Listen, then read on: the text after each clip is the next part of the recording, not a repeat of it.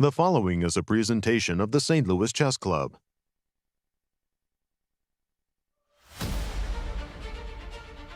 One of the strongest fields ever assembled for the Grand Chess Tour converged on the European capital city for the 2025 Super United Rapid Blitz Croatia in Zagreb.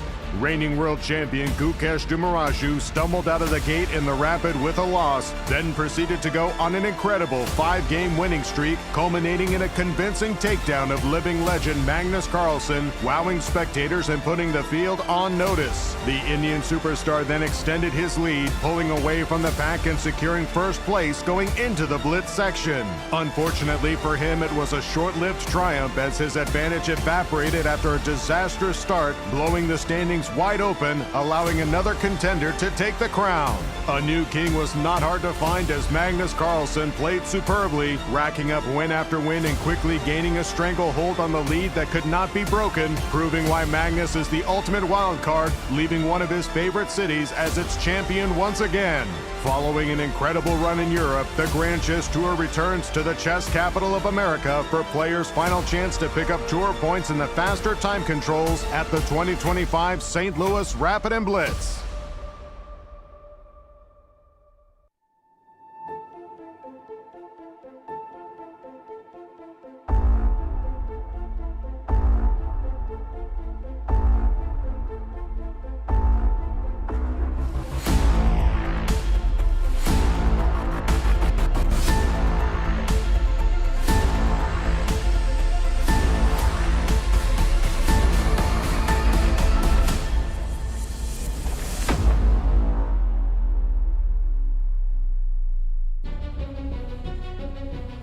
Hello chess fans, the Grand Chess Tour is back to St. Louis.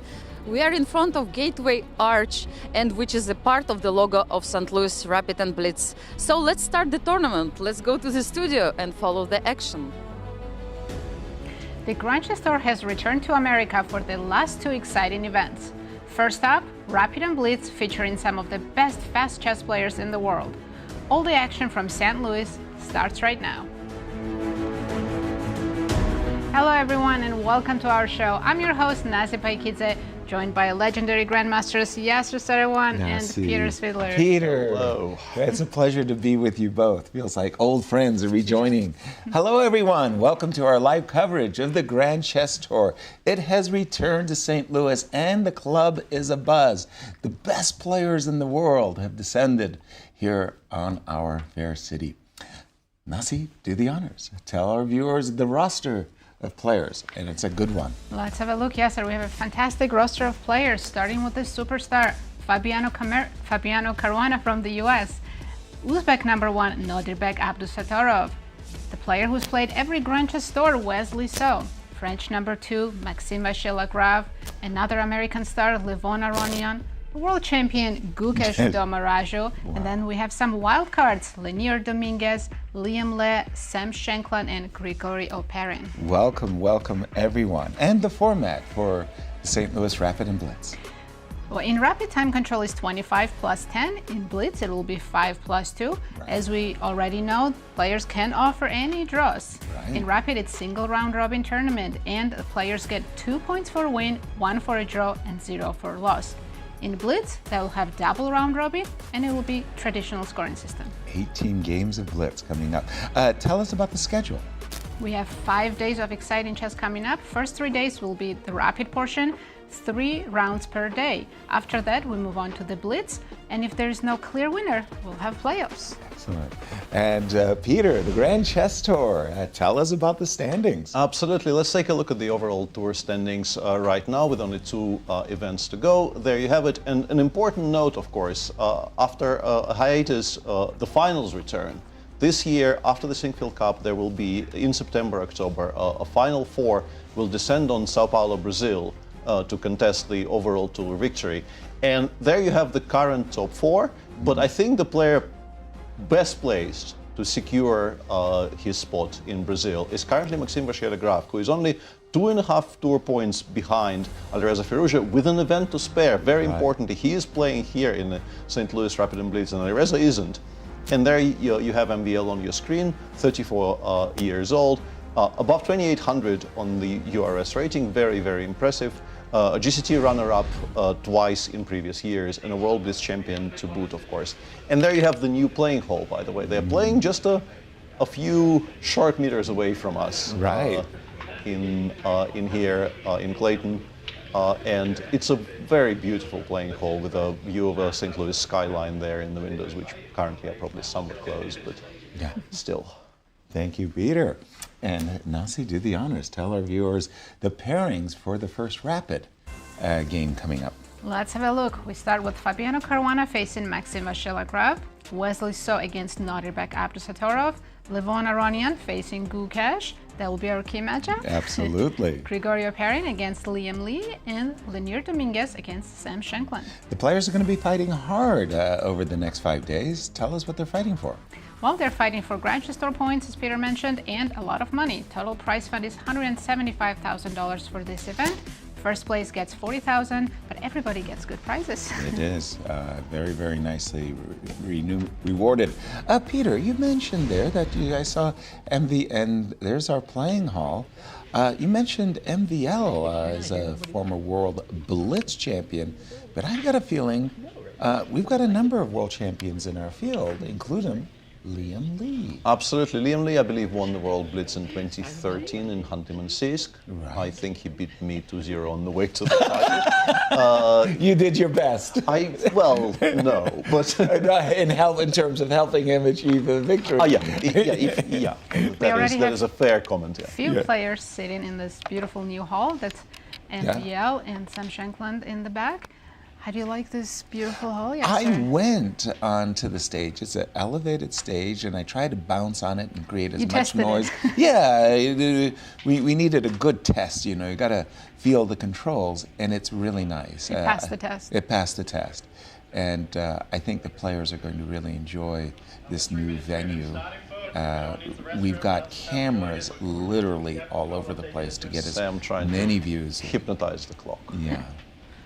Yesterday, I had the pleasure of interviewing some of the players, and Leinier caught me literally combing my hair as he walked in, and he kind of watched me comb in my hair, and I said, Leinier, you want to borrow my comb?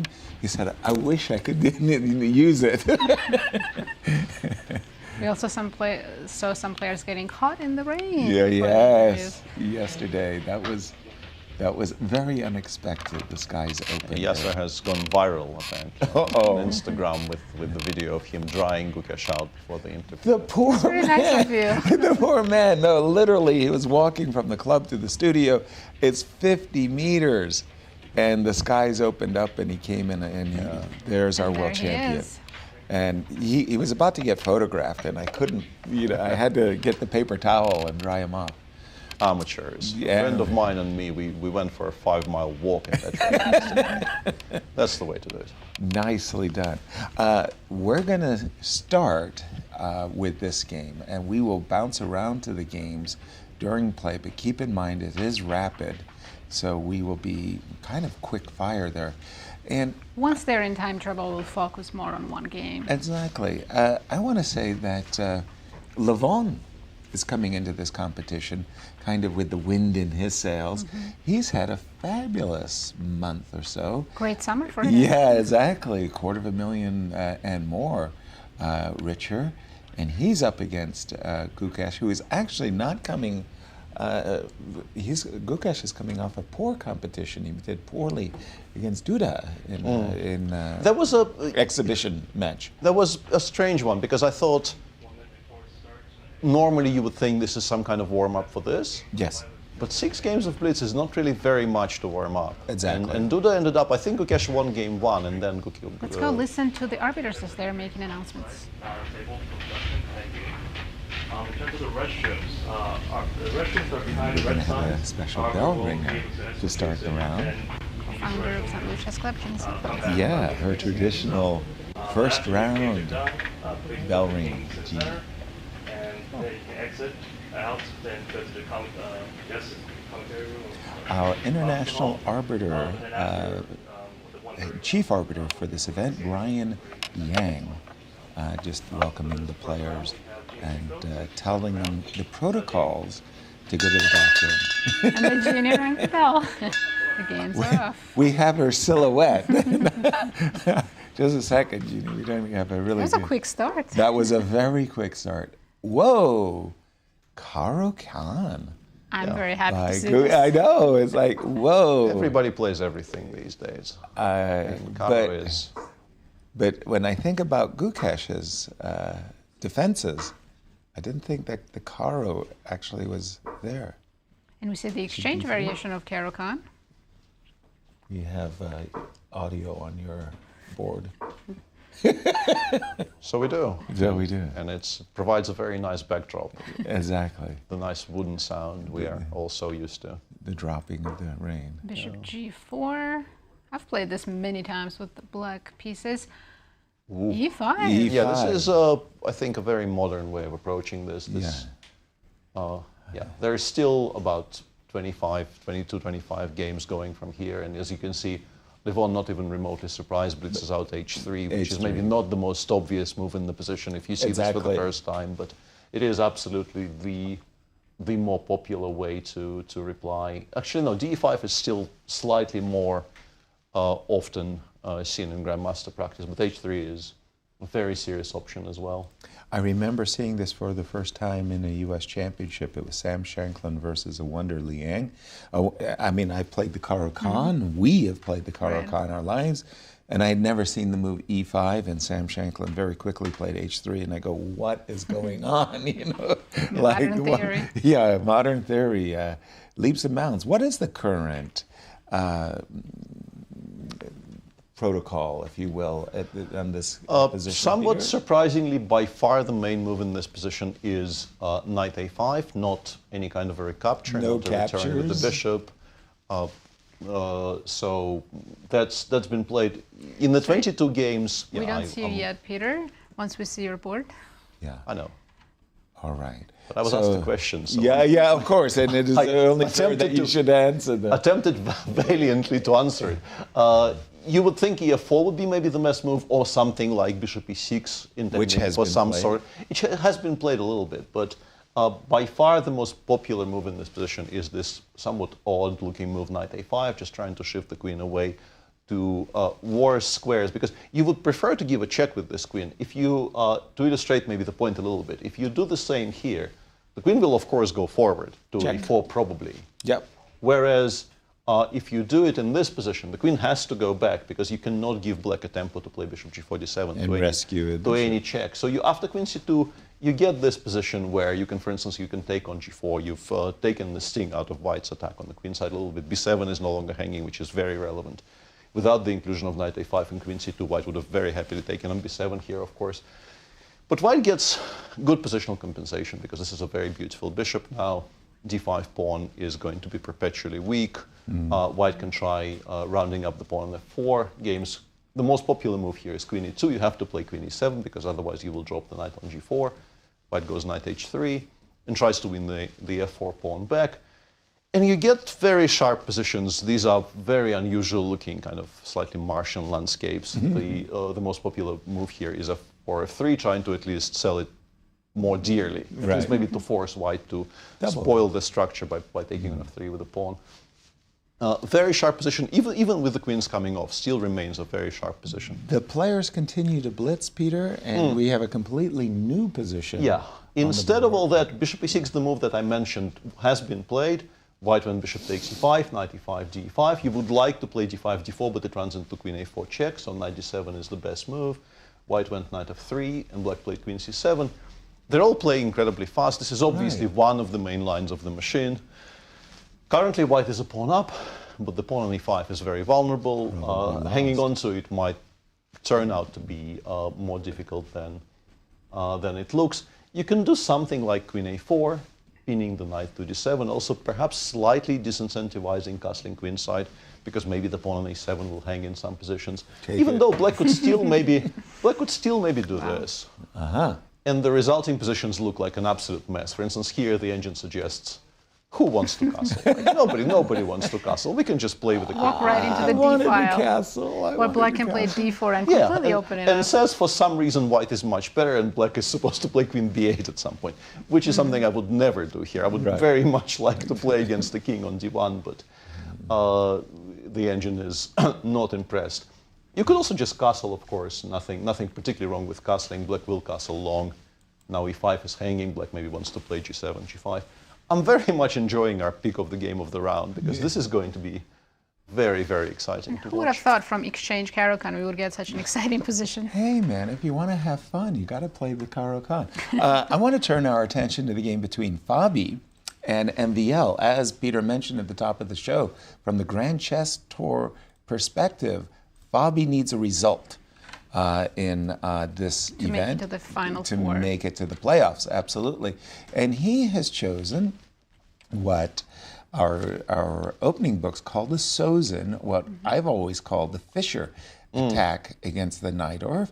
And for sure, Fabi knew that MVL was going to play the Najdorf against him. Even yesterday when I interviewed MVL, I said, favorite defense to evil, Najdorf. Najdorf. Everybody knows I mean, that. everybody knows that. A2, A3, bishop B7. Appears to be perhaps imprecise. Because Because of exactly what is happening on the board. Because of exactly this, yeah. And this idea of playing these lines with the pawn on a3 is kind of very topical. People are doing it in all kinds of interesting move orders. But this, I think, bishop e3 with the intention of playing bishop b3 and a3, once again, and even though he is sort of not an active chess player anymore, in my mind, for some reason, this is once again associated with the name Kramnik. Not only he's not an active chess player anymore, he's also not your natural person to look for fresh ideas in the Najdorf on the white side of it. But he continues being a very impressive theoretician with ideas everywhere. He's done this against me in particular even. And the engine here suggests that you have to kind of castle into it, play castles, and like Invite you're G4, inviting g4, but then maybe bishop b7 followed by d5 will be in time. You can understand why you would want to play bishop b7 first, perhaps provoke f3, and then you will castle. But this seems to be quite strong. MVL already played queen d7, knight takes g7, and you probably have to start running in that direction, because if you play king f7, knight f5, you are never going to have enough time to take on e4, because allowing something like queen h5 check probably loses a game on the spot. Brutal. So you play, I guess, the engine goes something like rook e8. Here we can castle, or play even stronger probably is queen f3 and castle queenside. Yeah. This looks like a disaster, frankly, because 3 pawns for the bishop. Yeah. we're not even behind on material. We're completely fine material-wise. This is a very, very poor king, and every single piece of whites looks perfectly where it should be. So I'm guessing maybe you run towards c8, but it's He's still... done it. He's done it. Yeah, He's gone but for it's the- still very, very dangerous for black. You do have to play knight f5, and after knight takes e4, here it's much more precise, because you have to maybe know that you're supposed to give this check and play queen g4, creating a somewhat of a Nasty. That's devious threat of knight takes e7 mate, not check, but mate. Mate. Black has to play rook e8, white castles queenside. Once again, you would like to play knight takes c3, but unfortunately for you, show every mate on the board. Wow. Once again, very beautiful final position here for us. And after long castles, you can still play bishop c6, giving yourself the b7 square for the king, but after rook he1, the engine suggests, I think, frankly, this is probably just straight up lost. Right. And also, you get the impression Fabi might know. The thing is, if you don't know, and if you have to find this idea of knight f5, bishop b6, queen g4, and you fail, the game sort of restarts. White is still better after a quieter move like queen d3, for instance, but black can play queen g4 and perhaps take on e4 and maybe even get some pieces off the board. Right. It's still going to be dangerous for black, but it's not going to be as disastrous as the line I showed earlier. Yeah. So a kind of an interesting turning point in the game where Fabi so far has been playing extremely fast. If he knows about bishop b6, if he goes knight f5 here quite quickly, it's going to be quite bad for MVL. If not, maybe the game might still feature some turns. Dare I say it, that I suspect we have seen this position in a number of games, because it's easy to play bishop b7 and allow bishop takes e6. 0 games up Nobody? to here. No, nobody played king d8. People have played king f7. Right. Which is a bad move. Which is a bad And everybody lost. Everybody who played king f7 lost. So king d8 is a much better choice, but it's still not great. And yeah, I don't know if Fabi, considering he's still thinking. And I mean, if you see this line on your screen, oops, sorry. Yeah. If you see this line on your screen once, you're very unlikely to forget it. It's so pretty. I know, 97. Mate. So I think him thinking probably indicates that he knows bishop e6 is strong, but he's never really looked at it in any kind of detail. If you don't mind, you went fast and it was beautiful. Rook e8, castle's long, knight takes c3, knight takes e7, rook takes e7, rook takes d6. Because materially black is doing Feels great. like black should have a lot of pieces for the queen. Right, But it's actually not that many. Not that many. I Because go knight e2. knight e2, I just go king check. b1. Yeah. Bishop You can play something in c6. bishop c6. I will take, and then I will just calmly pick up that knight. And you don't have that many. No, You really don't. no. Lovely, thank you, Peter. And why is this game so critical, Nazi? It's all because of the GCT standings. Maxime Vachier-Lagrave is currently sharing second, and he has one more tournament to go. However, Fabi, he needs to do extremely well in this event. Exactly. To gather as many GCT points as possible to have a chance to play the GCT finals.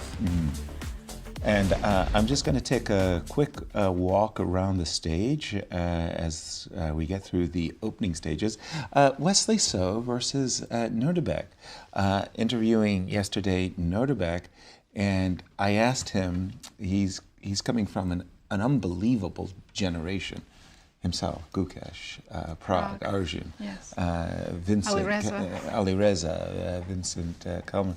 And I said, Nodirbek, who's going to be the world's first 2900 player in the generation?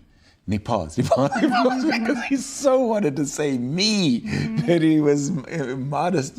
He was humble? He was humble. He said, one of us. One of us. He is up against Wesley So. of us. One of us. And this is, this is a Joko piano, one of those crazy lines that Wesley really enjoys, inviting his opponent to attack on the king side. And somehow Wesley calmly plays moves like king h2, handles his business on the king side. This was kind of the specialist of this line, right? Yeah. He's gathered so many points with this b4, opening. b4, b5, and somehow he does well. It's not a line that I particularly find myself attracted to as white. I don't like my opponent's knights on f4. Black seems to have more activity and initiative. Yeah, and why suffer through that? I'd like to turn our attention to Grigoriy and Liem. Both of these players are wild cards. And is this the bishop d3 variation?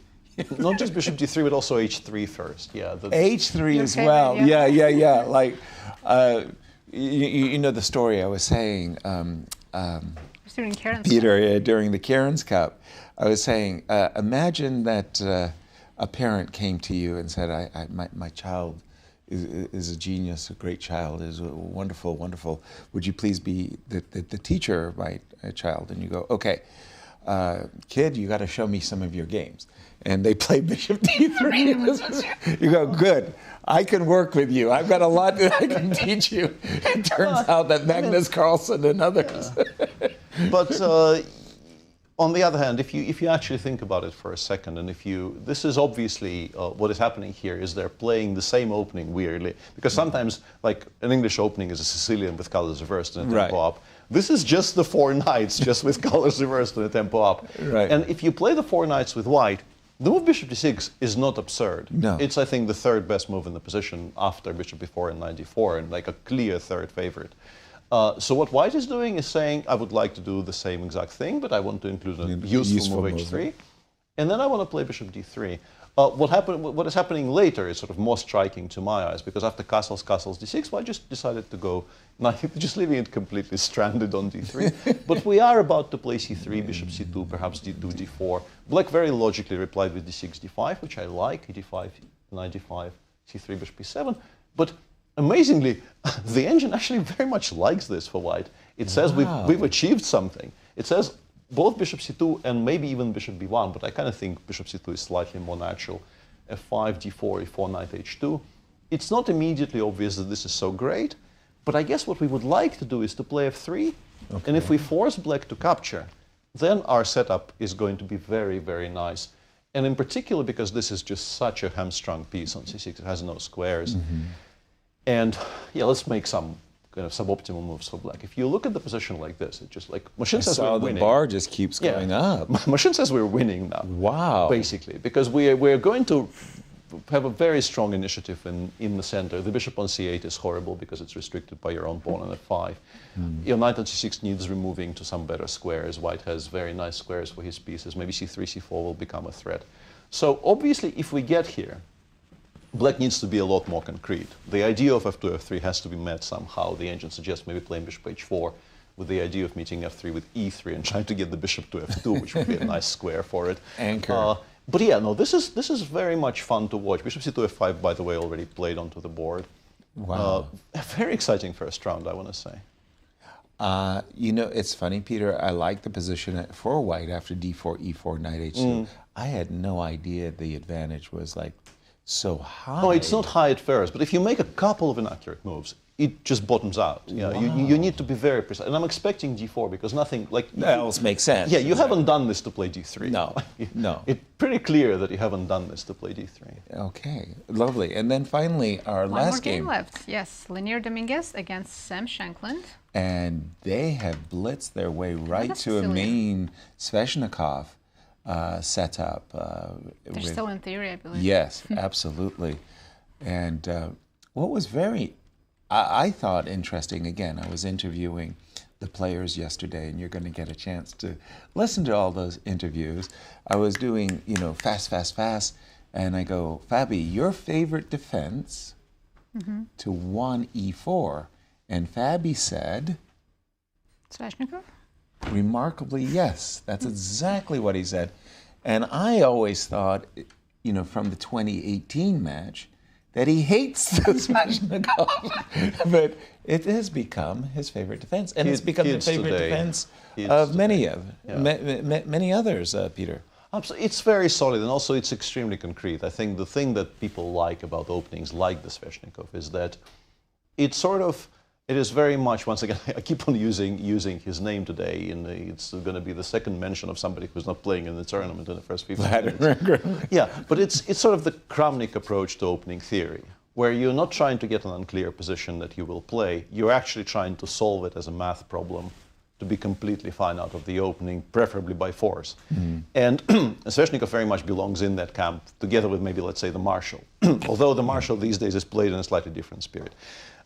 Where you're just trying to know exactly what you're doing, and you're trying to get positions. In particular, in these lines, I guess if we talk about the classical, although here it hasn't been allowed, if you talk about the move order of the Sveshnikov, which allows the move knight d5, talking about the 2018 match between Carlsen and Caruana, which allowed those structures. Those are very complicated structures and much less forcing. But these positions, they have been analyzed in the absolute dust. And to me, I've shirked my responsibilities regarding studying the Sveshnikov, but I've never seen this before. This is kind of striking, right? You're actually allowing knight f6. You're encouraging it. Trying to force white to play knight f6 and then something bishop, like bishop d3 and then knight e3. And at first glance, honestly, I would think I'm much better here with white. Like I'm a couple of moves away from having a complete grip on the center. But I guess machine works out that after d5 it somehow is okay, even though it still looks very, very shaky. Like queen f3, if you take, you don't have time to play f6, f5 because your rook is hanging, and this doesn't work out at all. So this is clearly something that you need to know. But Leinier hasn't been surprised by this at all. He decides not to get involved, and they get this position where... No, I think we have... Sorry, let me see. I think that they... No, he played g3. He didn't play bishop h2, yes.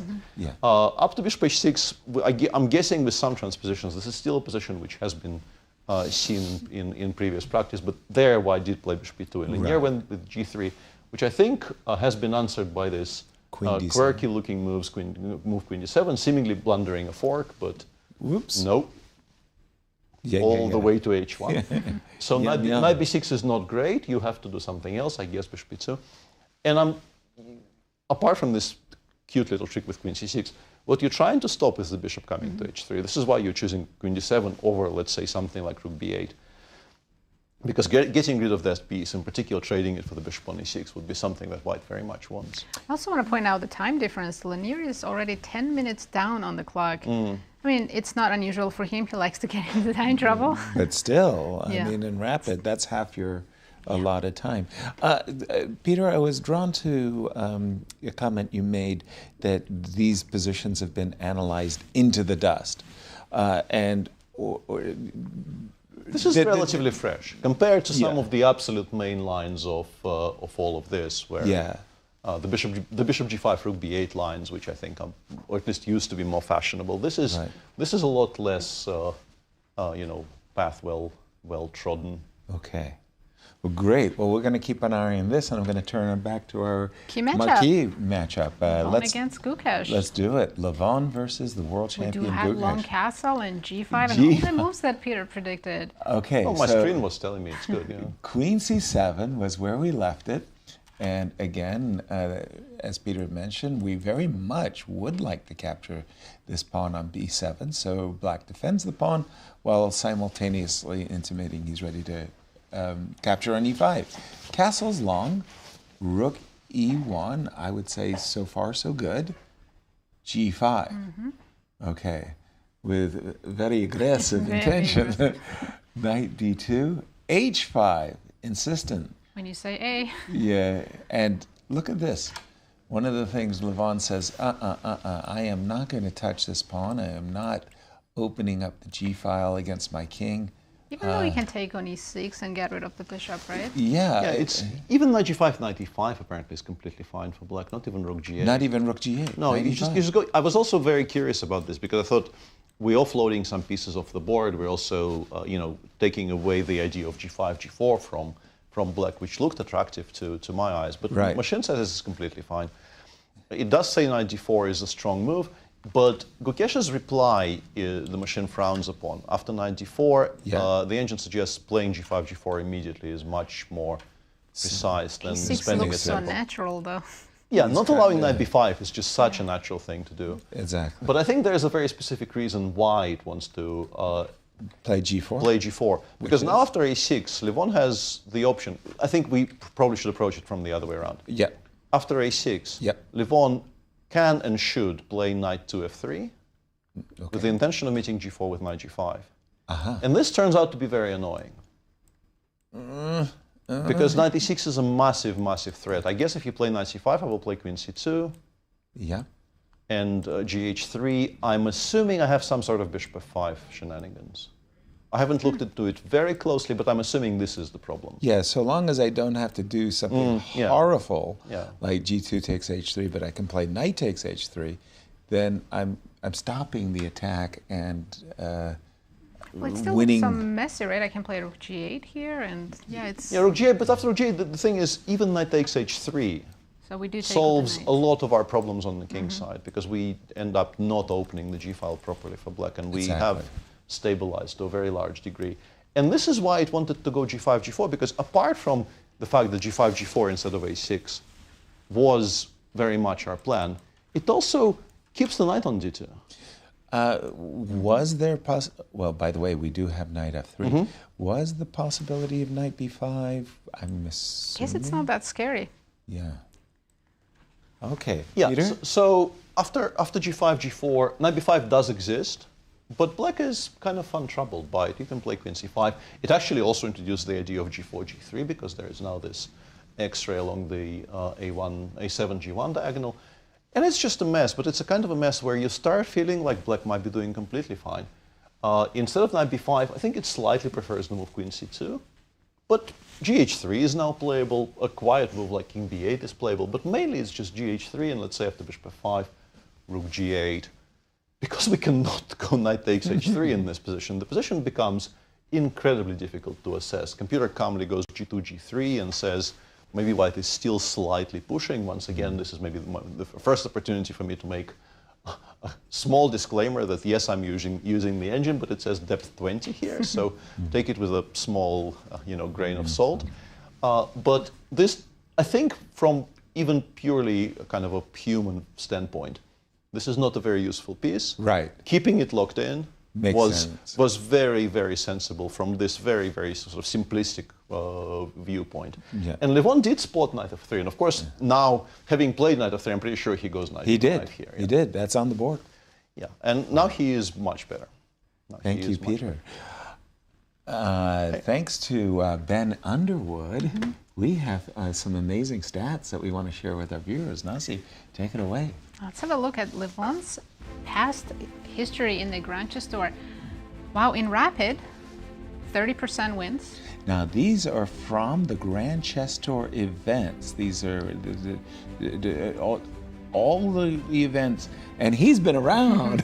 I tease him about it, by the But way. you can see that in Rapid and Blitz, he has a He lot wins more one wins. game in 3, which is Than in remarkably high. Yes. Over 30% in Rapid, and Blitz in Classical only 15.9. I don't know if only is the word. Nicely Compared to done. Rapid and Blitz. Tell us how the world champion has done in his. Well, he has only played, I believe, 2 Grand Chess Tours. Right. In Rapid, wow, 38.9%. In Blitz, 27.8%. Okay. In Classical, 7.4%. Only 7.4 in classical. But okay. And go through the list of players there. Okay, that was We'll just go through them as we check their games. I very much like this new stat. This is a good stat. Yeah, this is good. Well, champion right now in trouble. By the way, I'm seeing that Gukesh didn't somehow look very he did. happy. Yeah, he didn't land in the type of position he wanted. I'm looking. And at by the his- way, Fabi found all of those things. So maybe briefly check in once again with the game between Fabi and MVL. Okay, we'll switch to that one. Let me just bring that one up on my screen here. Is that Fabi, that was the peace sacrifice for those of you joining us late. We all know what a committed Najdorf defense player MVL is, and Look at that, the queen is on Bishop Jack- G4. Queen G4. this entire thing is For those who are joining us late, don't go knight takes C3. Peter already showed us a checkmate in 1. And if you think that checkmate was cute, how about this one? Rook E8 defending. We castle long. We go, okay, knight takes C3. Knight takes E7 check, only response. And then bang. Take my Peter, queen. yeah, Peter showed us a couple of checkmates. How on earth is MVL going to avoid this disaster? This is the current position. Rook think E8 so. is absolutely the only move, and you do have to play Rook E8 long castles, and I think the only move in that position might be Bishop C6. Bishop C6. Because you do need to give your king the B7 square. Everything else appears to be losing pretty much by force. But even after Bishop C6, Rook H1, Why it's isn't no he- longer as bad as it was telling me a bit earlier, but it's still incredibly bad. Why isn't E4 hanging? There's Bishop G5 check in the end. Thank you. Yes, of course, our king is still on C1. Right. One thing is, we were wondering if Fabi had seen this before, if it was prep. Definitely not. He's down to only 10 minutes. But he found this move Queen G4 at the board. And he knows now. He's Yeah, much very better. nicely spotted, yeah. MVL needs to find a way to keep the position going. Peter and Nazi, a question to you both. Haven't you ever gotten to the board, you have some kind of preparation, you kind of know it, but it's a little bit rusty, and your opponent makes a move you know, It's bad. yeah, it's just not there. Do you sit and try to remember, or do you In figure classical, it out? yes. Yeah, but you figure it out over the board. That was exactly my answer. In classical, you can't stop yourself from sitting there and trying to sort of visualize how the screen looks and where on the screen as you scroll Through the your file. file, where on the screen you are.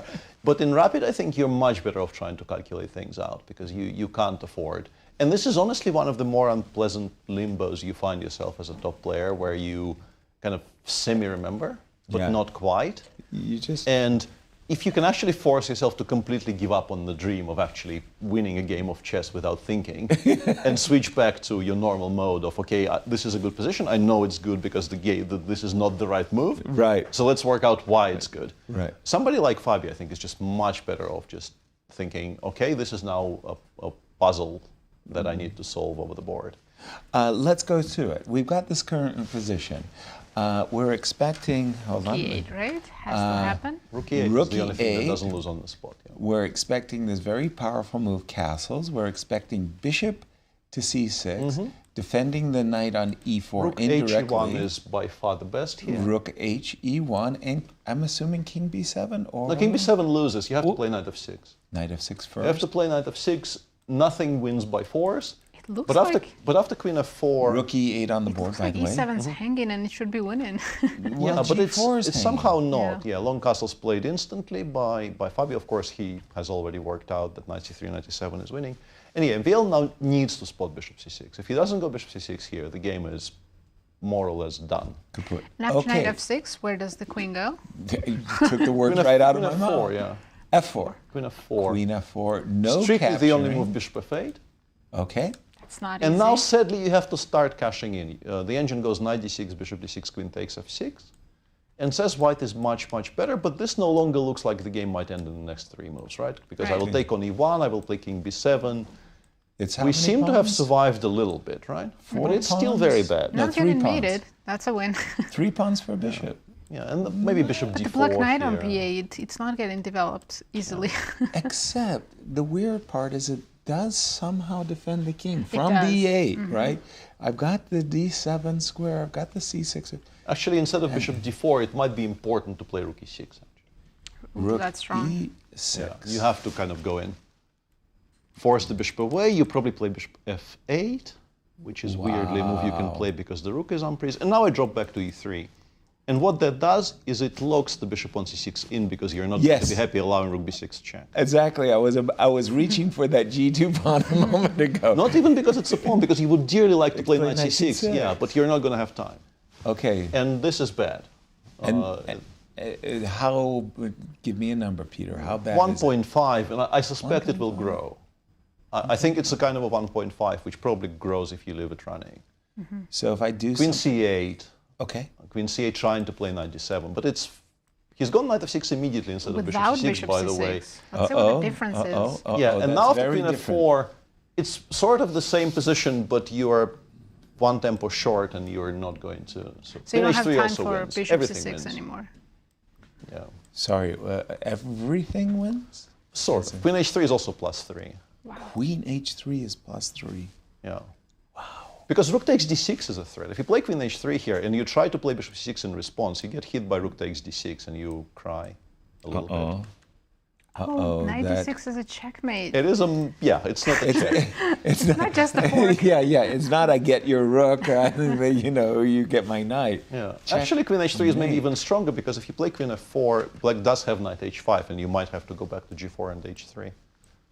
And eventually you discover the right square. So queen h3 with the threat Queen of rook h3, takes- yeah, I was By probably. the way, Queen tap. h3 played Yeah. immediately. Yeah, MVL, oh, sorry, Fabio knows, yeah. And now, yeah, it's 3.5, and it's just collapsing. Knight c6 is probably best after queen h3, but rook h1 is completely winning. You can also just start going in for material by playing bishop c5 and just winning the d6 pawn over outright.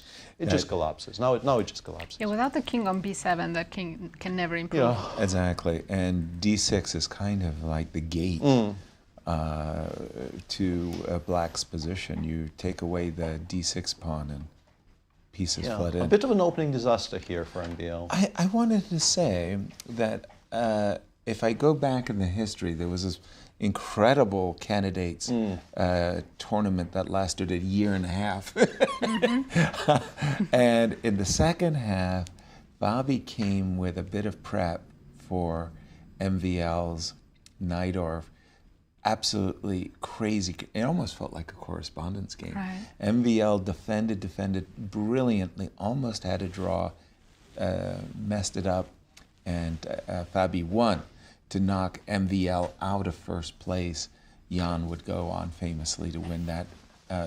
But this one is a disaster. Yeah, this one is just allowing bishop e6 just feels like I'm not sure what happened there because finger failure. you absolutely expect it to happen in this particular position. If we go back to here, Right. that should be one of the things that immediately occurs to you. Should I be worried about bishop c6? Yes, no, and maybe he thought king d8 is good enough.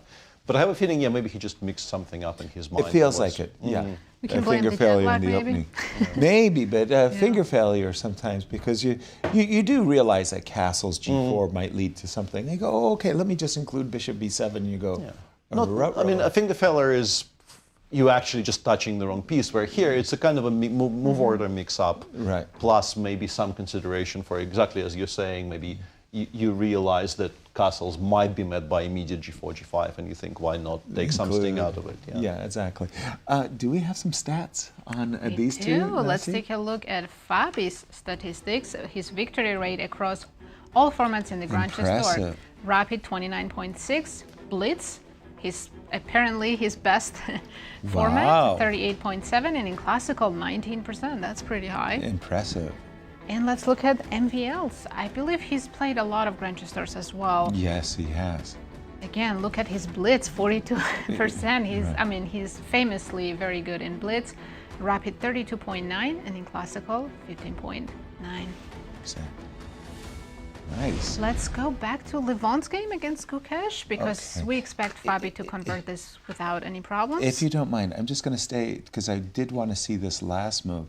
After the move Queen H3, we did see that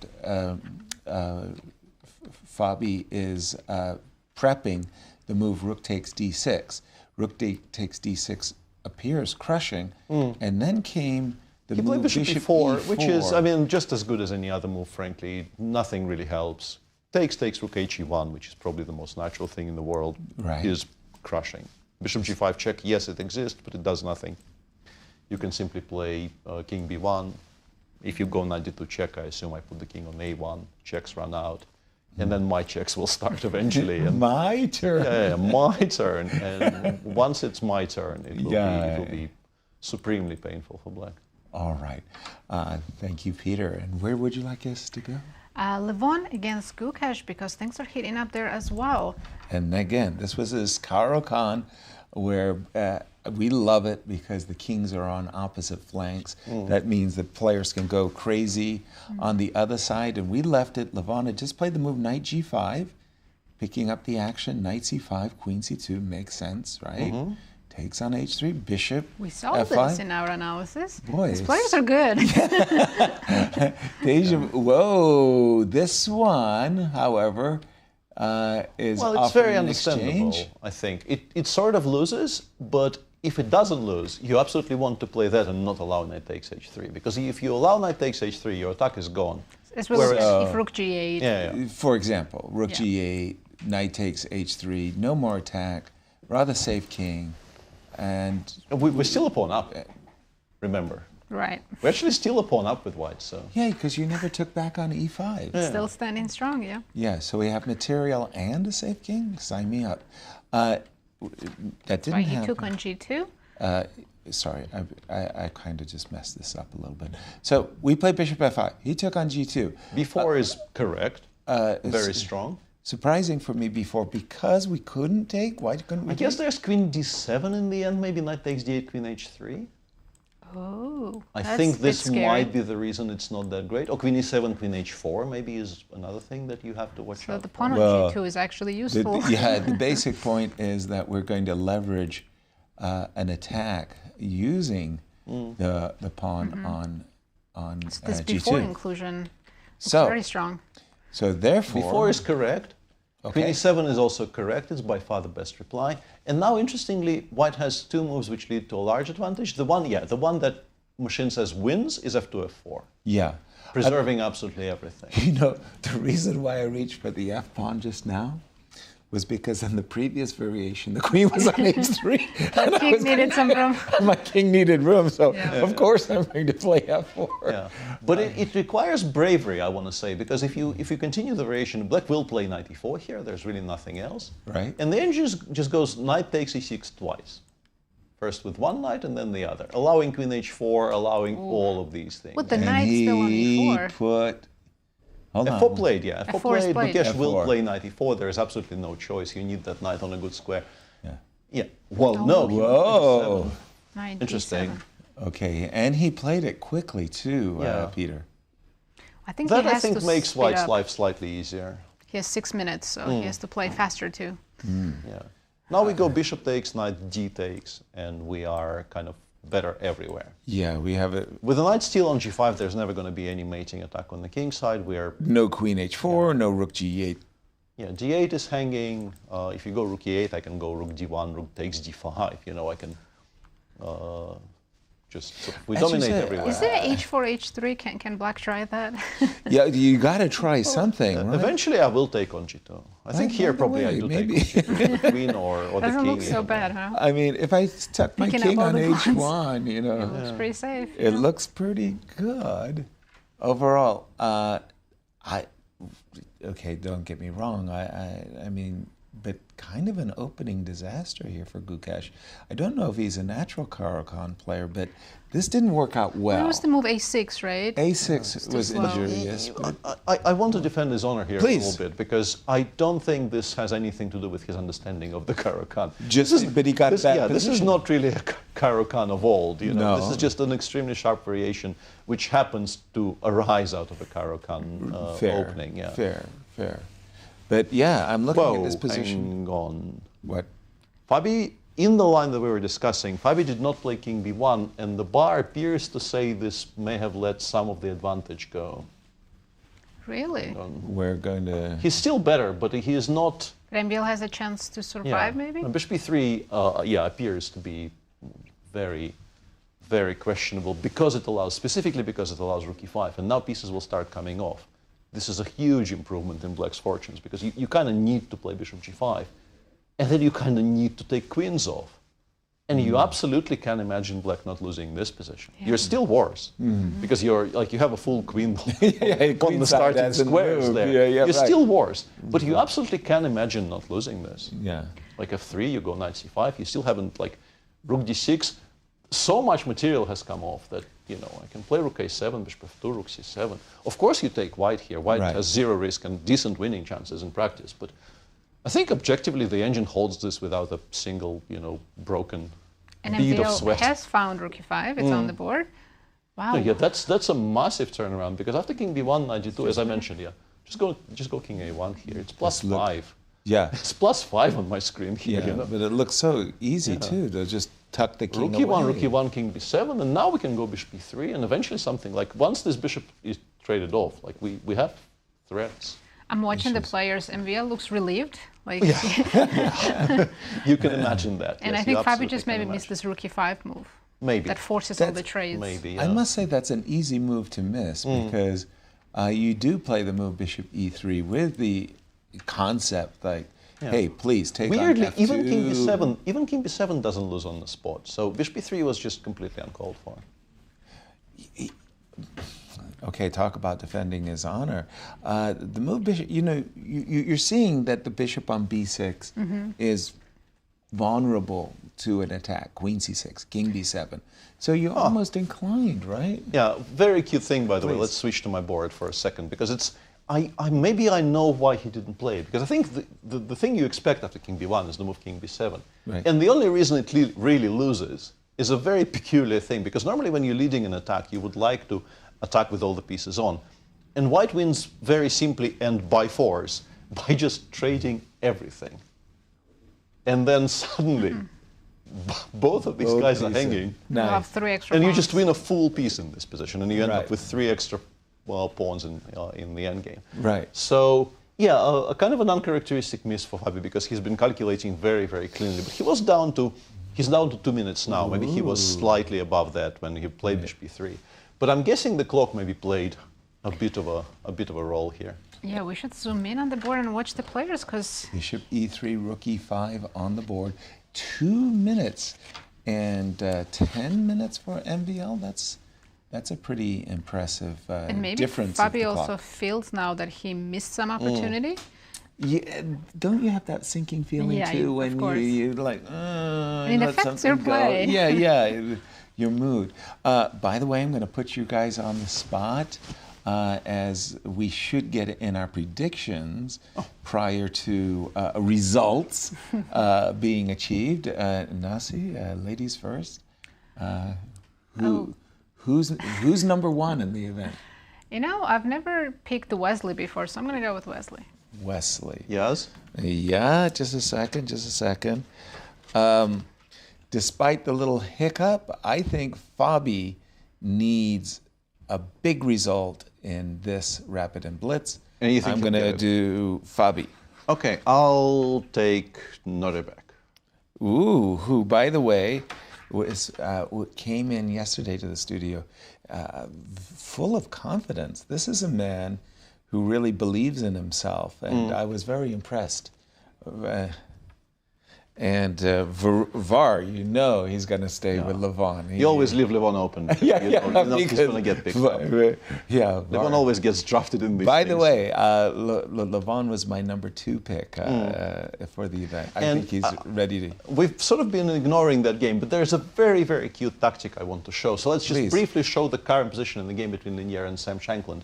There's been a lot of kind of swings already. We left it somewhere here after queen d7. Leinier took everything off the a file, played knight b4, which is not great. Black could have played bishop b3 here, which was quite strong. It was missed.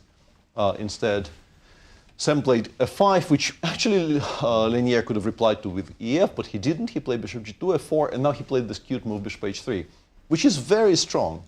Apart from one tactical detail, which Sam has not found yet, but he is actually a very clean calculator. I wonder if he does eventually.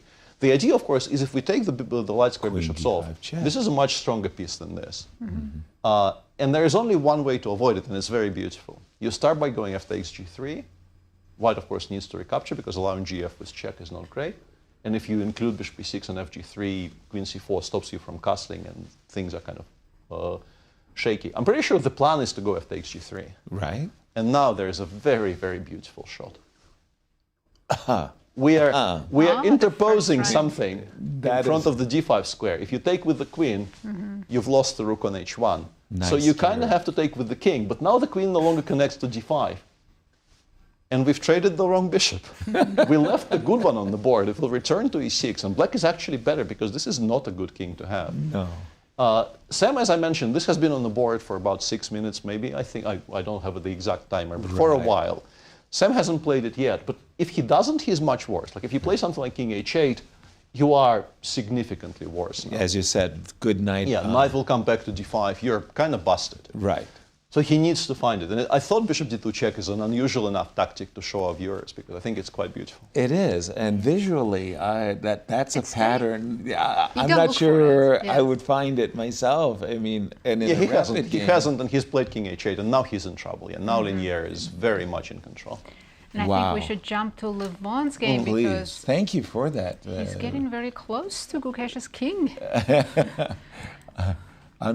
Whoa. See what I mean? Yeah, I mean, we left it after knight d7, and we really thought that Levon was in the driver's seat. Levon played c4, which looks like a very strong move to me.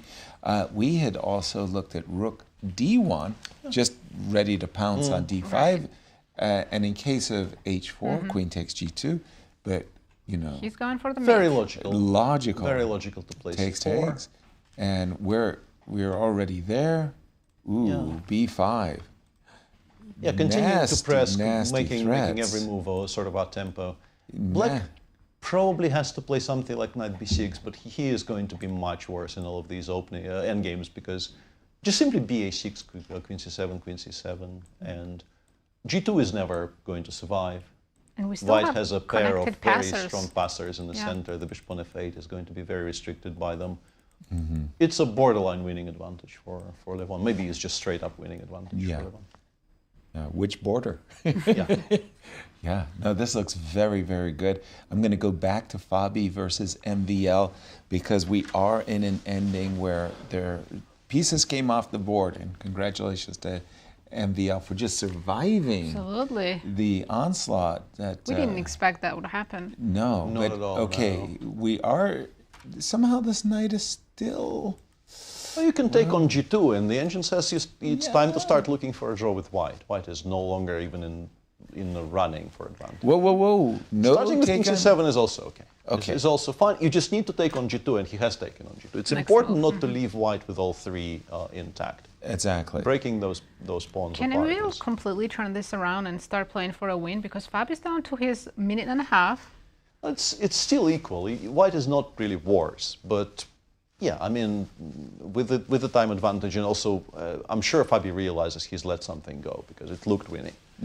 Even if you didn't see exactly how you were winning, the feeling for somebody as experienced as Fabi is knows That it's he was probably winning by force at some point. You were about to say it's time to pull the parachute and just kind You of go rook kind of h7, knight d7. You go rook d4 to make sure that you've pinned everything down. for the rest of the game. Yeah, pretty much for the rest of the game. Yeah, rook d8. Yeah. And the engine just doesn't even try to protect the pawn on f2. It goes like b3, king b2, a4. and no just F4. starts to Yeah, prepare yeah. to trade the And remaining. starts getting stuff off the board. Yeah. Yeah, the remaining pawn. That's fair.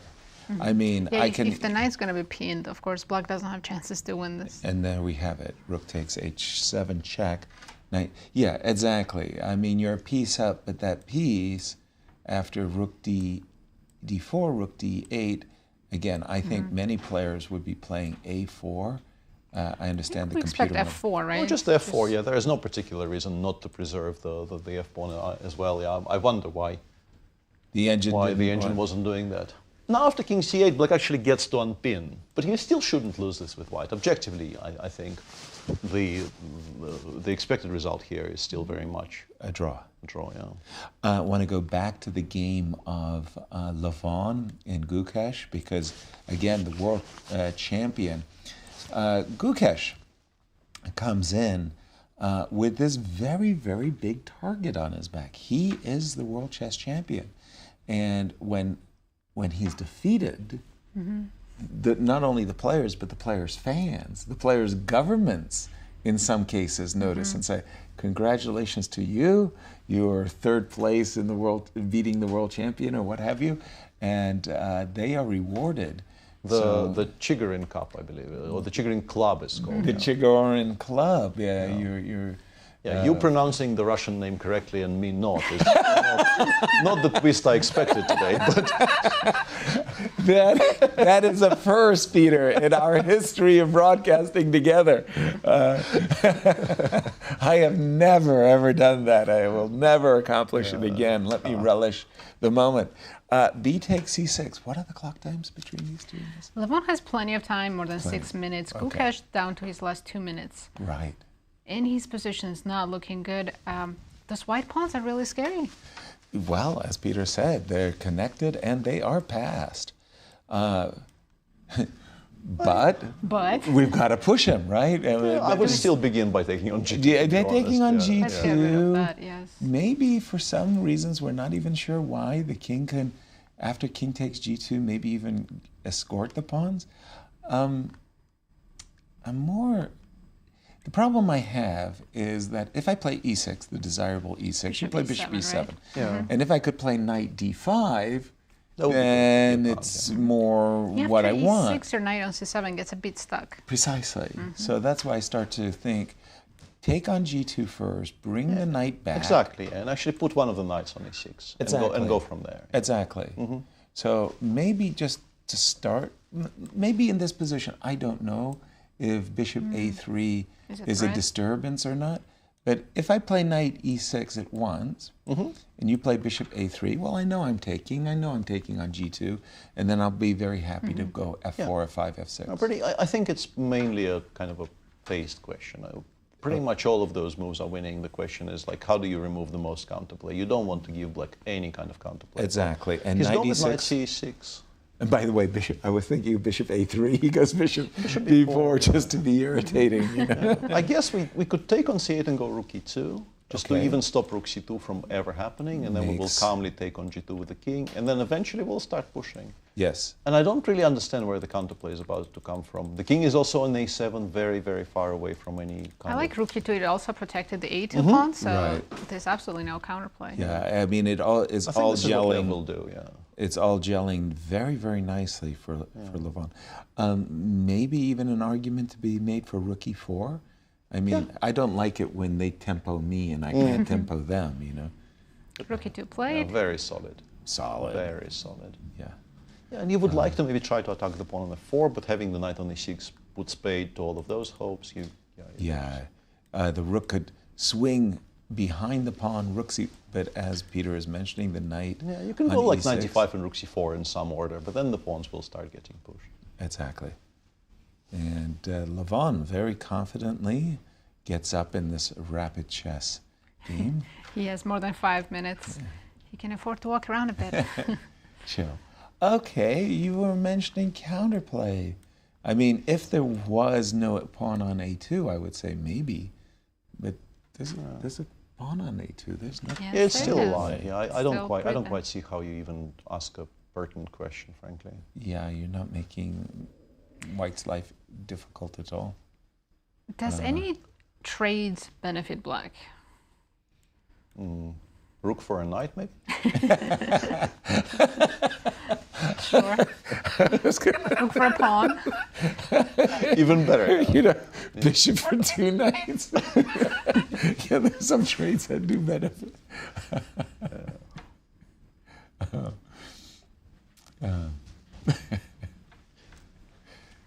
Still one of our great broadcasting moments together, you and I. Somebody had made a move, and you had asked, why would you make that move and then attack the pawn? And I said, because he wants to win the pawn. And you went No down. comeback. No comeback. Yeah. Rook c, okay. I mean, Gukesh is thinking. Maybe knight e3 check, Yeah. also stopping king f3, king e4, perhaps, just trying to keep the king passive. H4, you know. Stopping f5 maybe is You- the most direct thing he's trying to do by introducing the idea of knight e3 check. Whenever you have a terrible position and stand in a very, very long line of, if you're going to become a chess master, trust me, you're going to have terrible positions. Whenever you're in a terrible position, you always have to ask yourself, is how can I be contrary? How can I just make my opponent's life as difficult as possible? Move like rook c3 does what Peter says. It asks some pertinent questions. You can't play f5 because, hey, look at here, I have a knight e3 check. Maybe h4, rook g3, and you're just scrambling for a chance to play knight takes f4. Right? You know, like just to win one pawn, just to make life Yeah, I awkward. like what Gukesh has done. He's activating his pieces, creating some problems for White, so it's not that easy for White to just push and promote. Exactly. We do think that Levon is cruising. We've been flipping back and forth. If you don't mind, I'm going to go to Yeah, Fab is down his versus last 20 seconds. MVL. But his position doesn't require much thinking. Though, Very importantly, he removed the pawn on a6. Now you pretty Down much to never 9, lose. 8, 7. It's it's still nerve-wracking when you see your clock going down to 5 seconds. Exactly, 10 seconds. Bonus is okay. B3. Let's go. So Fabi just wants to make sure he could have actually started. Oh no, he B4 followed by 5 A4. seconds. 4. He pushed the pawn. A4. well, He's just going to yeah. trade. MVL needs to play before here if he is to play for a win at all. And against 14 seconds, I think you probably do, frankly. But then we Absolutely. do have rook A5 and rook F. Well, I don't know. I think B4 is required. Yeah. You would well, still try to play Of for a win, course, right? I've got the piece. I don't think I'm losing, even if I just don't have the B5 pawn. And you got 4-minute advantage. You have to Yeah. go for it. Right. But he's thinking. because if you don't play before, it's just a draw for like Exactly. any other move is basically a draw. B for- takes, rook takes A4, rook takes F5. That's simply a draw offer. Yeah. And I'm assuming Maxime has all the time in He the has world. 4 yeah. minutes, Oh, yes. Okay. Maybe he's thinking to give a check first, but I don't see the benefit of that. We'll stay with this. I will just do a brief roundup of what's going on. It Please. seems like Sam Shankland might be escaping. He got away with it a little bit in his game against Leinier. Okay. There is a very level-looking rook ending in the game between Wesley and Nodirbek. Oparin is much better against Liem. For those of you joining us late, first of all, a big welcome. But MVL had a really bad Decides opening. not to. Okay. And we're going to see a draw in this one. In fact, I think it's they'll such a play for a technically... Okay. Yeah, they're not They're playing not for a playing while at at all. And yeah. He didn't play. He didn't take with the king. Take the pawn right away. And There we have it. The first result is a draw between Fabi and MVL. And we're going to shift quickly to the game between Wesley So and Nodirbek. I think we should go to Levon and Gukesh. Apologies, I will do that. This is a very solid rook end game. Yeah, we're back to Levon and Gukesh. And when we left it, Did Gukesh improve his position a bit? Massively, A little bit, yeah. White is still in control, but you now need to play quite precisely. It's no longer as automatic as it may have And been. Levon doesn't have such a big time advantage anymore, only 30-second difference. Well, I don't like the fact that you're now behind the pawn. If I play rook f2, I guess it's rook e3. Rook e3 is annoying, yeah. And you're ready to maybe... Oh, you want to give up the knight for In some cases, maybe, yeah. Yeah. I'm doing absolutely. that. Yeah, that's a very good spot, yeah. But the other thing that I have in mind is I do at least have an intention here, as Gukesh could bring his bishop to e1 and g3. And again... Usually knights are so good in time trouble, but here white knights are so awkward, and they're getting in the way. They're always hanging. What happened? Black's knight on d5 is beautiful. Whoa, look at Knight? this trade offer. Whoa.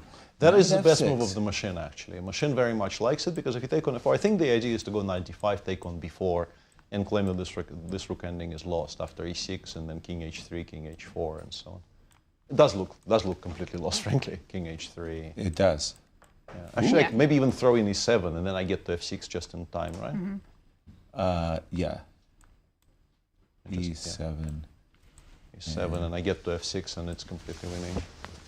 Now, f6 was the first choice of the engine, but still, the turned advantage is out- not as big.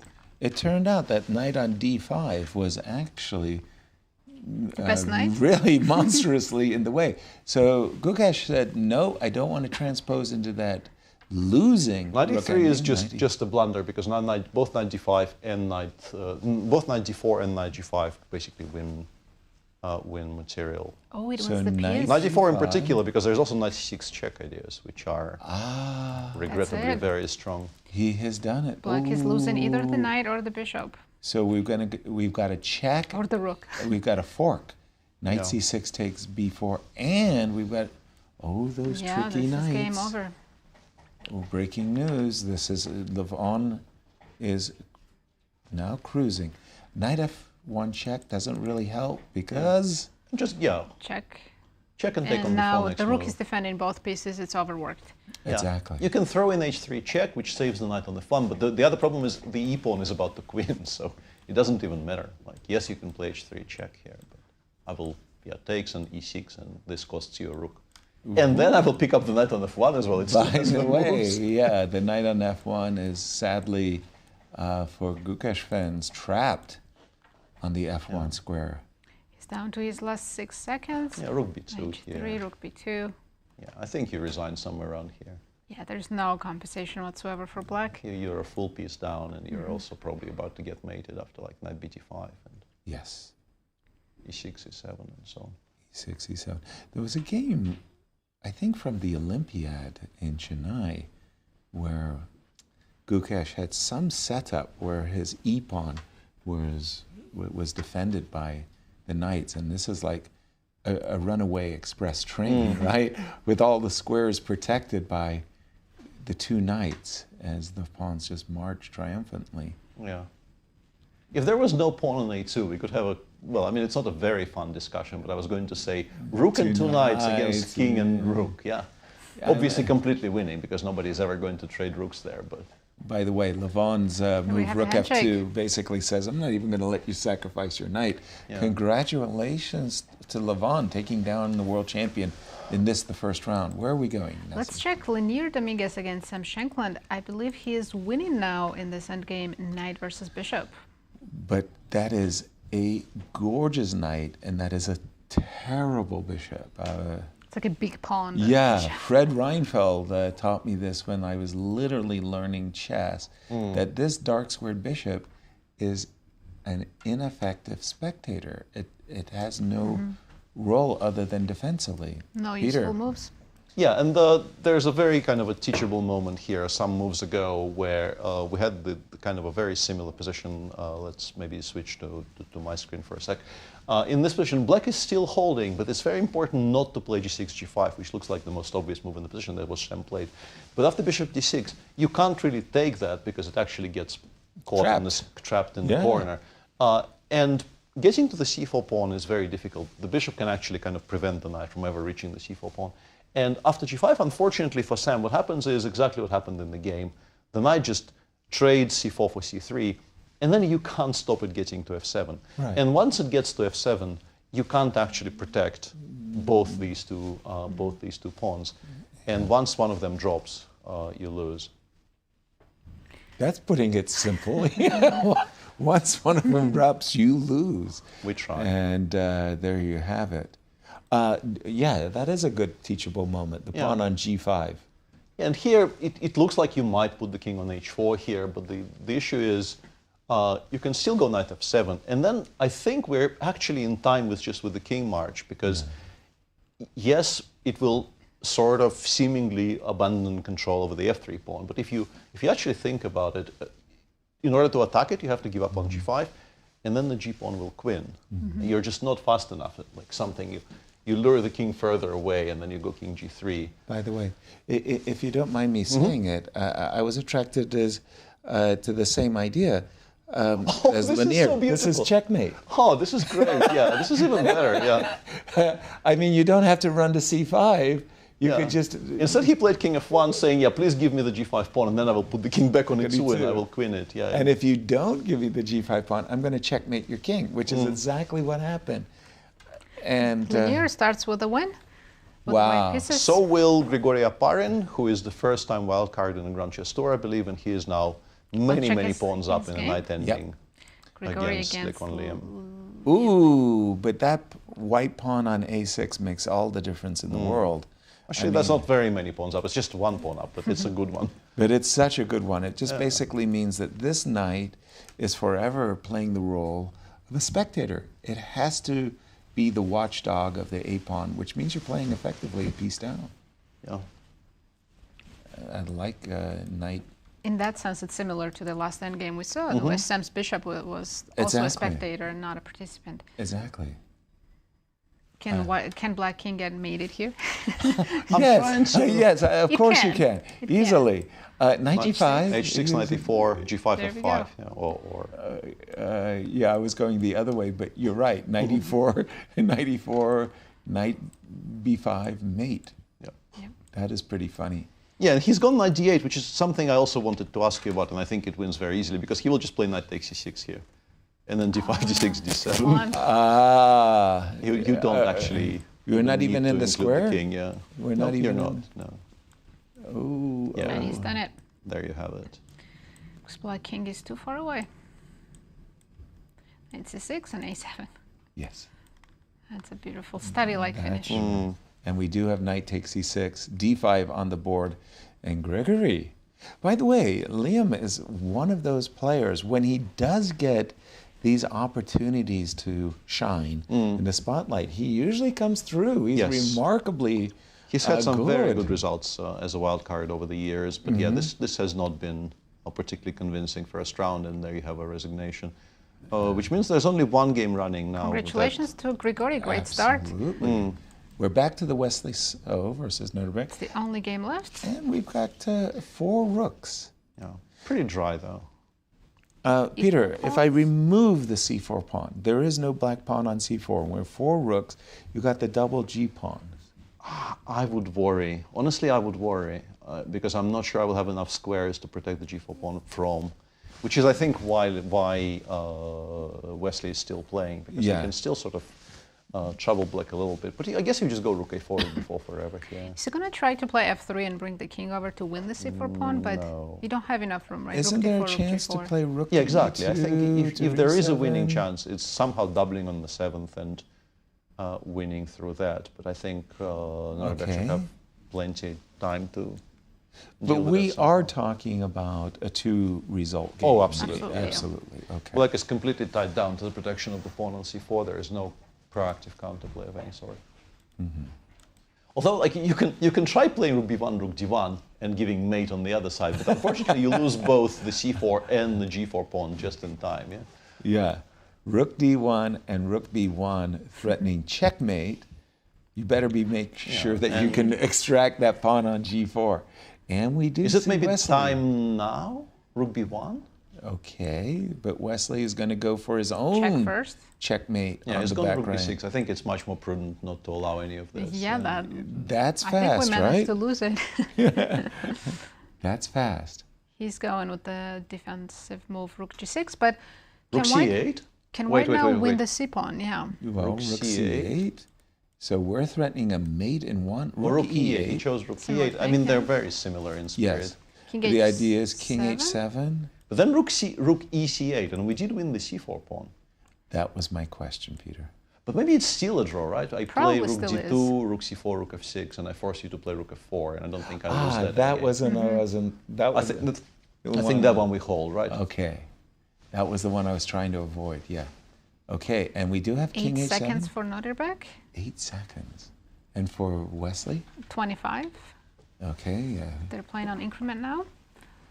But maybe you have to wait before you take the pawn, so black doesn't have immediately rook d2, rook f6. Can we start by doubling on the 8th rank? Okay, well, let's have a look-see. But then So you go rook f6, right? Right, so you're threatening checkmate. He's done that, by the way. So I have to give room for my king. He played rook It's gone d6. rook d6, actually. Oh, yeah, sorry. or even I was further. thinking I was going to get some counterplay against the f2 pawn. He decided not He to. wants his king to have more. h5. I wanted to ask. Threatening mate in 1. King h6 though? There's still some kind of a mating net going on here, right? Really, Yeah, maybe rook though. c5 or rook And I e5. think this is why he played rook d6. He wants to play rook d5. Well, wait a minute. I go check, Yeah. and I go rook g8. Give me the Ah. pawn. Oh, Wait up. h6 is coming. Oh, shh. That's tricky. But I think we can actually allow it. no? colleagues. I think we can allow it. Rook d7, h6, king 5 d6. seconds for Wesley. He's played rook h7. Rook h7. Sorry, I'm going to refresh my board. Rook h7. d7, I guess he wants to go rook c5 check, but then even king f6, I guess. Why not rook g8 here? You just go king f6? Is No that the- threat. Ah, h6 is a threat. h6 right? is a H6 threat. is a threat. Yeah, and he's done And it. he's done With it. 2 seconds, by the way. What? Wesley playing with fire there. h6 also not a threat. I think I can play c3. Oh, I forgot about the h6, king c-pawn. g6, yeah. It but can promote so quickly. Rook d6 on the board. yeah, rook Oh, d6. that And I is- think time to pull the plug. Time to take Yeah, king I'll g7. just take g7. No, rook c8. Wesley's we can still go back, playing yeah. for the win with just seconds on his clock. He's not willing to compromise. Back to rook Check. d4, rook c5. Check to the black king. Yeah. Is h6 an issue? After king f6. King f6, h6? g7 is protected. I mean, if I can go Just gh6. trade I can also go pawns, king right? g6, I think. gh6. I'm wondering about the. Okay, so I think king g6 is cleaner, right? what? Why can't we just take? What's the big issue? Well, He's gone rook d5. Now Wesley will go rook takes g7. I was going to go here, and I Okay, didn't we know. might have two passers, Yeah, I yeah. don't know what's going on. Maybe that's not what you want. We do, however, have rook d5. Nodirbek is. Yeah, rook g7, king takes tossing. h5, and something like rook c7. Yeah. Ooh. But it's not clear okay. if we have threats. I wasn't sure if we wanted to play rook c8 because I He wanted to bring stop the rook other d8, rook. I think. He didn't want to allow black to offer any rook trades. He wants to Gotcha. make moves which don't allow anything that. This is not a forcing. pleasant defense. No, no. Not with the king on h5. I'm pretty sure there's like 10 lines of zeros here, but in practical terms, Yeah. Can always blunder All, for all, checkmate, all you need is that one line of Yeah. +6, you know, and just you'll one. discover it. Yes. Rook g5. Please trade rooks. Make my life easy, says Rook Nodirbek. f7. No. Wesley says, I want to torture you a little bit some more. So let's say Nodirbek just goes back, rook d5. How does white make progress? You asked the tough questions before I could. Yes, I don't really have a very good answer. The problem that we're having as white is, yes, we can win the c4 pawn, but we are not winning yeah, the... if a pair of rooks comes off, it's, Yeah. it's still a very, very easy draw for black. Yeah. With the pawn on g4, it's a very easy draw, 2 versus 1. And Wesley is, you know, he's look. How can I trick? You know, where's the trick? There's got to be a trick here. Yeah, he wants Okay, to go can king I g7, rook So fc8, and then, yeah, which is why the king goes forward. king to g5. I think that's probably correct, not Can not keeping I go check? king f5. No, swing Rook my... cg6. You're going to play c3. Yeah, and then we go back to c... But yeah, but that, even if we win the c pawn, as we've established, like you can absolutely go rook c6 and rook c8 and win it. Well, he's done it. He's trying to provoke... He's setting a trap.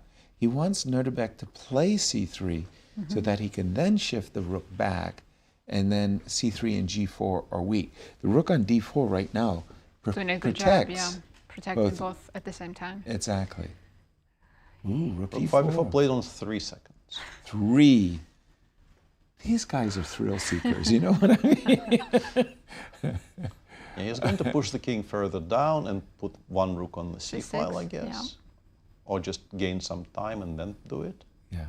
I think this last check, by the way, surprised Nodirbek. Like he was expecting the rook to swing to the side. And but gaining that extra 10 seconds is useful. But at the same time, you have to avoid those 3-move repetitions. Right? Yeah, I think if he doesn't want to draw, he should move the rook now to c6, which he's done. Good call. And what's the easiest way to play for Nodirbek to not spend too much time? Rook e6, I think. Yeah. Offer the rook trades. Yeah, try to offer rook trades on every move. So rook c7, rook e7. Yeah. So it's, yeah. Yeah. Well, If you want to avoid all of that, you have to play rook c5, but after rook c5, you really have no threats. Yeah, rook e7, there's no issue with rook e7. You can absolutely do it if you want. We're on move 83. We might reach 100 moves in round 1. Yay. Fans go wild. The cheering is...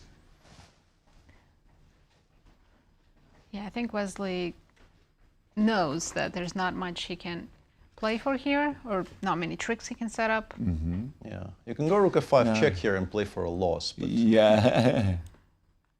because after king e6, you can start imagining some scenarios. I think, I think if the rook was on e4, that would be already one-time repetition. Did he just play the rook back to e6? Yeah. Okay. But you're never sure about these things, and I'm kind of painfully reminded of that story of Eddie Guffeld, which you may have heard. Yes. About which rook? yeah, about arbiters marking the rooks and trying to figure out which rook was on that square at that time. Yeah. Marking the rooks. Which is absolutely not a thing, and this could only happen with Eddie Guffeld somehow being involved in this story, because it doesn't really matter which rook it is. Of course. It's still a rook. I will let the viewers in on that particular story after we get through this, but it was a very funny Edward Guffeld story. So rook d2 is nothing to be scared of because of the check, then king has to cover the f6 rook. Rook d2, rook check. On the other hand, I think I'm not sure. I wanted to say it's maybe the easiest way to make an immediate draw, because if you go rook cg7, king f5, whoa. c3. C3. Ah, yeah, with the intention of, Taking the rook. Yeah. With the So, intention of taking the Wesley rook. can take the draw right now, rook g7 and Yes. repetition. Feels like he might, because I think he will. there really isn't very much. Sometimes you just got to tip your hat to your opponent and say, good defense. Yeah. Yep, there we go. And there we go. There we go. White winning 3 out of the first 5 games. Not a white. Not pawn. bad. And coming very close to winning 4, because Fabi was completely winning. Oh, yeah. Yes, out of the opening. I think. Oh, no repetition, rook h4. Wow, I'm really keeps impressed that, I mean, He's also down on the clock by a minute. yeah. He's not afraid. Because he can blunder with either side. Let's be honest, when you have 5 seconds, anyone can blunder. For sure. But rook That's a h4, very nice spot by Wesley, actually. I have a feeling rook d2 makes an immediate draw, rook d2, rook g4, king h5, but do you really want to calculate yeah, it? doing this on a minute, or actually Yeah. less than a minute, is maybe not that much fun. Oh, so on rook f3, just take on g4. Yeah. That's the trick. That actually loses. Yeah. Because you lose not only the g4 pawn, Both but pawns. also the c3 pawn. Yeah. Rook f3, in order to defend the c3 pawn, has a drawback. We take on g4 with a Yeah, check. you can say that, yeah. And if I go king f5, and you just take c3 first. And then we started the same Yeah. carousel again, but without the c pawn. It's Yeah. still a draw, I'm pretty sure, but it's But kind of extra annoying. pawn, Yeah, that's yeah, and big he progress. decides that, yeah, Wow. I need to calculate cleanly finally, and he does. Okay, well, we start with a check. Yeah, just king h6. King h5 is also fine, but I think king h6 is just simpler. King h6 here. King h6, rook h4, King check, g6. king to King comes g6. back. And the only way not to lose f2 with check is to play rook f4, which is We don't very, want to do that. very Yeah. level. And he's done it. Very. So I guess we take on c3 and give up f2. Yep. But you probably also need to trade a pair of rooks after that, and that also becomes very, very Yeah, then we have to fill it heavily over. drawn. Yeah. Defense. It's been 2 move repetitions so far. Mm. I Is he mean, gonna there's no try? harm in trying rook f4, but Right. you're not winning that position. Would you rather try rook f4 or check and take on c3? I'd probably play rook f4 myself, I but think so. I do believe that Peter's right that, he's well, thinking it. king h3. Yeah, that's actually a better try, because now after rook takes f2, maybe you can try some checks first. Rook c6? I'm telling you, Wesley is not. I'm not finished with you, young man. I mean, Maybe he knows Don't he's get 5 up. moves away from 100, and he's He just wants to reach 100. going for his century. right, So including the check, I see. right. Yeah. Give a bunch It's of a slightly checks. better version, yeah. Give a bunch. I don't know what that does, though. Truly, I don't either. King to g5. You're going to Yeah. give me another check, and I'm going Go to go back to to g6. g6. I really don't know what that does. Right. Wins 10 seconds on the clock. Truly. That's That's what it does. Yeah. Funny. Very good answer. Yeah. And now Oh, I now think he's 99. ready. Oh, 100. Very, Very, He was very, very counted. good. So 3 out of the 5 games were decisive won. with white. Good Yes, day for white so far. Absolutely. Yeah. But for me, the victory by Levon over the reigning champion Gukesh, that really kind of That was a a big win. very striking game. tone for the tournament too. Also, MVL surviving that first game against Yeah. Fabi. Fabi I needing saw- a result and MVL just Yeah. needing a solid result. Exactly. Sort of exactly what MVL would have wanted, especially considering he was basically busted by move 15. Exactly. Tell us the standings after a very eventful first round. Let's see, we have a 3-way tie for first place. Levon, Aronian, Leinier, Dominguez, and Grigoriy Oparin all won their first games. Tied for 4th, Fabi, Wesley, MVL, and Nodirbek. Very, very nice games. As we get ready for a break, we always like to check in with our friends at Q Boutique and tell us what their specials off. Well, show off your support for the 2025 Grand Chess Tour with this amazing t-shirt. This features locations from all of the Grand Chess Tour 2025 events from Warsaw, Bucharest, Zagreb, St. Louis, and Sao Paulo. It is available at Q Boutique. STL.com for all your chess shopping needs, or if you're in the Central West End, Can come be to the any store. color as long as that color is blue. Any color you like, as long as it's blue. And as we go to break, Yasser had a chance to sit down and talk with Grandmaster Wesley So. So take a listen and we'll be right back.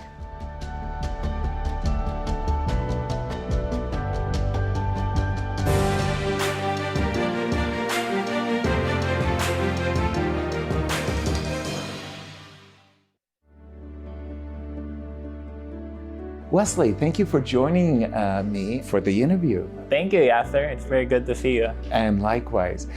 Wesley, for me right now, this moment, I feel chess is in a kind of a golden period. Yeah. There are prize money tournaments that are huge. Your Yeah, thoughts? Yeah, that's what Gary says. That's what Levon says. Yeah. I mean, that's what you would know, right? Yeah, no, we never You had retired- such, You retired because there was very little money in your. and it was going down because of Oh, the even split. going down. It was the split in chess. Yeah, I think for sure. Now also we have the Esports World Cup with big money, and there are 65 teams in Saudi. Wow, So I mean, if they sign a chess player each, and that's 65 chess players, right? that's fantastic. Yeah, I mean, I actually got signed by Ukrainian team, but Yeah. I didn't qualify, unfortunately. Because, yeah, but there's always a next year, right? Right.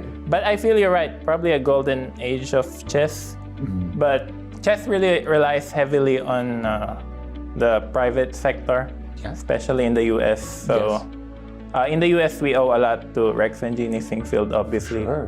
Before they came in 2008, US Championship was held in a basement, right? Right. Which We're suffering. fortunately, I never experienced, but you did. So you can tell me about it. Yes. Yeah. That's exactly but right. I think it really started in the US with Rex and Jeannie St. Louis, because before that there was no big money. Like you never see prices for $100 or $100,000. Absolutely. I think the Singfield Cup on 2013 was the beginning of it. Exactly. And then now, 5 years ago, the online chess was born thanks to pandemic. Yeah. Yeah. And after that, everything changed. Yeah. Now we got certainly did.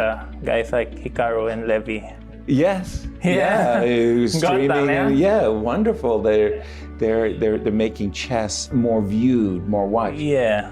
Turning the page for just a moment, I didn't get your insights into the rise of Gukesh. You're world champion at such a young age. 18. Already world champion. Yeah. No, Is it it's that crazy. extraordinary? Yeah, it's crazy. But I think, well, not only Gukesh, but now he's not even the #1 player of India anymore. Exactly. Yeah, Arjun and Prague. Prague, Amazing. yeah, like freaking monsters. Too crazy, right? Yeah, Nodirbek, also Vincent Keimer, Firouzja. Well, that's the thing, because back in Gary's time, players lasted very long. Like Karpov Exactly. had extremely longevity. Exactly. And you don't see strong players just pop up. But nowadays, you're born with the internet, so you can play anyone from home. Yep. I mean, not only India, Uzbekistan, but also China, Turkey.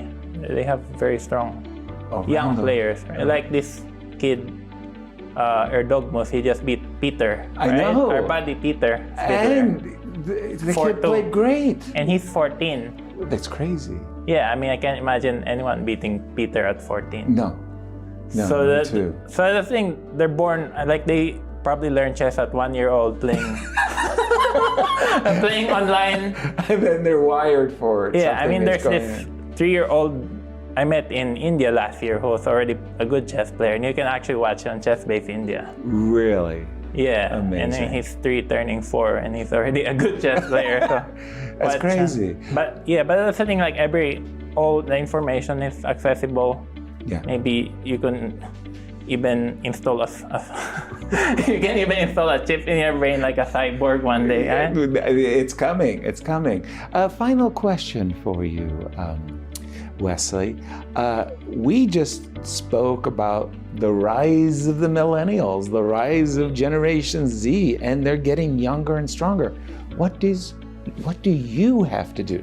What does Wesley So have to do Yeah. to keep your seat? That's a good question, yeah? Yeah. I need to be a cyborg. No, I think basically their advantage is that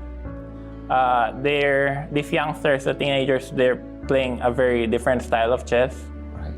So they're not playing like Kramnik or Karpov. No. So it's a very different style of chess. Like I was analyzing some of Gukesh games recently, and the way he plays chess, even in the opening, is very, very different. Very dynamic, different kind of game. Yeah, so I have to learn their style, try to adapt, because as Gary said, chess is all about adaptability, right? Absolutely. Like I was reading his book, The Great Predecessors, and one of the few criticisms he had against Karpov was content on keeping the same style, just constant practice. Right. But Gary was doing like heavy research. So I think just have to get used to their style, their openings, and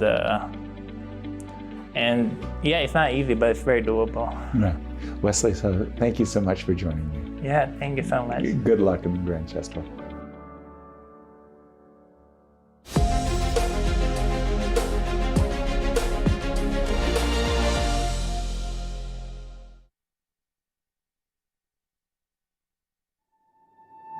The 2025 Grand Chess Tour heads to St. Louis for two thrilling back-to-back events, the St. Louis Rapid Blitz and the prestigious Sinquefield Cup. Watch top grandmasters battle in fast-paced time controls and intense classical matches as they fight for points in the race for the GCT title. It's a chess showdown you won't want to miss. Be there to witness the drama unfold live from the chess capital of America, St. Louis, Missouri.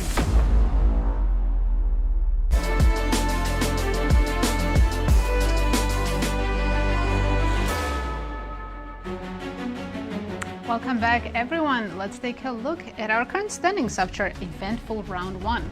We have been 3 players with 100% score. That's Levon, Aronian, Leinier, Dominguez, and Grigoriy, Oparin. Look at all those American players. I was about to say, and Fabi almost got a victory too over Wesley NBL. tried for 100 moves. Wow, it would have been America versus the world there on that one. Round 2, pairings. Let's see, we have some Shankland against Liem Lee, MVL against Levon. That's a nice game. Absolutely, Nodirbek against Fabi, another exciting game. Leinier against Wesley, and Gukesh against Grigoriy, Oparin. Gukesh needs to bounce back. Absolutely, and Leinier has always done very well at these Grand Chess Tour Speaking events. of World Blitz champions, there you go. Yeah, There's he won. another one.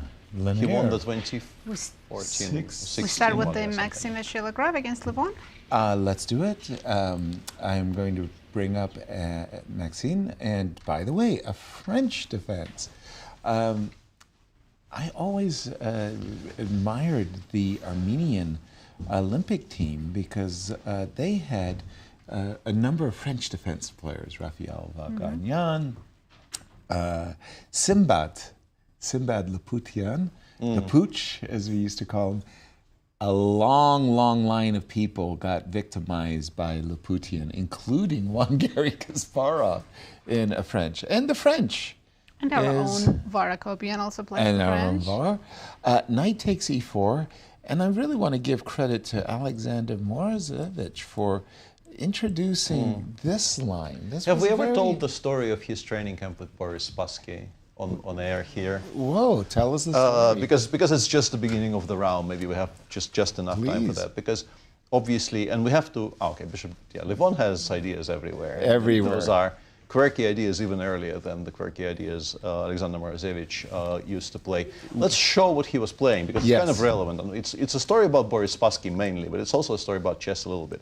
Morozevich's idea here after knight f3 was to play a6 with the intention of playing b5, bishop b7.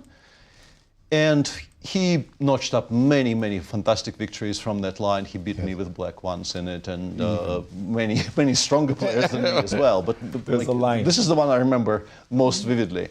And he once went to France to take a look at chess with the late lamented Boris Vasilyevich Spassky. And he showed up there. They have a very beautiful lunch somewhere in the French countryside, and then they finally sit down on the board. And Boris asks, "So, young man, what would you like to look at?" And Morozevich says, "I have this beautiful idea in French. I want." In this position, everybody played b6 automatically. Right. It used to be kind of very unpopular because people used to play b6 and just be wars. Right. Passively for the entire game. Yeah. And he said, "I have this really interesting new concept. I don't want to play passively. I want to play a6, b5. I want to fight for light squares."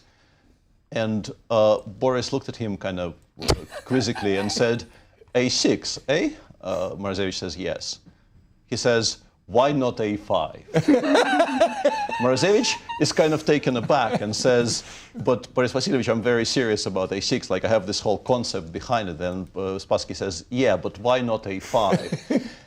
And Morozevich says, "Okay, I'll play along." He said, "What's the point?" "Well, maybe we play a4, rook a5 next." And he forced Morozevich to look at this for like 3 hours, a kind of a hazing ritual, before they finally began looking at a6. Why not a5? Why not a5? Yeah. I've got my own story, by the way, but we're going to get to what happened in the game. Bishop to d7, a different way of getting the bishop on the long diagonal. Knight f3, bishop c6, give me the knight. Yeah. I'm assuming bishop to d3. And it's one way of doing things. You can also knight d7, yeah, more or less. You can also sort of pull the trigger on bishop takes f6 before black actually. But yeah, bishop d3 played. I'm expecting knight d7 to be blitzed out.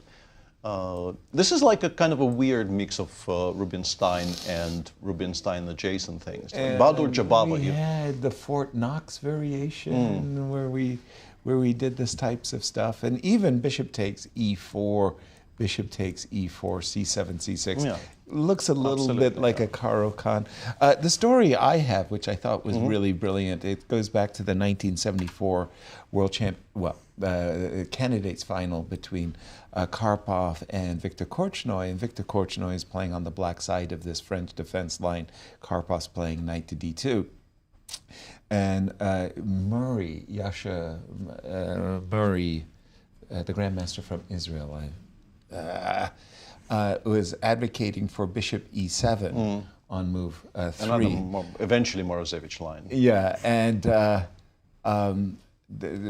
surreptitiously in the background, Roman Djindjiashvili was trying to help Viktor Korchnoi as well, but because of political reasons, it's better not to be known that you're helping Viktor Korchnoi.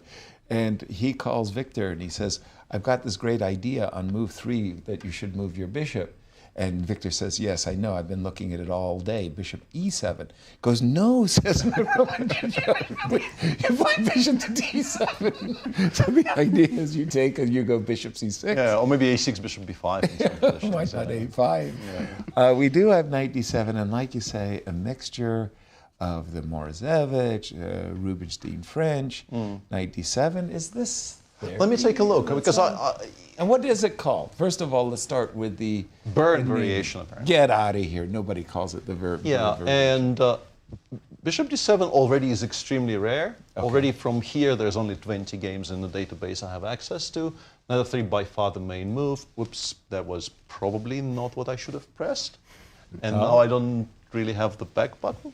Okay, I will, while you figure out the back button, I'll pick it up from here. So just tell me what you wanted me to do. Knight up, bishop d7, you were saying very rare.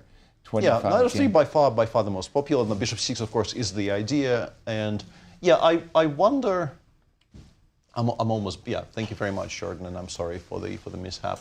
After bishop c6, as mentioned, you can absolutely pull the trigger on something like this, because black did something to their structure, which is maybe, I mean, it's a beautiful bishop on c6, and there will be maybe some counterplay along the g file. And knowing it's Levon playing this with black, I am fully expecting something like this. Something like this to be a follow-up, and this is also what the engine does suggest. It likes white, but obviously, if you've never seen this before, you feel maybe slightly squeamish about it. And then you play something like what MVL has done, bishop d3, knight d7. Now you no longer can force the doubling of the pawns on the f6 square. MVL has gone knight g3. And this is actually now an improved version of the Rubinstein, because what I wanted to say is d4 and bishop d7 is something that very strong players have been doing. In particular, I think Bahadur Jababa put a lot of effort into reintroducing this. I can name some other names. Alexander Rostemov used to play this in Internet Blitz, and from the sort of the dawn of time, so to speak.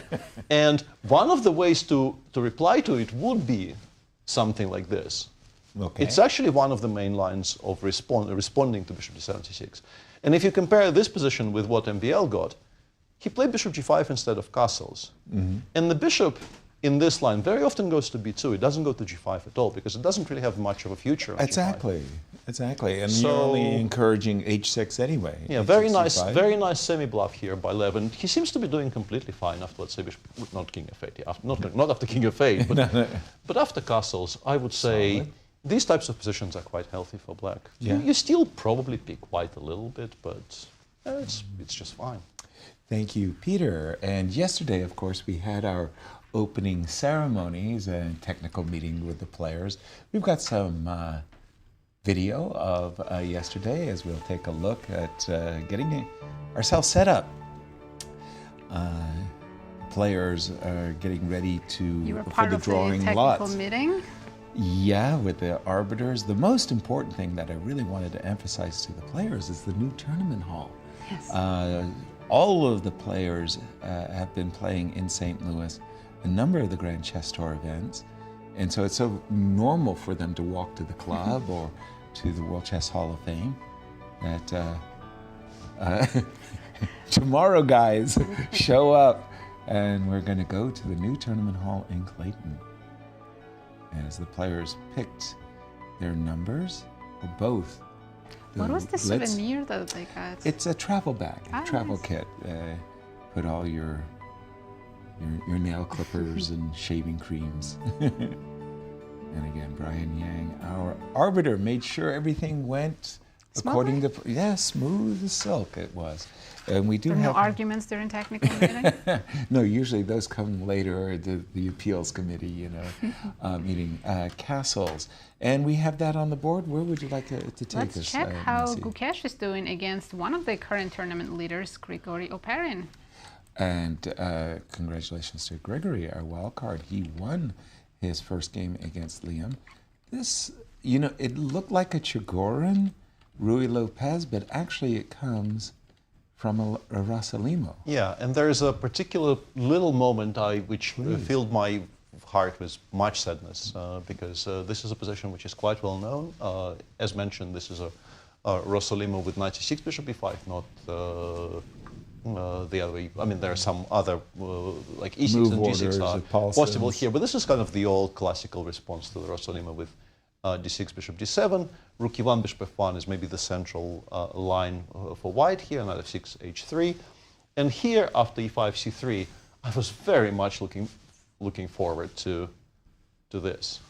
G5. Which absolutely exists and has been played a bunch of times. There is more than 20 games starting from here. And the resulting positions are kind of wild and exciting, even though it's probably not that great. But Grigoriy goes for a much more conservative approach. He goes bishop e7 instead, d4. And here, an important little finesse here, because if you castle, you give white at least an option. I'm not sure it's even required, but it's important to know that there is this trick, which is available in all kinds of, and as you correctly mentioned, this looks like a Chigorin Spanish. Yeah. And in the Chigorin Spanish in particular, this is something that is often very annoying for black because you get to trade a somewhat inactive knight on f3 for a pretty decent bishop on e7.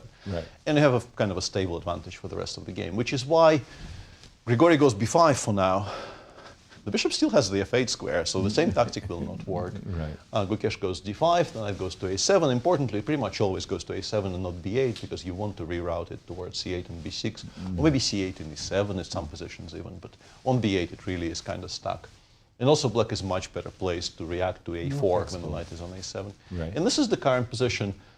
The engine hates it for black, but the engine always hates these types of positions because it I think correctly actually, kind of really likes having space. You can absolutely see why it doesn't like this, because black is cramped. Yeah, black is cramped, and comparing this to the classical Spanish variations, I think this is also quite useful for white, because if this were a Chigorin, the bishop would be on b3, and you often spend some time getting it over to f1 because you want to put pressure on the pawn on b5. It's already on f1. You don't have to spend any additional moves on that. So let's say after castles you can throw in b2, b3, which is a very kind of a useful, typical move here, preventing black from playing c5, c4. And then you want to play, I don't know, bishop d3, bishop e3, knight bd2. No, I really want to play knight c8, knight b6, but I can't But you because can't. You have to preface it with queen b8. Start with queen b8 now, and now you're threatening knight c8. The engine goes bishop d3, knight c8. And another thing that was actually kind of noticeable at some point, people realized you can treat these types of positions this way. You can actually play c3, c4, which sort of kills off the entire queen side. But if you do close it off, you often get mated on the king side because of how much more space white has. You just go knight h2, you go f2, f4. The Slowly. It's not even very slow. Even go. In particular with how many pieces are still very much stuck on the queen side, not doing very much. These are annoying positions to play for black. And honestly, these types of structures are exactly the reason. I used to play the Chigorin with black, and I had decent results even. And then people, once again, because we at the beginning of the round, just a brief opening excursion there. What we're talking about is sort of the old classical Spanish, where black doesn't even pretend to threaten white with the marshal, and then goes knight a5, bishop c2, c5, d4. And I used to play this, and people, you would automatically go knight bd2, and then you go cd4, knight c6, or you do something else, and it's playable. And then people started playing d5. And it's not even that bad. Here you will actually get the knight to b6. Very rapidly, But the resulting positions were so much not to my liking that I kind of gave up on the entire line because of it. And Wow. I think Grigoriy probably is not going to have much of a fun time playing this either. Wow. Okay, thank you, Peter, for that. At first blush, I thought that, okay, Queen B8, Knight C8, yes, I'm cramped. I feel it, that wedge in the center for white, but I didn't realize that it could become seriously leveraged to something that's unpleasant. I'm going to go to the game of Leinier Dominguez, recognizing and respecting the fact that Leinier has won his first game, so he's tied for first. And he's also beginning with the two whites. And he begins with number one. He drew the number one for the drawing of lots, which means he gets white in the first two games. D7, D6, Bishop E6. You know, it's funny, no matter what side, what color pieces Wesley has, he's always getting the same pawn structures. What's going on? We actually mentioned that during the first round, that he is one of the absolute specialists of this structure, and he is With both colors. With both colors. both colors, and we are being proven correct immediately. Yeah. B2, B4. I remember Magnus playing the Rossalimo as black, where we take on C6 and he goes E5. Then as white, he's playing in English, where he's going E4, C4, and getting the colors reversed as well. Takes, D5, Knight C2, Bishop to D6. Peter, I'm going to ask you to weigh in because, again, these two are heavyweight theoreticians, especially when I think about Leinier and when he comes with his 1E4, I play and win with my opening move. This is E4. very fresh. This is not Yes. an Italian. This is a Hungarian defense with Bishop E7, and those are much less explored. So while the structure will be very familiar to both of them, the position is quite fresh. There are no games, and there have not been any games for the past 5 moves or so. The engine says it's quite pleasant for white. It actually goes very directly. It goes B5, Knight A5, Knight E3, and tries to immediately get black to commit to something in the center. In particular, you would very much like black to play D5, D4, which kind of ossifies the entire structure. Is that the word? I think it's Yes, the word, it is. Very and it's actually kind of awkward to meet because, yes, you can go something like Knight F6, but then we can play, let's say, Queen C2. I was thinking C7, C6 was a little bit more to my liking. Or C6. But I don't need to react to this. Actually, against C6, it says we have very direct play against your entire center. Whoa. Bishop C3. With yeah. Bishop C3 coming in, Didn't it see kind that of starts coming. really disliking it. And you can sort of understand, even in purely sort of simplistic human terms, you're playing with this knight on A5, which you will take a long time to bring back into the game. And yes, maybe like you're taught not to push B5 too early because it does commit to something. It stops you from like your own structure also becomes very set in stone. You no longer really have any dreams of creating a passer on the A file and so on. But now you've convinced me B5, Knight E7. Yeah, actually, maybe you're supposed to go Knight E7, Knight G6, but Except- that doesn't stop us from getting A5 in. And, Right. yeah, Maybe even Knight B5 is interesting. G5. If you don't want to play B5, you can start with A5 here. You can play something like H2, H3, or Queen E2, which are never going to be bad moves in these types of structures. But giving black time to play something like Queen A7 and stabilize is maybe making black's life a bit easier. Thank you, Peter. How do the percentages of these players, Nasi? Let's have a look at Leinier's victory rate in all GCT tournaments. In Rapid, he has 18.1%. In Blitz, 22.2%. Classical, 14.3%. Solid across the board. He is very solid. And how about Wesley? Wesley, wow, we have... Rapid is his best format, 30.1%. 28.3% for Blitz and 14.8% for Classical. I bet you if you asked Wesley, he wouldn't have guessed that about himself. Yeah. It's like you You'd say never really Classical? just, I don't know what he would have said. I think he beginning might to have wonder said Blitz. what the highest classical number on our screen will be, because I thought it was Fabi. Fabi was close Fabi was to 19%, Yeah, yeah. close to 20. That's a very good number. And That is a very sort of good breaking news, because it's a very cute idea and it seems to be extremely strong. Returning to our game between the world champion and one of our leaders, Gukesh did something. I was describing a very slow burn approach there with B3. Gukesh, instead, after castles, he didn't go b3 at all. He went ab5, ab5, b4, just going for sort of concrete things. Grigoriy thought, okay, I mean, what's the problem? I'll play c4, and now, hello. And black is lost. Because there is no stopping rook a2 followed by bishop b3. Yeah. You're losing material. You actually, the engine suggests it's time to go knight c6. Just losing the piece. Yeah. The engine suggests this is the best choice, because if you play queen b8, I can still go rook a2. Yes, you can take on e4, but you're losing a knight on the a7. And if you go bishop d8 here, we can go queen e2, bishop b6, bishop b3. And the point is basically you're never going to unpin yourself. Rook a6 is coming. Yeah, you're just not going to unpin yourself ever. You're done. Oh. It's very only nicely, move 14. very nicely done by.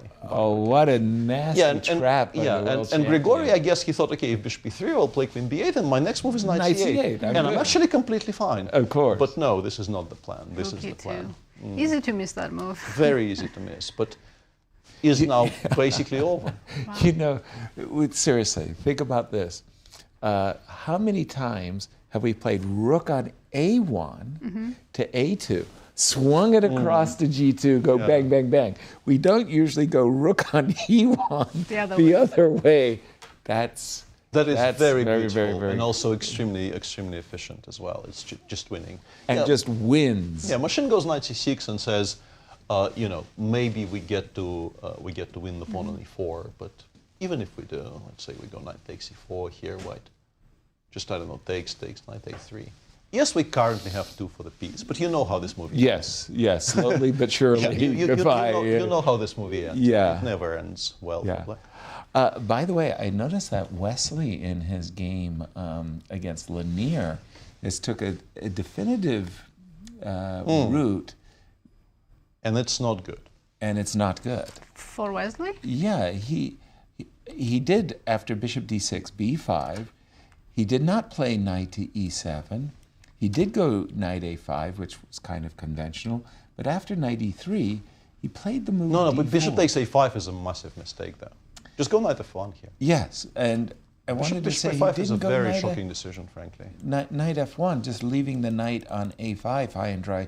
He actually captured. Now, it would have been very, very naive of Wesley to capture because, well, knight c4. And, beautiful. Yeah, every day we don't have to. But pretty as a picture, but right, that in between move. D takes e, and oops. Take on f2 as well. Yeah, white is running very significant risks here. You kind of need to play d4. You can actually play king g3, but I mean, nobody does that. Let's show what happens after king f1. Queen h4 and queen h4, g3, queen h2, and game over. We lost. Yeah. Oh dear. Yeah, he's gone d4. Oh dear. And now after he takes d4. This is not what Leinier has bargained for. Bishop c5, very nicely spotted. Yeah. We can't move the king. You're about to say, I'm thinking about these junior players and would you please teach me? I would like to be your student. Show me your games. King g3. No, I don't want to be your teacher. I want no responsibility for your king being out on g3. Yeah, I didn't see the win, played by d4. the way. But d4, okay. Well, e d4, bishop takes d4, and now the computer currently says bishop c5, b4 is the best move in the position. That is very, very non-obvious to me. But it's a tempo. Yeah, but even if, let's say, if you play b7, b6, and then you take on d4 and play knight c5, it's obvious we've thrown everything away for white. Yeah. Like, even if black doesn't realize it's time to play for a win and just plays for very solid equality, it's going to have extremely solid equality. Maybe even slightly better because a4 is vulnerable. Right. You know, if I have to pick a side here, maybe I pick black. Exactly. And you were about to say bishop to b4. When I'm looking at this king on f2, Nazi, I'm kind of thinking, like, can I play rook f3? I mean, it's can tempting. I play queen It is very f4? tempting, but it doesn't seem to be working. It's just not ready yet. Yeah. I was so pleased when... So after queen takes f3, are you going to give check? I don't know, but I was going to say I was so pleased when Peter said about one of my moves. He described it as brave. Yeah, that's very brave. Yeah, that's the way I felt about rook takes f3. It's very brave. Maybe it's incorrect, but it's very brave. Queen h4 check. It feels like there ought to be something, but I think I take with the pawn and I put the king on g2, and you don't really have enough attackers. Okay, Oh, so just I take go with the queen pawn. h4 check. You King go king g1. g1. I take on f3. You G take on yeah, I want to be f3. greedy. I don't want to give up the g4 pawn. Yeah, g takes. Yeah. Bishop takes. And there's I just don't really see where your mating attack is coming 95, from. no. Yeah, rook should already be on f8. Thank you. What is the rook doing on a8? You know, you argue with your rook. What are you doing there? You should be d4. Would you take and play bishop b4? To me, I would feel like I'm letting you Yeah, I would. go. No, I think having studied it a little bit further, e4, bishop d4, I think this happens. And then, gratifyingly for me, b7, b6 is one of the better moves in the position. Another one is queen g5, Okay. which is actually kind of stopping king g1 for now, because then rook f3 will win. Okay. Yay. So queen g5 is an annoying thing to face, because you're still kind of stuck on f2. If you take on c5, I'll take with the queen, and the king still doesn't get to the corner. Exactly. I suspect white holds this, but you absolutely pick black. Exactly. You absolutely pick black, You feel that the awkwardness is actually on white's side of the table. Yeah. Clock times, if you don't mind. Well, as always, Leinier has less time than his opponent. It's 12 minutes against 19. Okay. Should we check with Please. Nodirbek against Fabi? We haven't looked at that game yet. There was something very quirky, because it began its life as a very normal kind of Zuckertort. And then, yeah, this knight c3, knight a4 happened, which I have never seen before.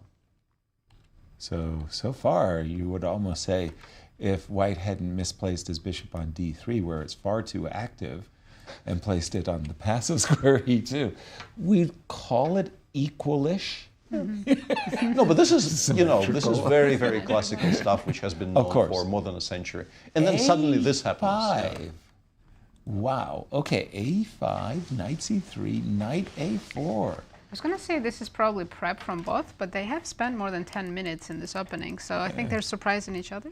But again, this incredible, ultra-aggressive bishop to d6. I mean, how does that feel, Nazi? I mean, Terrifying. Terrifying. A little bit. Knight e4, takes. e5. Well, now things are definitely spicy.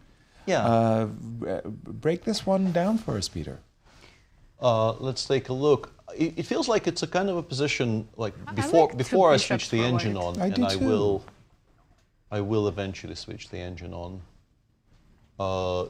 It feels to me that this is a kind of a position where if we don't equalize immediately with black, we're going to be significantly worse, right? Right. If you imagine white, I don't know, playing f2, f3, taking on e5, not allowing black to pick the bishop Bishop up, up. go rook a1, e4, those positions become horrible very, very quickly. Right. And it seems like you absolutely have to start with d4. White will play knight b5 probably, queen c6.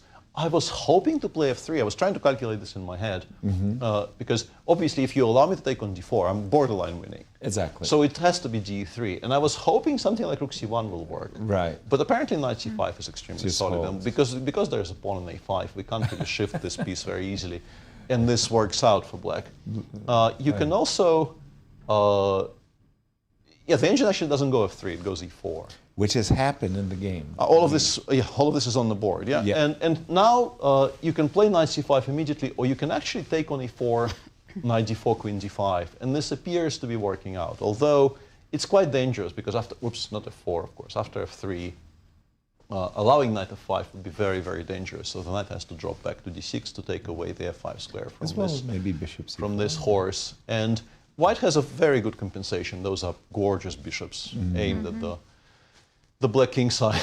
Yeah. I mean, computers today. What did they It just say? says, h7 is hanging, I don't care.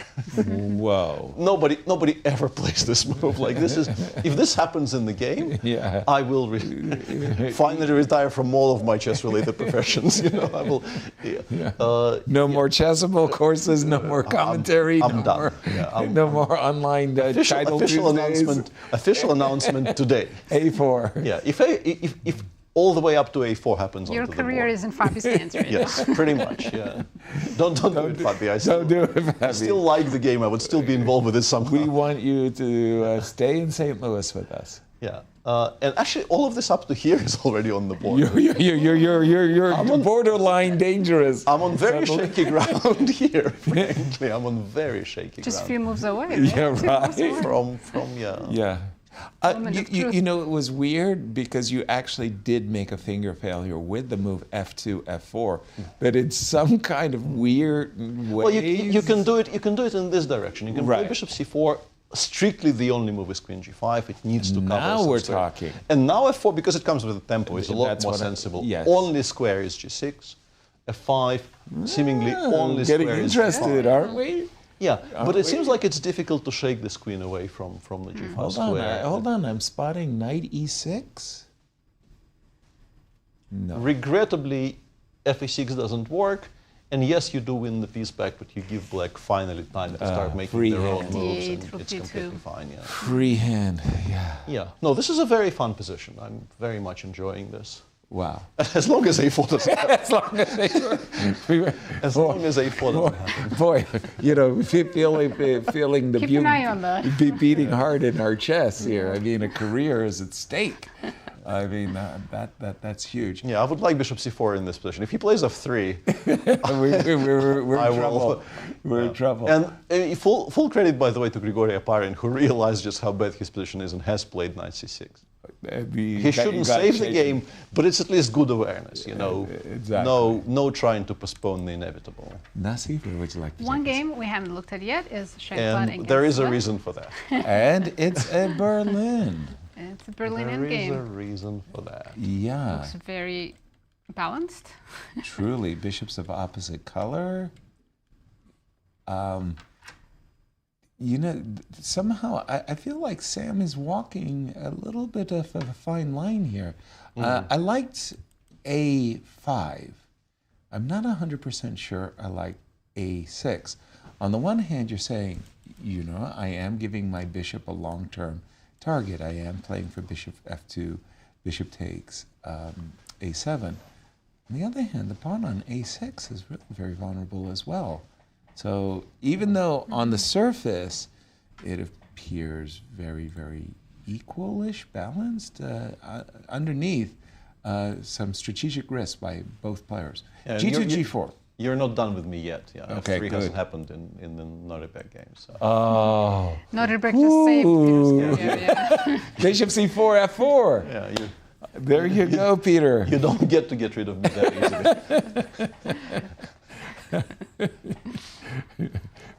Yeah, this- What was this? We cancel Peter's subscription to That was actually pretty to the close. world of cricket My deliverable subscription to the resurrection. yes, the deliverable care of But St. Louis Chess Club. This F4 was It was too. tempting, very tempting Oh, to it make was all those very, tempo moves. very, So very, very much I so. understand why Nodirbek went for this line. I do too.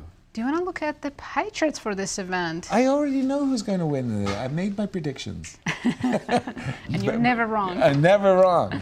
Well, right. maybe once. Pre-tournament, Maybe once. Fabiano Caruana was the leader with 24.8% chances of winning this event. Wesley So my pick in the second with 20%, and MVL, no surprise, is at 17%. As I go down the list, I'm really surprised. Gukesh at 2. Yeah, that is really stunning. How- No updates. We don't know how, statistically speaking, things have changed after round one. But It only happened 15 minutes ago. Well, Ben, you know, he keeps the bar so high in the terms of expectations. Peter, you didn't look at. I'm looking at the game of Nodirbek and Fabi, and you didn't tell me why after Queen G5, Knight E6, the spectacular F takes E6, F takes E6. Give me the knight with Or taken with a pawn? yes, taking Yeah. with a pawn. You didn't Well, tell me why that failed. Even like regrettably, even something very solid like simply taking and going knight df6 and e7 check can be met by simply king h8. And you're not getting to it. It looks like you might be, but these pieces are shockingly well protected. Exactly. Everything protects everything, and I also m3 Yes. e5 check takes e7. Now, I noticed that. Sadly, late. this is completely lost for white. It's Yeah. just a full piece, and there's no follow-up. Yeah, still Brave, kind of a... Very brave, yes. Yeah. You need to play queen g5 though, because if you play something like queen h6, you are inviting. First of all, knight e6 has improved greatly because it's a much weaker square for the queen compared to the g5 square. Also, you have to watch out for these types of tactics. Right, with the knight landing on f5. Yeah. Apparently, if you take with the e knight, you've lost. You have to take with this knight. Probably unsurprisingly, you do want to have your knights on more active squares. And another important difference is that gives you the option of playing queen d2. White actually is completely fine. Yeah, there is. I'm sure you spotted Rook this. f6, Yes. yeah. Which is very beautiful, but then black goes rook e8 and ends up somehow being okay. Queen knight because, f5. yeah, like Still I have can't rook take the e2 rook, here. but- I have rook e2, rook takes g2. How does and- this always happen? I saw rook takes f6, got excited, game and over, then, yeah, right? Yeah, but Fabi's How? playing correctly though. Fabi has played queen g5, and Yeah. in this position there is an immediate draw. You can go rook a d1, which I think is very, very logical. The knight df6 is playable, but the engine prefers knight dc5, keeping both the the queen has more freedom this way, and you can play bishop c1, kind of forcing bishop queen f6. Actually, all the other squares are just bad, and now you can make an immediate draw with bishop b2. I see. I'm not sure if any of those two people are at all interested in that. No, they are not the kinds of players who look for forcing equalities anywhere, but it is available, and it is maybe even a logical continuation from here, but who cares? Yeah. Thank you, Peter. I'm sorry, but I have to look at the game of Gukesh because that was a beautiful trap. For those of you who are joining us We late, actually don't have many moves. Only knight c6 has happened, and Gukesh has been thinking since then. what happened, for those of you who are joining us late, after the move b4, Grigoriy thought everything was fine, nothing's wrong, played the move c4, unaware of this beautiful move, rook on e1 to e2 by the world champion, as he prepares to swing his rooks, doubling on the a file, trapping or pinning, pardon me, the knight on a7, and white is winning with the move bishop e3.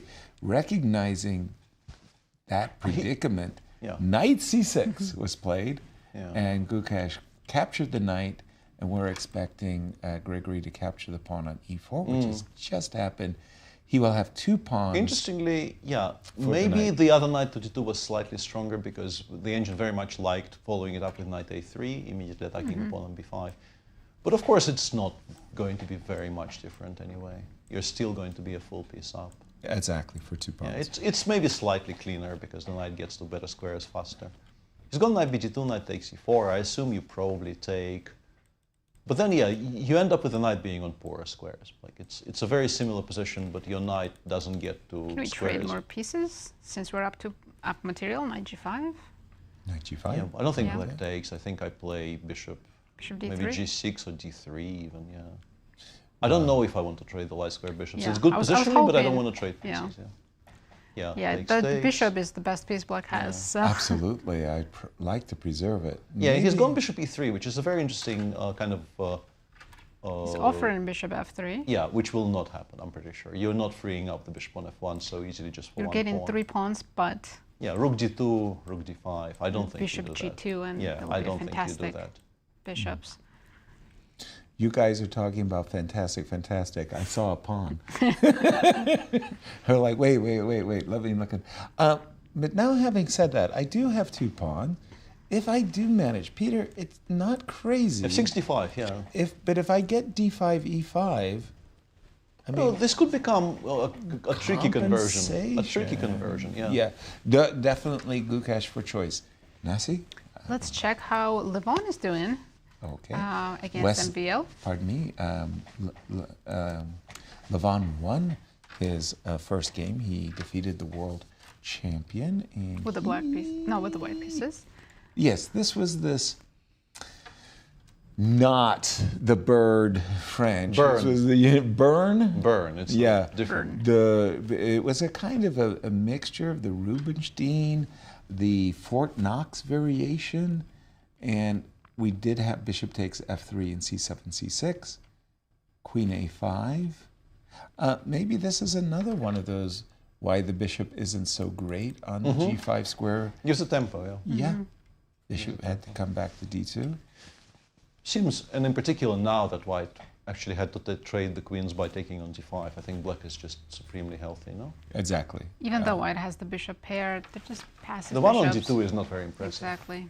The one for me that's a little bit surprising, I do like capturing towards the center, don't get me wrong, c6, d5. But for those of you who do play the Slav, normally speaking, if we do capture with the knight, you know, it's one of those things, if I could ever get my pawn to a3 as black, and then get my knight to b4 and press you on a2, I would have been more tempted You can get that to structure from Caro-Kann too sometimes, and it's the best. Yeah. Absolutely. I would have been much more tempted to recapture with the knight. Levon has quickly brought his rook. It's pretty A2. active pieces. Rook a3 maybe. Yeah. Or rook it's been b2 and played. then rook a8. I mean, I'm taking black here Absolutely. all day, any day, every day. But this has not worked out very nicely, actually, for Maxime. Not at all, no. He doesn't have the nice, flexible, dynamic Play structure. This ugly move b4. No, it's like a reverse Carlsbad where, Yeah. you know, white actually assumed full control over the a file, and Yeah. there is nothing happening in the center or on the others. Like, you don't have any kind of a 4 or 5 counterplay. Nope. You don't have really anything. You just stuck there defending. Yeah. Also, b3 has been provoked, which softens your entire queen side up. I mean, I'm thinking bishop c2, Then knight knight d- e4 will come when you play knight d3. Yeah. Yeah. It's unpleasant. I'm not happy Bill's as has played MBL. f3. So Levon getting off to a very nice start Potentially, here. yeah. And it seems to be enjoying the proceedings here. F2, F3, kind of an indication that we're a little bit stuck with white. We want to stop knight e4, maybe just make luft for the king. I agree. I'm taking Levon. And the clock times of these two? Levon has twice as much time, 11 minutes against 6, 11 and a half. I think that's a big indication right there. Peter has some updates Yeah, for and by us. the way, very interesting update in arguably the sharpest game of the round so far. Rook a1 has been played by Nodirbek, and Fabi did not play knight c5 or knight df6, both very healthy moves here.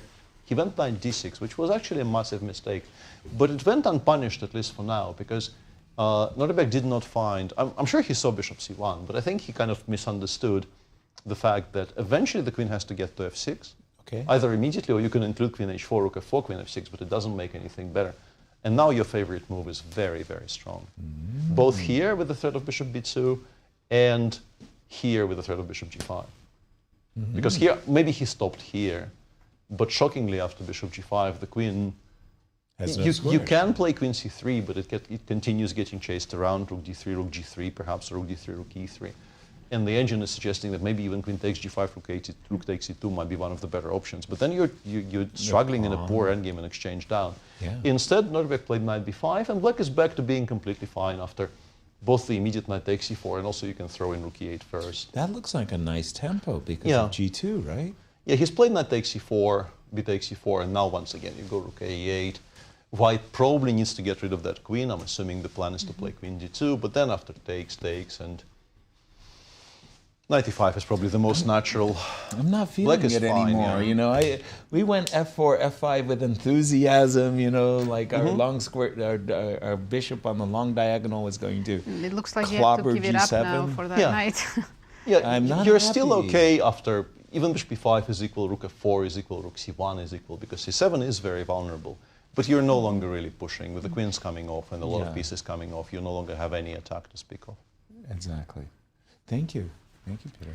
Should we check in with Leinier and Wesley? Yes. Leinier, where are you? Oh, Here the we go. The king finally got to where it was Whoa. always aimed at. Things really have picked up. Okay, we left it here, and we thought that Leinier made a big mistake in capturing on a5. We really liked his position after knight f1. As Peter was saying, the pawns are kind of ossified, fossilized on these e6 and e5 squares. But then suddenly, it was Wesley in there with a punch. Bishop c5 check, d4, takes, queen g5, look at It's him one of the go. moves Peter mentioned. King g3. Too much talent. King g3, what are we doing on g3? Oh, we're escaping. We're running, yeah. We are It's going running. back What we're to doing is safety. running. H1. Yeah. Well, he got to the corner. I don't And know. shockingly, we appear to be sort of okay, even though I don't quite understand why. Like, look, Queen F4 looks very threatening. Dark squares look so weak. Well, G3 in particular, right? We just Yes. want to seriously, aren't we? Oh, no. I mean, E4 is hanging. Isn't this a check? Isn't Queen this? F4, the engine simply goes rook E1 and says, I am completely fine. So that after knight G3 check, King You're G1, losing a knight takes pawn? E4, it goes Queen C2 and says, now I'm maybe starting to play for a win, because it's not even necessarily trying to win anything back. It wants to go A5, A6. And remind Black that, you know, that's still a passer in process of being developed on. A5, A6. Yeah. I'm trying to checkmate the king Yeah. on H1 I and the think computer either saying of these no, no, players no, no. would evaluate this as white's playing for a win with Yeah, A5, A6. Exactly. I mean, I'm looking at this position. I'd be sweating, you know, that my king is going Yeah. to get forked by a knight coming to G3. I mean, And importantly, I mean, Yes. it's all in the past, but maybe a Going back good to a opportunity moment? was missed by Wesley. Yeah, Queen C5, King G3, in this position, Yeah. I think it would have been much scarier to deal with the I'm move rook sure F6 he here. intended H3. Still H3? Yeah, H3 or H4. H3 loses on by 4. Now you're done. Just Practically done. Done. That's it? Completely done, because rook G6, knight F3, Queen F2, all of these things are threatened. Oh, terrible. So to begin with, you have have to to play realize H4. you have to realize that H4 is much stronger than H3, because now after knight E5, basically the big difference is you need to give yourself the H3 square. Wow. I mean, still looks like you might get mated in about 5 moves, but apparently you aren't after strictly the only move rook A3. Right. Lifting it over to G3 and somehow holding things, barely holding things together. It's a But yeah, nail like biter, in practice, I think if you see rook F6 here as white, He must you have are felt in dire straits. Queen D7, rook G6. No, but but that's then not I'm even dead. difficult, right? That's not. Then I'm that's- just It's dead. just mate. Yeah, Yeah. it's Yeah. mate in a few moves, like king Okay. H3, Queen H5. Yeah, that's it's clear. over. That's actually shocking he didn't play rook F6. Rook F6 Yeah, is maybe he thought this is winning. on demand. Maybe he thought this is also very, very strong. Well, And- visually it looks Yeah. so good. Yeah, I think he was spoiled for choice so much that he thought, why waste too much time choosing when both look very promising? But this is just zeros. Being told by VAR that we should take a look at the Levon Aronian game, as MVL is on the back foot, and after that move knight A5, we just left it after F3. Levon quickly played knight A5 and said, "Give me your peshki. I want to take the pawn on B3. Can't have it." And the I knight just like the dropped knight on on C. C4. Wow, this is like a dream. Means black just winning the pawn now also on C3? Yeah, well, you put the knight on D5 after bishop takes C4 Oh, if you and you take, go to yes. sleep. Yeah. Knight to D2, takes on D2. We're catching up with the players, and we know MVL. You were giving me Levon was at a 2-to-1 time advantage. Still the case. This structure is so massively awkward for white. Long term, I mean, just look at this bishop. Double on the A file. And Yes. just play on both flanks. I like H5, by the way, gaining some space on the queen side. H5, G5, H4, maybe put the bishop on D6. It's Yep. not immediately obvious how we're going to create threats. But what is also white going to white do? is also not going to have an active move for the rest of the game, pretty much. Exactly.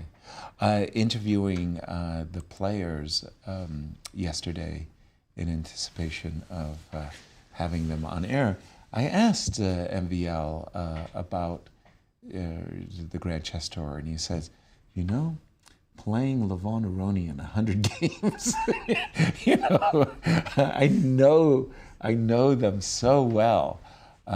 I'm looking forward to another 100 games. Well, Not done maybe yet. not this one. This one might not stand But out. we saw MVL survive a much worse position against Fabi, so. In That is round very one. true. And here's our GCT standings after Croatia. We know that MVL is currently sharing second place, and he has one more event after this, so he's a great candidate for qualifying for the Final Four. Just to explain what Peter was saying, he's got 20 Grand Chess Tour points. He trails Ali Reza by two and a half. But with this event, if MVL were to take, for example, 13 points home or even 10 points home, you can see that he will quickly surpass Ali Reza going into the Incr Cup, our final Grand Chess Tour. And then before the a playoffs. mid-table finish in the Incr Cup pretty much nails him on for Exactly, for Sao qualification. Paulo. you know. H5, H4. Frankly, I didn't like the move H4. It kind of just... Very committal. I wouldn't have done that. But yeah, it just really gives a... Rook C8. Did you like that move, Peter? I thought doubling on the A file made more sense, but I guess white currently isn't threatening to fight for the A file. Right. So perhaps You hinting wanted at some stuff? exchange sacrifice. I don't know if we want exchange sacrifices, not yet probably. Right. But asking the question at least is maybe. G2, I would go G3. G6, King, G7. Agreed. Before doing anything else. Yeah, just like- improve the position for a while. Yeah, you kind of tuck the king in, make sure Yeah. that you're nice and comfy. Just briefly elsewhere. We should go actually to Gukesh's game. Let's because do it. A lot has happened in that game. That was where Gukesh won a piece for just a few pawns. We've left it after bishop e3. Grigoriy played h6, rook d2, queen a3. Ooh. He's giving some material back and getting very good queen and bishop combo. Whoa. So a transformation of the advantage, so to speak, from being a piece up but not having any squares for your pieces to being an exchange down, but having every single piece being very active and two very nice passers on the queen side. Very nice sort of a conversion there by Gukesh. Still requires precision, of course, but yeah, he is much better. I think he's going to set up queen f5, bishop d3. And Yeah, That's the I was drawn, my eyes were immediately drawn to the same concept. You put, whenever I see pawns on h6, g7, f6, mentally I have this picture, queen on g6, queen on g6, you just dominate. And bishop to d3, what you just said, Nazi, followed by queen f5, Gukesh could bounce back. yeah, which he needs to do, of course. And we should stay with this game. Grigoriy is going down to 2.5 minutes. Okay. Not easy to find good moves here for black. Yeah, and while we stay with this one, I will just say that Sam Shankland continues to somewhat struggle. He is much worse now against Liem in that Berlin. Yeah, things have gone sort of sharply downhill there for white. C8. In that position where Grigoriy had two pawns for the piece, materially he's losing, but he's kicking. He's got control of a lot of squares. Compared to this, I really feel that somehow in rapid chess, most especially, the initiative, having More important, right? yeah, it's so much more so than in the other formats. And Do we go bishop d3 now? I think bishop d5, g8 is the intention. First of all, we're cutting off a nice. 5 square for now, and secondly, just getting it over to g8 to make sure we don't get mated so easily. so you're saying bishop to d3, bishop to d5. There is queen d7, d7, bishop g8. You just kind of a funny way of protecting h7. Yeah? It's very grim anyway. Yeah, Maybe it's just still got push a the b pawn. pawn. Yeah, D5, so, yeah. but this is the current position. I was thinking of the tempo bishop to e6. Then I wanted the bishop behind the queen. I know. But that I also could, looks good, yes. But I could be getting it there, like, for example, a bad move. Just Right. forgive me, a kind of a bad move. I still Yeah, have bishop my... f6. Yes. No, this is... Yeah, what are black pieces It's doing all the way on not- A and B file? It's not fun for Grigoriy. Not at all, no. Again, for those of you who are joining us late, Grigoriy comes into this round two with a victory in his pocket. He won in the first round, while Gukesh, our world champion, lost in his first round. Bishop to d3, bishop to d5 instantly to Levon, Aronian. And Gukesh needs... Reaching for queen d7, judging by the Yes. gesture there, very much reaching for queen d7. We can throw in queen c6, maybe queen f5, bishop g8, but it's all still, as mentioned, we can combine threats to the black king with just pushing the b pawn towards b6, b7. It's going to be very difficult to deal with both. Those bishops in the center simultaneously. control not just the king side, but also the queen side, completely Yeah. dominating the entire board. Right, it feels so good. As white, the b pawn is just too strong. It's funny that Wesley So game where a5, a6, Yes, and I'm playing for a win on the queen side. Grigori's best B5, hope here is B6. that he can sacrifice the rook for the exchange, like rook c3, bishop c3, queen c3. That would be his dream. Yeah, something... Even though still have to watch out for that B pawn. Something with a check, and, Right. you know, we get rook And takes then hope c3. that because dark squares are weak, you'll have some perpetual. I feel like we're asking too much. A book I very much liked as a kid, which will be completely unknown in the West. So regardless, it doesn't really matter what it's called. It at some point described people going on an expedition trying to find a flightless, grounded dream. And dreaming of rook takes c3 in this position does feel like it's a bit of a flightless groundless dream. Never takes off. Shouldn't even have it. You should wake yourself up. I have promised the story of Edward Gufeld, and the idea was Edward Gufeld's playing in one of these massive Soviet championships with the ladies and the guys, and they played like 6-week-long tournaments, and he was on the stage with this very attractive woman who he was flirting with, and they were on the stage together. He was playing an adjournment, and darn it, his opponent has claimed 3-move repetition, the rooks going back and forth, and that means that he would have to say goodbye to his would-be admirer. So he said to the arbiters, no, it's not a 3-move repetition, because the rook that his opponent moved there, that's the king's rook. And in the other position, in the first position, the king's rook was behind the rook. Now it's in front. So it's not a 3-move repetition. So 20 minutes goes by, the arbiters put on the back. That's when they marked it? To mark the pieces, the king's rook and the queen's rook. And they almost kicked Eddie out of the tournament. And they That's declared pretty it a creative draw. to come up with that. Exactly. You know? He gets to stay on the stage for this extra 10 minutes, making eyes with the lady. What? Queen takes Whoa. f6. Look at that. Look at this beautiful. This was very much on the cards. And yeah, this concludes the game because That's it. Oh, they're going to threaten have everything. that on the tactics books, For sure. White to move and win. Look at this. Queen takes f6. Oh, he's allowed the checkmate. And Very nice. checkmate. And Gukesh wins his first game in the event against Grigoriy Oparin. Very That's nice. stylish. We got to give style points. Absolutely. And there's Grigoriy. Hey, man, when you played Rook E2, I couldn't believe the predicament I was in. Congratulations, and where would you like to take us, Nazi? Let's go to Fabi's game against Nodirbek. I think Fabi's enjoying his position. Really? Not- Because yeah, Fabi is now actually pushing for an advantage. Yeah, when we have Nodirbek did left something. it, we have thought it was pretty balanced. Yeah, but he didn't play knight e5. He played knight c5, as you can see, and then F6, f6, G5. g5. Very nice, giving yourself squares for the king. But here, not going knight takes e6, or perhaps even bishop takes b6 is a very striking decision. Try. I mean, I understand you're still going to have to grovel a little bit, maybe there, but you do want to trade those pieces off the board, and instead he is now going to play a pretty uncomfortable endgame. Well, in fact, I'm looking at this pawn on f6. A moment ago, I think it was in the Levon game, there was a pawn next to the king on g2. White had a king on g1, black had a pawn on g2. That was Gukesh. And Levon could always play king takes g2.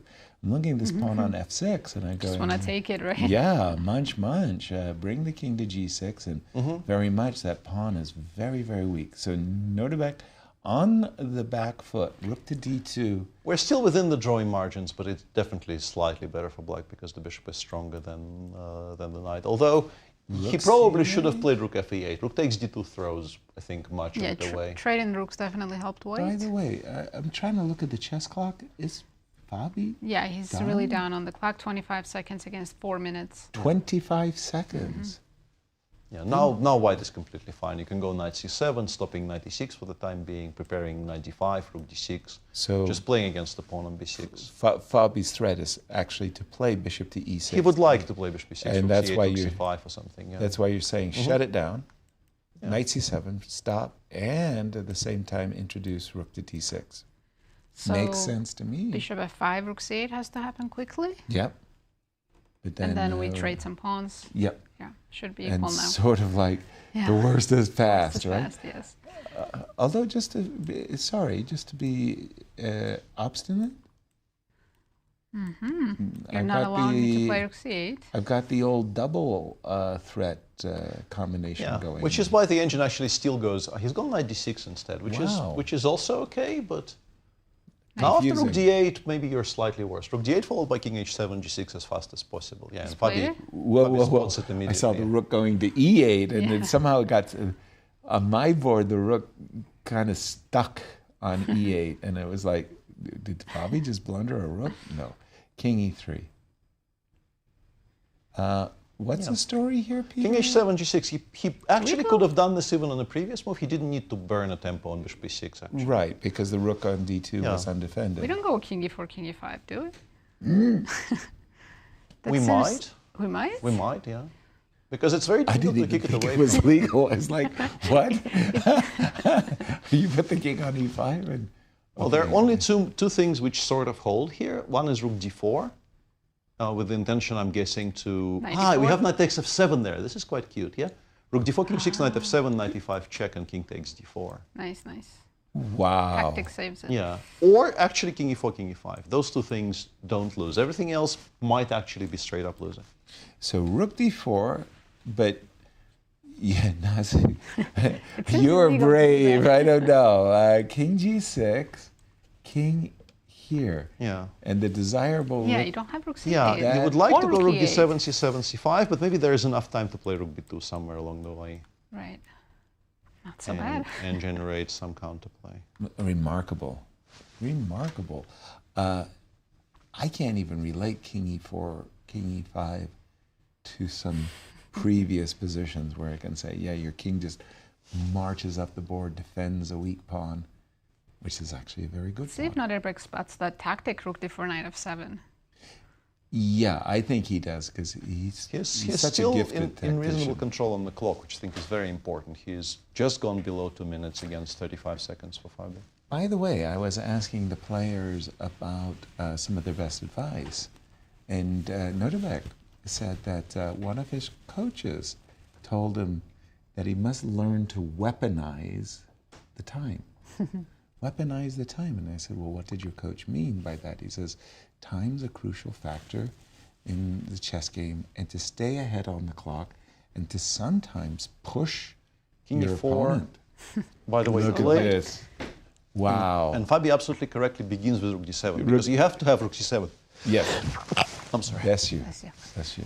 All right, so now king e5, rook c7, we're getting kicked out. Yes, we're. But are we? Sorry, I can start with. Still go rook b2 Yeah. after king e5, right? King e5. I've defended the knight. Now, if you decide that you really want to kick me, I give a check and go back to c6. Oh, you can't I think. take. Can you take? Yes, you can. Rook c2, rook c5 check, right? King d4. Maybe. Maybe. Nah. It needs But to I be like this calculated. better. I want to go rook c5, rook c6, force you to go back to e5. Then I probably want to include king g6. now most especially, I haven't. No, this is. And now I will start taking stuff. Exactly. No. Should we switch to Please. MVL Levon's game? Because I think Levon is getting very close to winning. Wow. And MVL was down to 20 seconds. Well, Levon. And Levon might be the sole leader after this game. Okay, sorry. Apparently, I'm just going to rook catch. It's not even D3 difficult. is Knight winning. c5, yeah. And So I think he he's- found it and Oh, MVL we have a instantly resignation. resigns, yeah. Levon Wow. goes 2 out of 2.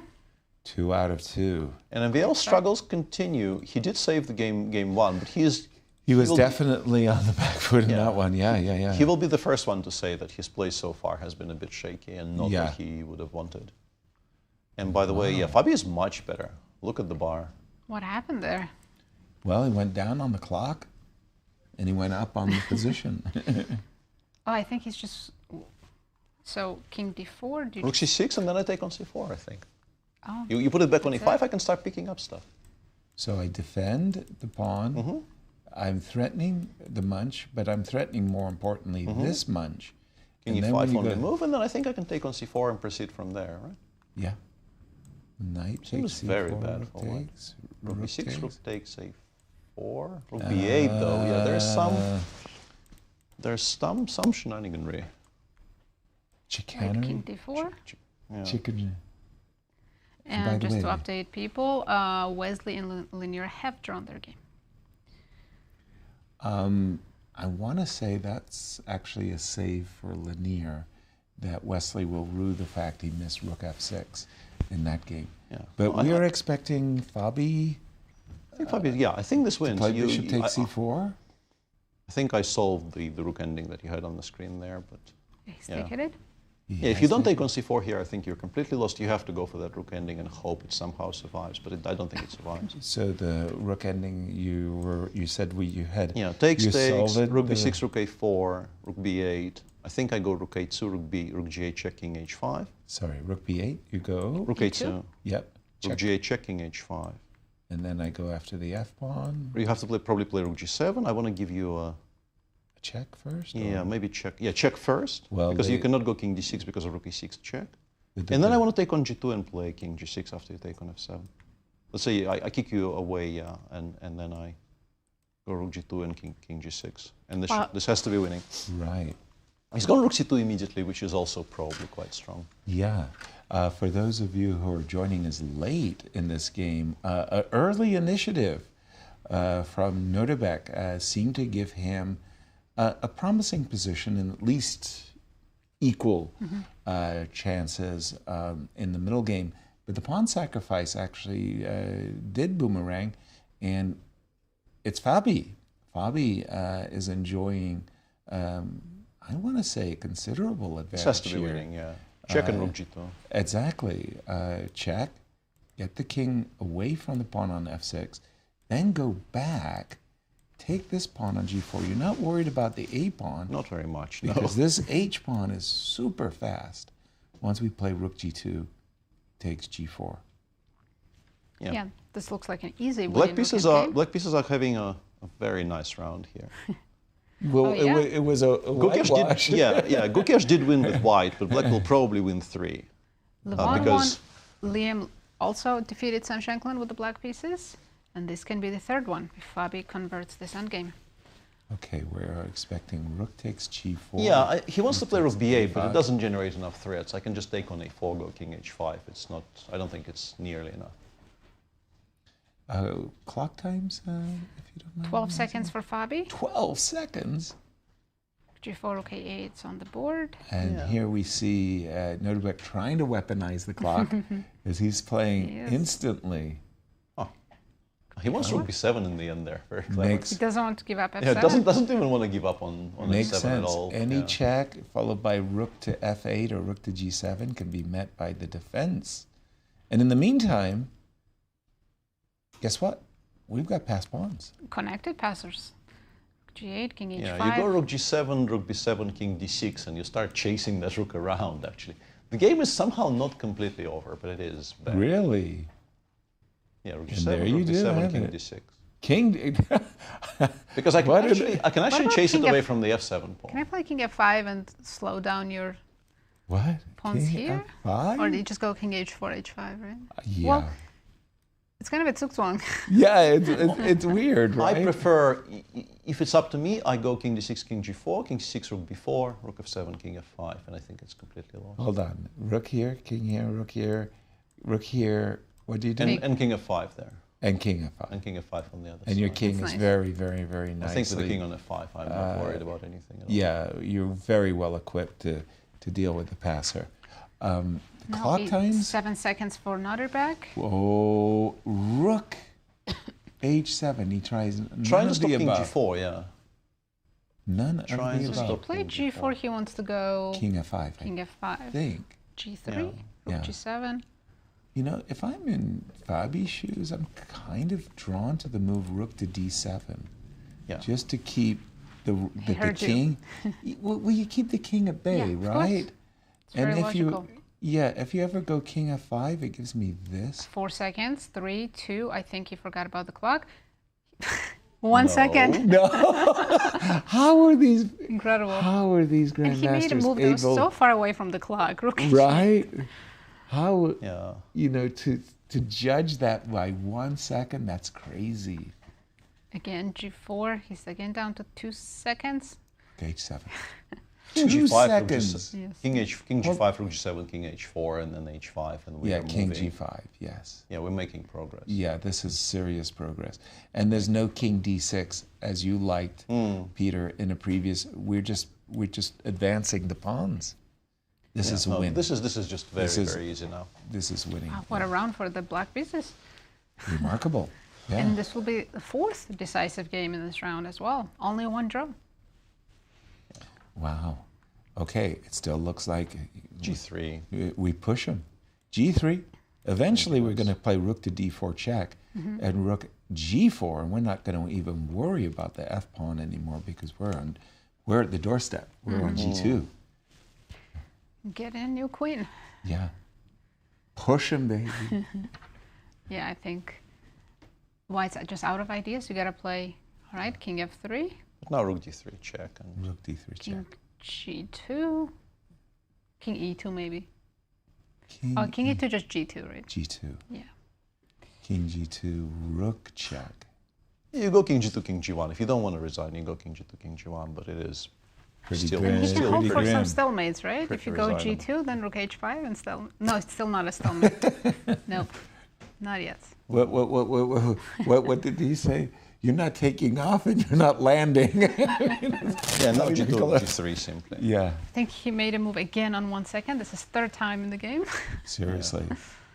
1 second. That's remarkable. But G2, this is it, right? but that's it.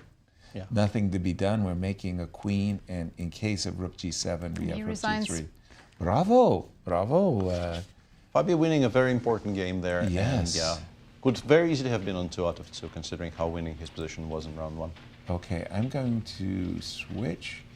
Or I think is we're there done. any game? There's no games left. Beep, beep, beep, beep, beep, beep. That's all, folks. Wow. We started with a whitewash in the first round, and then suddenly... Yeah, what and also happened? so far, 10 games, 3 draws. 70% They're in very victory It's not Fighting rate. mood. probably unsustainable, but honestly very enjoyable so far. Very enjoyable. I didn't see... Did you see how Liem won against Sam Shankland? Yeah, the White's position kind of fell apart. I think Sam continued playing was for a the win for a little bit Berlin. too long. Yeah, It was the Berlin with G4, but then something happened. things just completely fell apart. Standings. Let's have a look. After 2 rounds, we have a So Little Levon Aronian, who has the perfect score, 2 out of 2. Sharing second are 2 players, Fabiano Caruana and Leinier Dominguez. Nice. And today, our international arbiter, Brian Yang, who It's his is our birthday boy. Yeah. Can you believe that? He's enjoying his birthday with us today. Happy birthday, Brian Yang. Nice.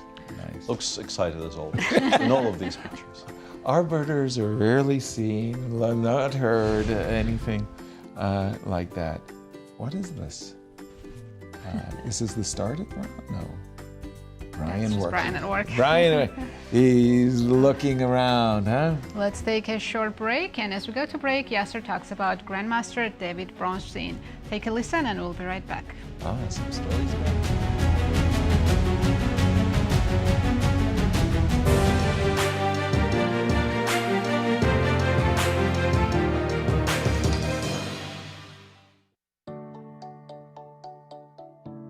There are some marvelous stories and some wonderful legends of the world of chess. One of the legends I really enjoyed the most was a man by the name of David Bronstein. David Bronstein was a creative genius. And the story I'd like to tell is in the 80s, I played in a tournament in Reykjavik, Iceland. It was an open event and it featured many grandmasters, included David Bronstein. David gives me a call one morning and he says, Yasser, could you please come over to my room? I said, sure. So I went over to David's room, and there on his dining table was Efim Geller, another chess legend from the Soviet Union, who was staring at a position not moving the pieces at all. And I recognized the position as a line from the Najdorf Sicilian, an incredibly crazy, complicated line, but that particular position was unique to me. White was a pawn down, but black was under a severe attack. And Gallo just kind of sat there staring at the board. He nodded, acknowledged me. David explained to me that he was in the shower this morning, and he got word that he was playing my compatriot, Walter Sean Brown. Now, Walter, top grandmaster in the United States, 6 times US champion, and Walter had a special defense, the Najdorf defense. His whole career, he played the Najdorf defense. So David said to me that in the shower, he was going to play Walter, and he wanted to play the white side of the Najdorf defense, and he had a pawn sacrifice in mind. And I go, really? And then boom, boom, boom, boom, boom, boom. David gets to the position. He shows me his pawn sacrifice. He shows me the concept. And I'm looking at it and I'm going, oh my gosh, this is ridiculously complex. And I said to David, well, you're taking a very, very big risk. This is what Walter studied his whole life. This is what he plays for. And David says, you understand me completely. I want to fight. I'm not backing down from a fight. So needless to say that during the round, David's game, I found David's game much more interesting than my own. I would make a move and I would run over and look at his game and then come back and sit down. At a certain moment, much to my surprise, Geller gets up, says something in Russian and walks out the door. And I go, what did he just say? David said, he approves. The game was fantastic. Long story short, David won an absolute brilliancy and rewrote the theory of that particular variation of the Najdorf.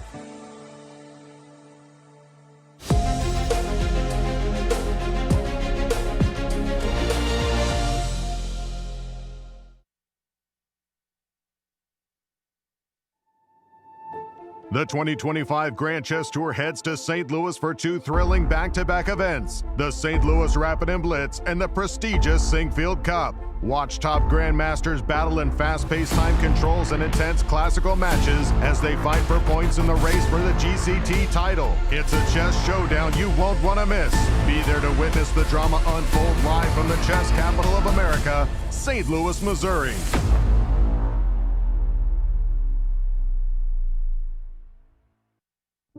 Hello, I'm International Chess Grandmaster Yasser Seirawan, speaking on behalf of the St. Louis Chess Club and World Chess Hall of Fame and Galleries. Our neighborhood in the Central West End and surrounding areas were hit by devastating tornadoes that scarred our neighborhood and hurt countless families. We, alongside the Grand Chess Tour, and with the support of our co-founders, Dr. Jeannie Karen Sinquefield and Rex Sinquefield, have launched a $150,000 matching donation campaign to support the St. Louis Community Foundation's Tornado Response Fund. We are asking our chess community to help in this effort.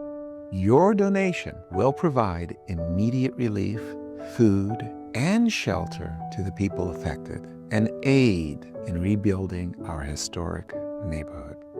Please, give what you can and help us in this effort to support and heal our neighbors. Thank you.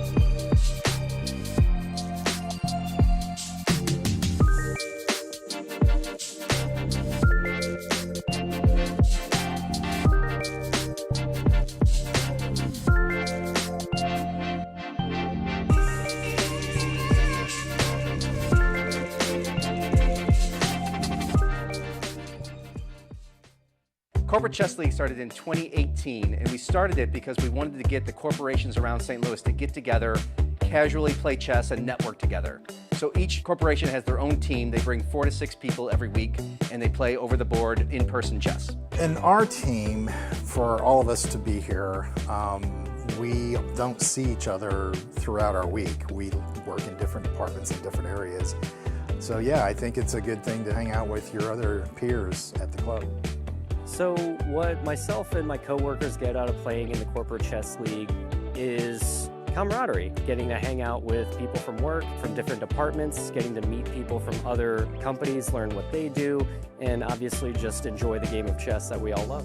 We have about 10 teams right now. We average 10 to 12 teams every year. So if your corporation is interested, or if you work for a corporation and you're trying to get a team, all you need to do is go to our website, stlouischessclub.org, and all the information is there. Are you a lady looking to hone your chess skills? Did you play as a girl and want to get back into it? Have you ever wanted to know more about chess but were afraid to ask? Ladies' Night is the perfect opportunity for you to get in the game. It's a special class held every Wednesday night by women, for women, plus St. Louis Chess Club members can attend for free. Whatever your age or skill level, you're welcome at Ladies' Night. The World Chess Hall of Fame Music Series is coming to your neighborhood with the returning Chess Pocket Park concerts. Every month through September, you can enjoy pop-up concerts featuring local musicians at parks across the St. Louis area. And best of all, these shows are completely free and open to the public. Be sure not to miss any of these upcoming performances. And for more information, please visit worldchesshof.org.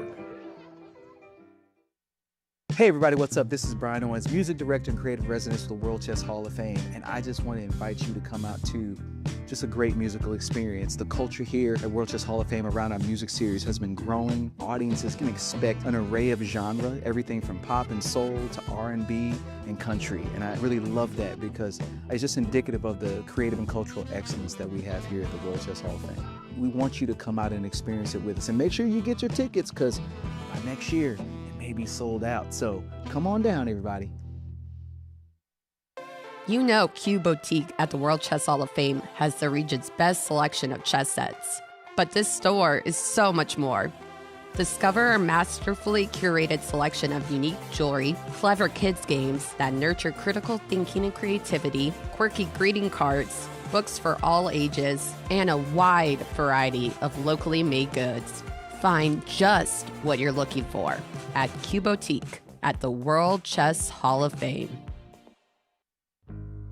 If you're new to chess or have just started learning the game, Beginner's Night at the St. Louis Chess Club is right for you. Mondays from 5:30 to 8:30, you can learn the basics of the game in a friendly, judgment-free zone from experienced instructors, and get valuable practice going head-to-head with other players who are also starting their chess journeys.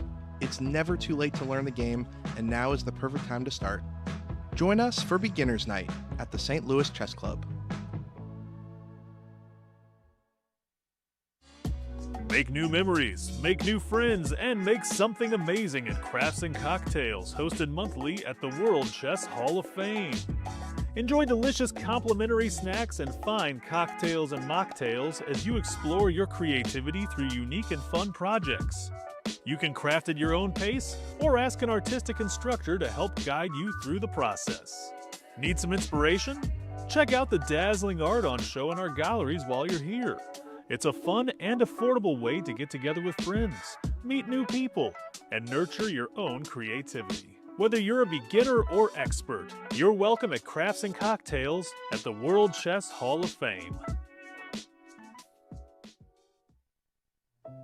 On September 18th, the World Chess Hall of Fame is going to host its newest exhibit, Reading Between the Lines, Chess and Literature. This exhibition includes fun artworks and artifacts like rare books and beautiful illustrations related to stories that include chess themes.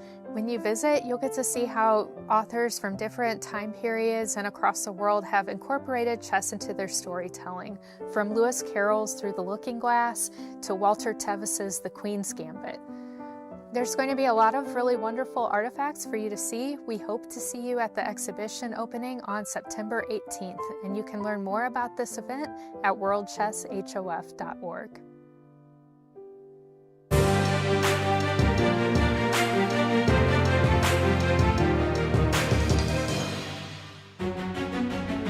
Welcome back, everyone, to the last round of the day. And before we start, let's take a look at the standings after 2 rounds. We have a sole leader already. Levon Aronian has won both of his games.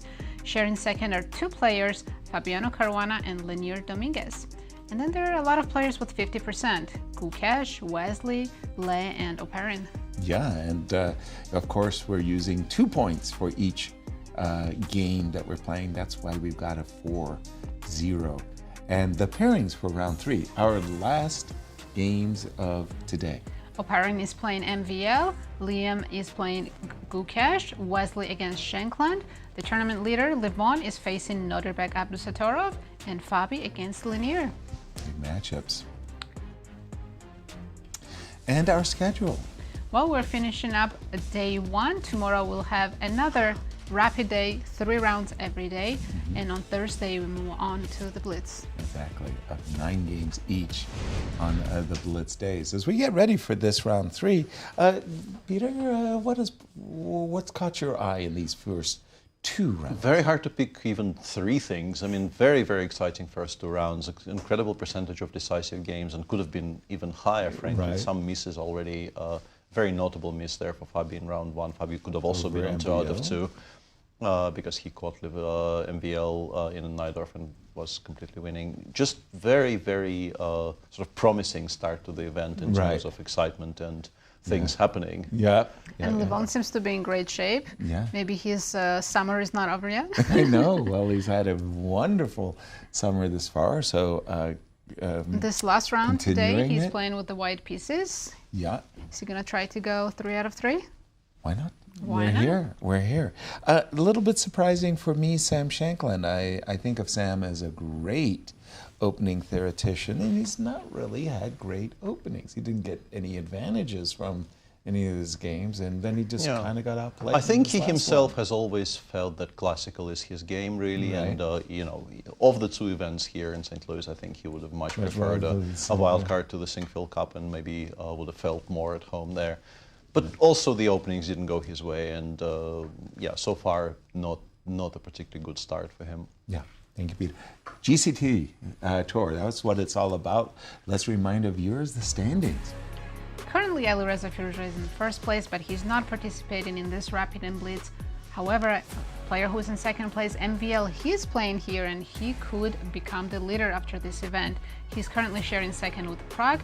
And let's not forget about Wesley So. He's in 4th, but he's playing here. Exactly. I'm looking at the bottom of the table because I'm Levon Aronian. I'm starting 2 out of 2, and you're telling me I got 13 Grand Chess Tour points up for grabs, and if I can take clear first, I can. Chances, yes. I could even my position with Alireza there. And here's the Grandchester points they're playing for. If someone wins the tournament outright without tie breaks, they get full 13 points. Second place gets 10 points, third 8, and so on. But if some wildcards can also steal those points as well. That's been a big problem. Magnus Carlsen gets invited to a GC2 Rapid and Blitz tour. He could take off some of the lion's share of those and points perhaps somewhat more surprisingly, Vladimir Fedoseev. Vladimir Fedoseev gets invited to the tour and just collects. Shows a performance very much worthy of a Magnus or Hikaru in his prime.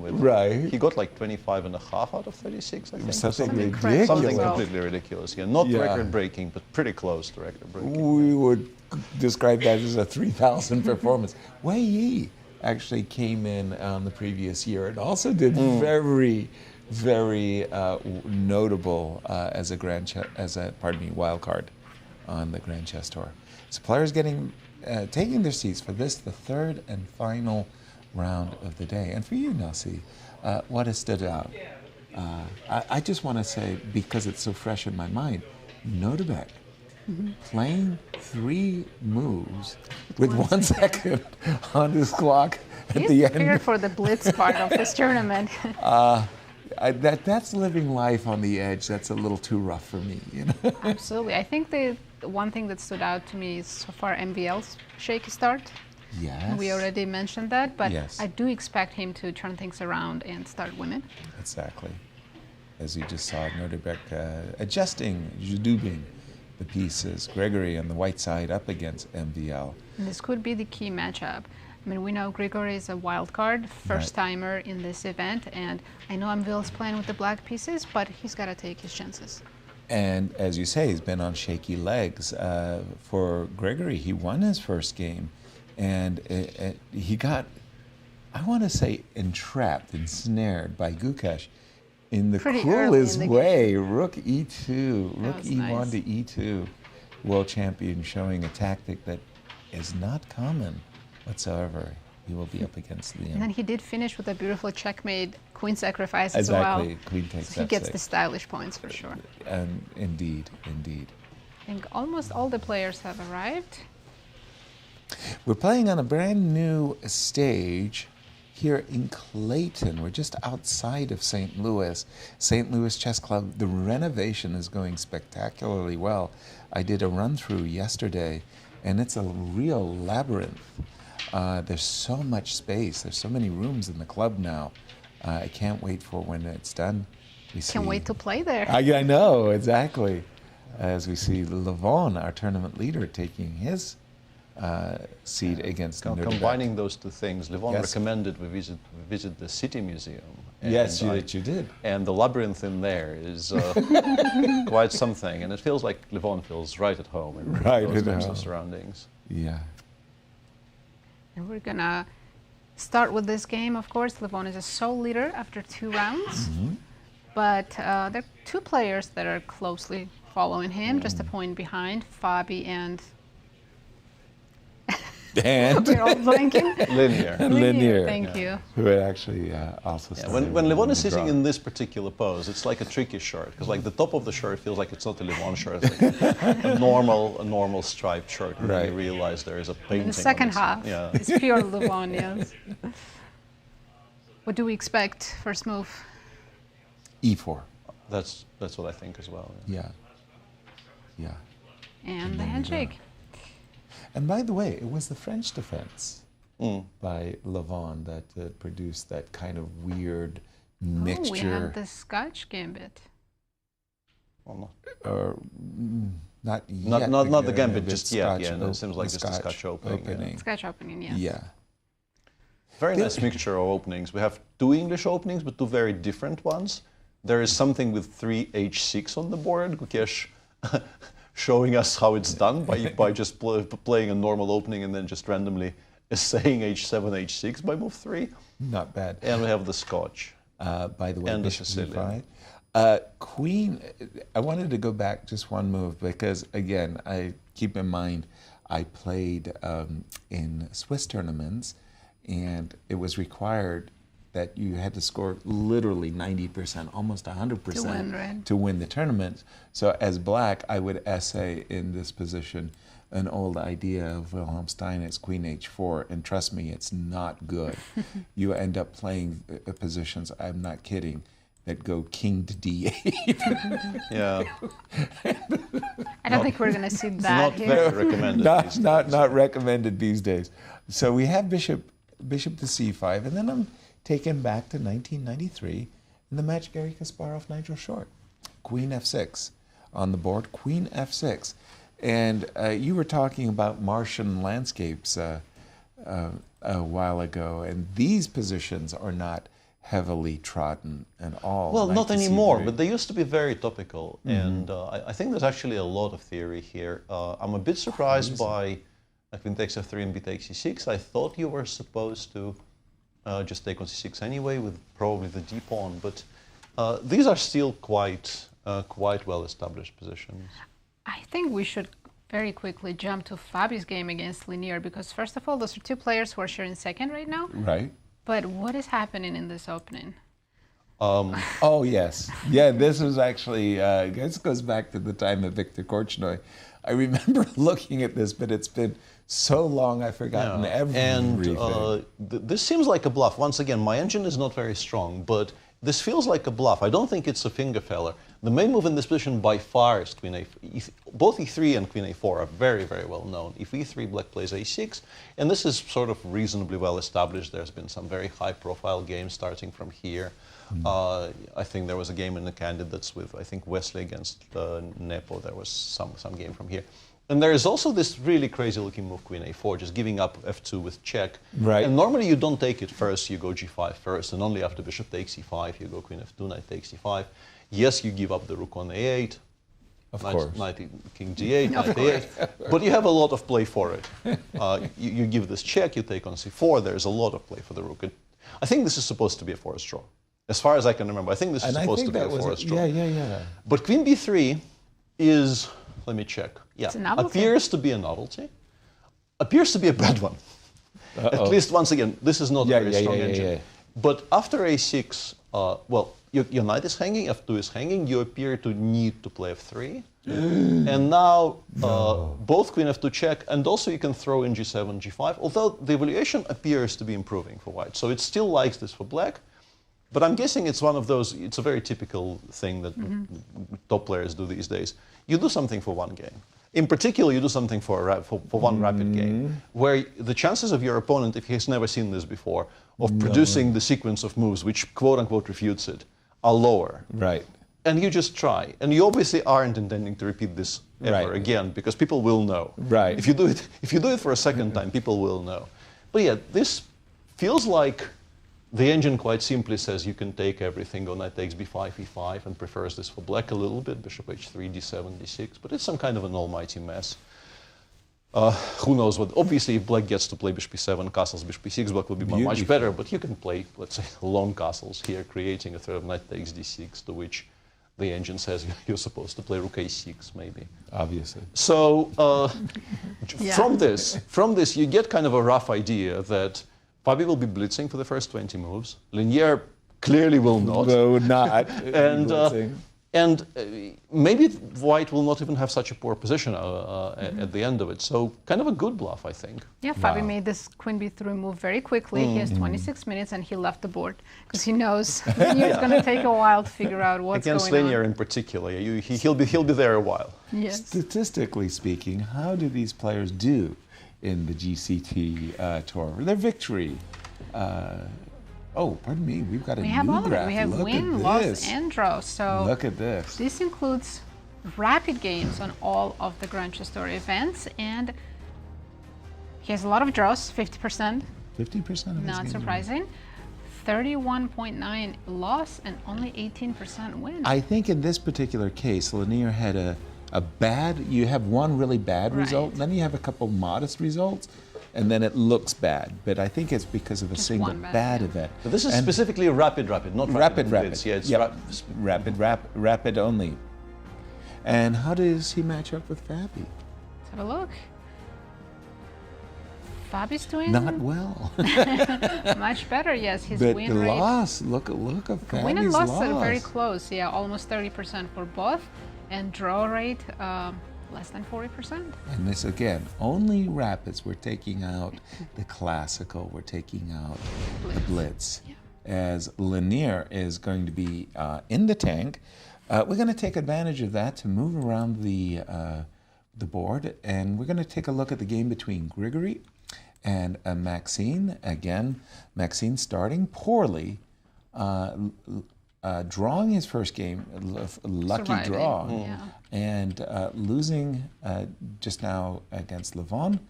This is it's funny, I'm playing this variation, the English, usually with E2, E3, and right now it's like Grigoriy has not committed himself to E3, and he says, okay, let's go B4, D5, and he is thinking.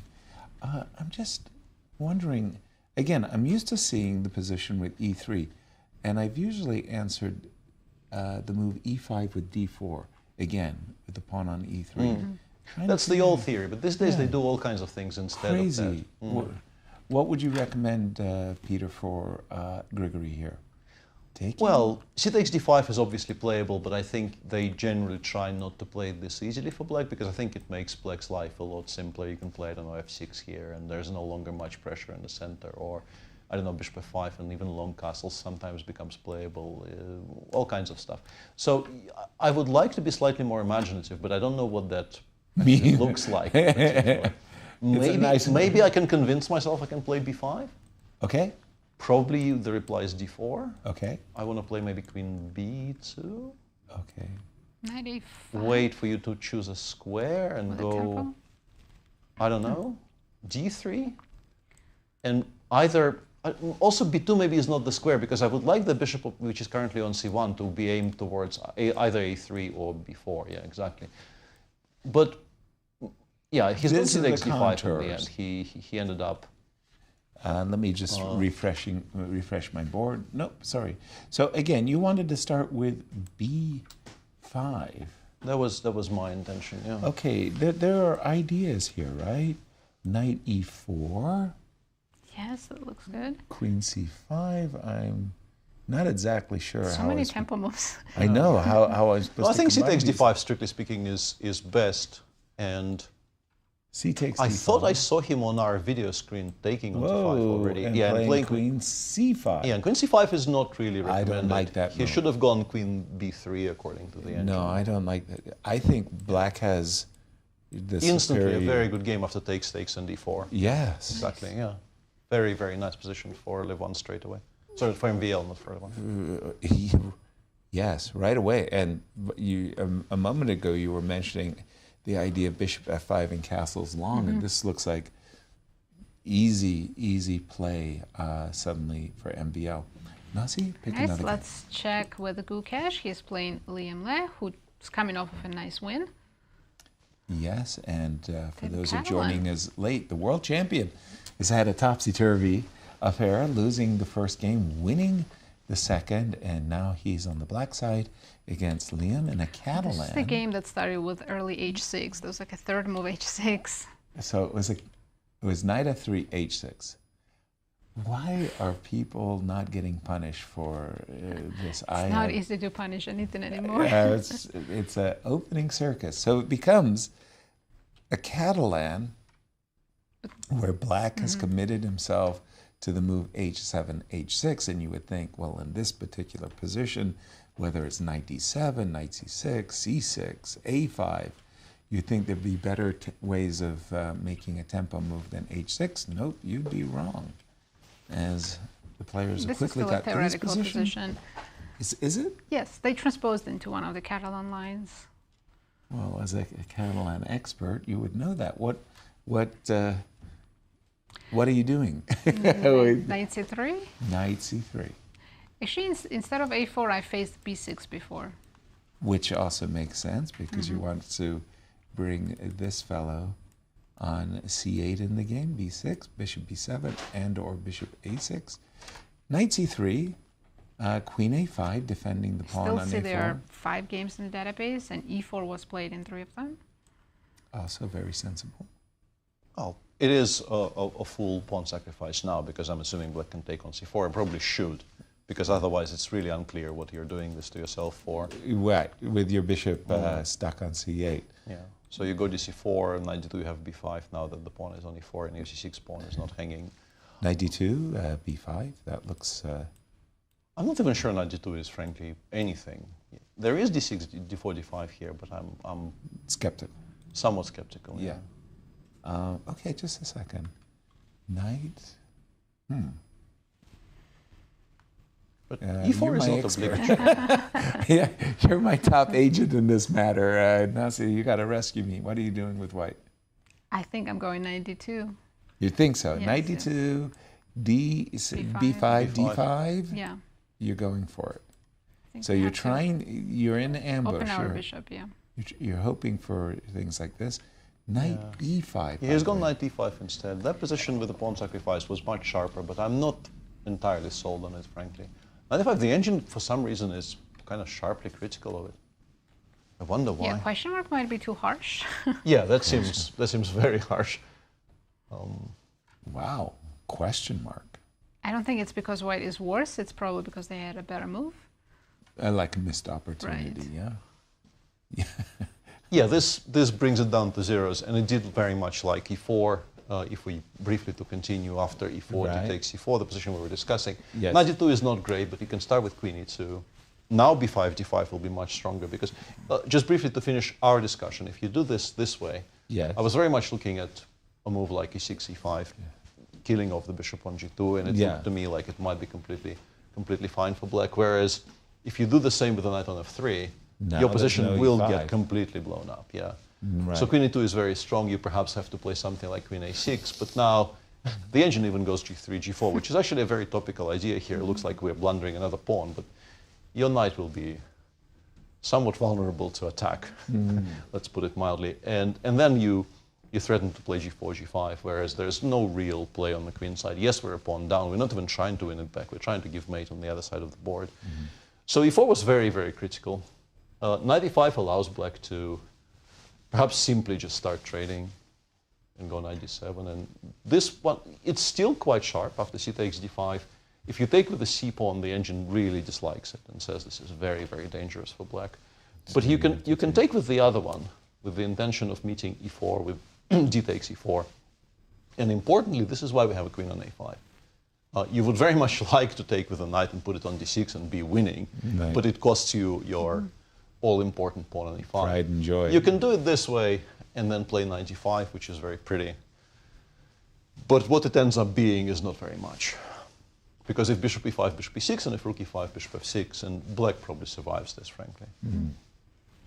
So yeah, that was a very important turning point in the game, and knight e5 appears to be maybe slightly the lesser of the two options. And we do have knight takes e5 on the board. And if we do recapture in exactly this moment with the bishop, then I'm assuming it's d5 just very takes dry c4 now. Is... Yeah, even starting with knight d7 first and then taking on c4. The immediate d takes c4 is also playable, but the engine likes knight d7 first the most, and if bishop f4. Now we can take, of course, and we also want to play e6, e5 next move. And just generally, in these types of pawn sacrifice positions, the more pieces black has, the worse it is for them, because they all are fighting for very, very limited space. Square, yeah.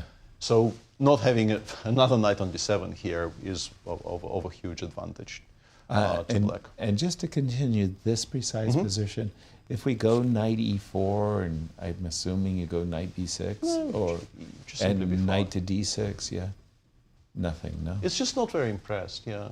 It thinks we will eventually come out of the corner.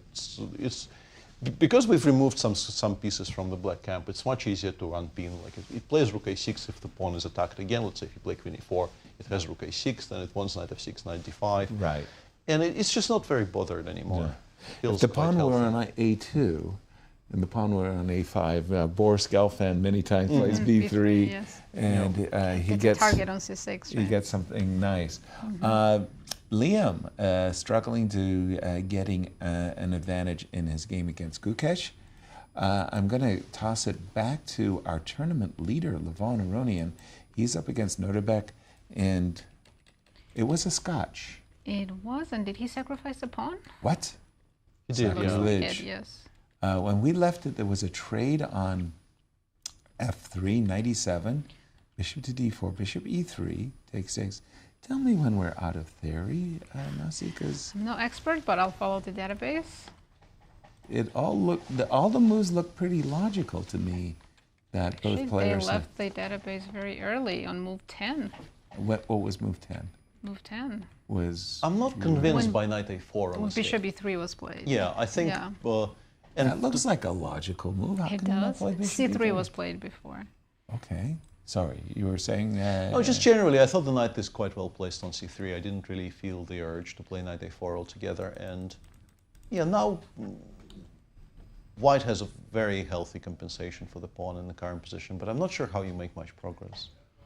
By the way, Levon definitely knows he's his not position. A pawn down he's only yet. spent 2 minutes in this game. He's familiar with this. Okay.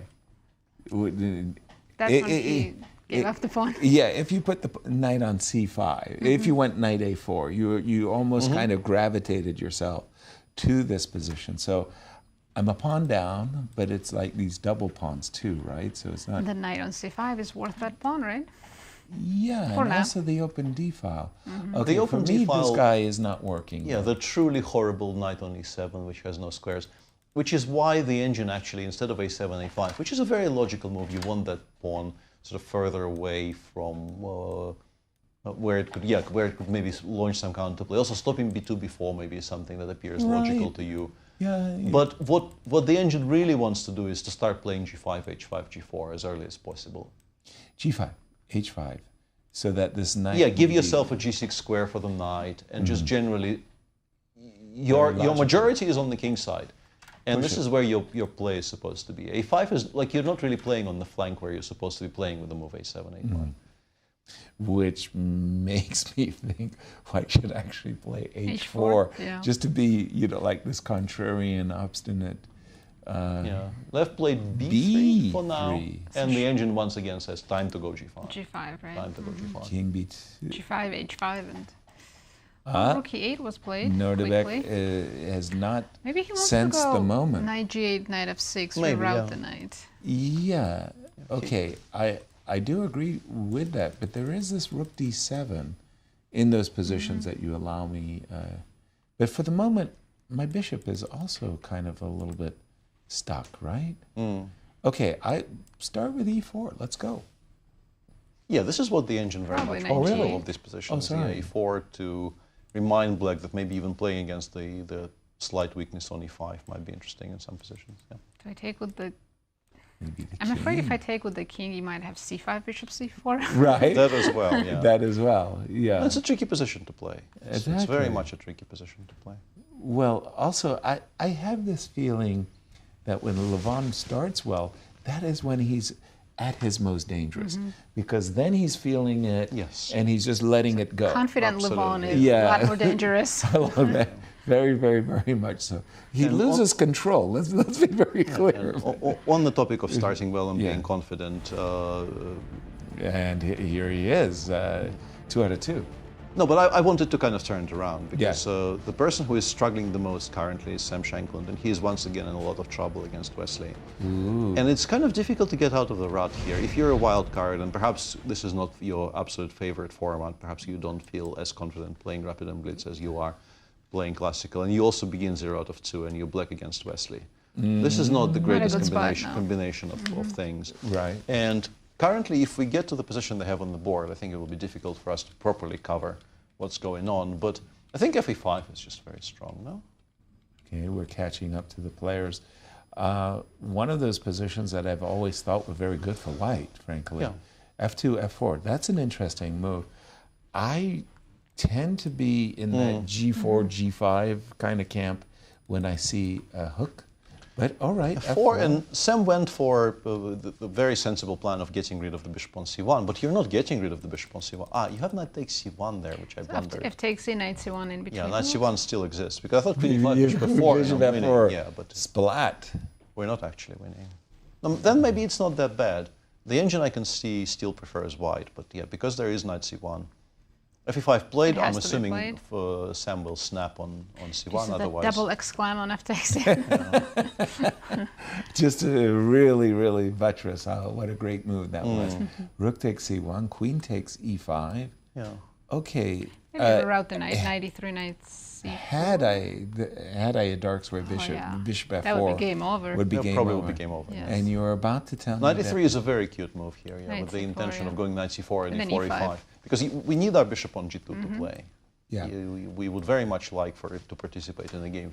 Still looking quite dangerous for black. Yeah, and again, I wanted to say, in the current position of knight c1, rook c1, queen takes e5, the queen actually magnificently blockading the pawn, defending the knight on f6, making knight h6 not touchable. So I really like the knight e3 just to There's even deflect. rook f5, e5 ideas Also, if you stop my knight c4. But exactly. yeah, Wesley's looking good in this position. Yeah. But to buttress what Peter was just saying, when you're the wild card and you start badly, just badly, you do have this, oh my gosh, you know, everybody's going to jump, yes. you know, pound. Yeah. And Sam will be the first to tell you that he has specialized his game in the classical chess. He really likes classical chess and wants to be noted for it. He would much rather be playing as a wild card in the Sinquefield Cup.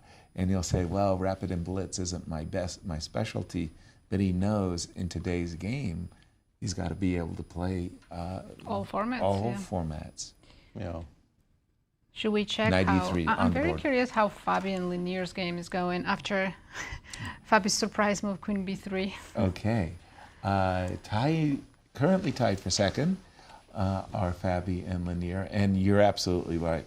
But already, Leinier's move, G5, shows a familiarity. Like, he knows some old... He knows the motifs. Look at the time of difference. this, It's yeah. 25 minutes against 6. Wow. That is huge. Well, that's just as Peter was saying. That's means this is like a one-time thing. Absolutely. And maybe Fabi's choosing his opponent well to spring a surprise. It already Peter. paid dividends because Leinier correctly played a6. After f2, f3, he correctly played g7, g5. Fabi is still blitzing, of course. Right. This is absolutely one of the main lines of the whole thing. And now it was important to throw in queen f2 check here. The engine says, if you go queen f2 check, king d1, a takes b5, now f takes g4 completely loses to b takes c4. Your position is in ruins, everything. You have to go back with the queen. Then terrible. g4 is hanging, the king is on d1. So white will play knight takes b5, threatening a mate in 1, by the way. And now bishop b7 is quite strong, and even apparently queen c5, fg4, and bishop g7 with the intention of castling, and then kind of winking, nudge, nudge. You know, this one is going to be much weaker than this one. One second. If bishop e3 here, where does the queen go? Am I not winning? c6. Oh, c6 still c6, and then castles next move. We are currently, I think, 2 down as black, but the king on d1 is so weak, and like everything is hanging. c4 is hanging, g4 is hanging. Our rook on a starting position on 8 is actually participating in the game because there is no pawn on a7. Right. I'm not saying this is winning for black, but it's quite attractive. Instead, ab5 has been played, and now after fg4, knight g4, knight takes b5, you're not getting the same position because if you play queen f2 check here, we are not in time to include that b takes c4 that we really wanted to include. Right. And this is a whole different game. Black is still probably fine-ish after bishop c5, I would assume, but it's risky because now you're actually a pawn down. You're still lacking that a pawn. White is preparing to maybe castle queenside pretty soon. Your attack against the white king doesn't look that promising. The knight on b5 is very safe because there's no way to kick it away. And also you're going to be on 2 minutes against 25, which is not going to be easy either. The players went in a different direction altogether. I see a black knight now on the c4 square. He's taken on c4, and now after e2, e4, knight e3, and rook c1 apparently is the strongest move in this position, preventing all kinds of forks, and then just taking on b5 with something on the next move. This looks bad. This, the engine really disagrees with what Leinier has done to his position. If not e4, it's sort of survivable. If you go knight takes b5, black throws in a check perhaps, and then goes d7, d5, and tries to play bishop d7 next move, and this is a mess. This is maybe still good for white a little bit, but this is a mess. The immediate e4 is much stronger because you create this threat of bishop takes e4, which is very difficult to parry. Thank you, Peter. Looking good for Fabi. He started in round 1 against MVL in very fine fashion. He sacrificed the bishop on e6, had a winning position against MVL, won his second game, so currently tied for second place with Leinier and I believe Wesley. Just Leinier. Just Leinier. Aren't 3 players tied for second? Just 2. Just 2. But looking good for Fabi in this game. I want to go back to our tournament leader, Levon Aronian versus Nodirbek, because I was more than curious. After the move b3, guess what? We did see the inclusion of the move e4 and knight g8, bishop h3, knight f6, caught up with the players. Okay, so the idea is that takes. Now we are obliged to recapture. Now that bishop's already on h3, I'm not worried about c5, bishop c4. Exactly. Now, I don't think I can. I don't know. Can I swing around here? Is this? You want to play rook g5? Yeah. Is this too slow? It's funny to double. You do, though? Yeah, but it's funny to double up on the d file and then say, "Hey, never mind. Let's go a different way. Let's take and go rook g5 or rook g7." Actually, how do I defend that pawn? Yes. I think you don't. I'm just giving it back. I think we're sort of okay after knight h5, knight f4, just move by move. If you go knight h5, ef, gf, rook g5, knight f4. I'm sort of just in time to stop 'cause you I from can't take taking the pawn. comfortably. Or in any way altogether, actually, now that we're can't here. take it all, Now that you realize, Yeah, I well think- done. Well done, me. I can't even take on F5. Oh! Okay, knight H5. So maybe black is fine now. All right. Yes. Not sure, but it looks that way. With trembling voice, yeah. The position looks more solid now with the knight on F6 because one knight was on E7. Look, I liked what Peter was saying. Get on with business earlier. Play G5, knight to G6, H5, and get your majority going. Right now, it feels a little dodgy to have the king in the center, but if I can't exploit it by playing some F4 business, then yeah. Maybe you should start rook G1 without taking on E6. Okay. Does that make a difference? To keep our options open. You still go knight H5, knight Well, F4. I mean, we He's haven't gonna rook refuted it. E1. Yeah. We have E1. rook E1. He's threatening the E5 pawn. Made of a very kind of a cautious little rook move. I'm wondering why not just bishop C8 in all of these positions? And just say maybe Do your worst. Yeah, maybe I even want to play a 5 F4. It just looks bad. Yeah, bishop takes a5 and then rook E2 in the end. Yeah, that probably ends up being some kind of a draw, right? Yes. Yeah. That probably leads to mass simplifications of some sort. Although it's still a bit awkward because I lost a very similar structure to Jan Nepomniachtchi once where everything got traded in the center, but I wasn't in time to get rid of the A pawn, and then king B2, A3, A4 happened. And yeah, that was weak. that was decisive, actually. Yeah. Oh. Rook E1, a nice little flex, little move, saying, okay, the pawn on F5 is pinned. Maybe I'm ready to take. Maybe I want to take on E6, and with their king, like let's play a bad move. H5, very bad move. Knight takes E6, rook takes E6. Whoop. F4? F4. Nice. And then suddenly exploiting the king being in the middle of the board. This would be a very unfortunate finish to the game. So Nodirbek being challenged in this one. It's kind of critical moment, so he's going to take his time. Yep. I see Wesley is doing really well. He has a big advantage. Let's go to that. They played the line we're talking about, knight e3, knight c4, and the pawn is already on e5 as well. Yeah. The bishop is doing fantastic work. It's the difference of the bishops is why white is better. Exactly. The one on f8 has no real future whatsoever, and the one on g2 is kind of dominating the entire board. Exactly.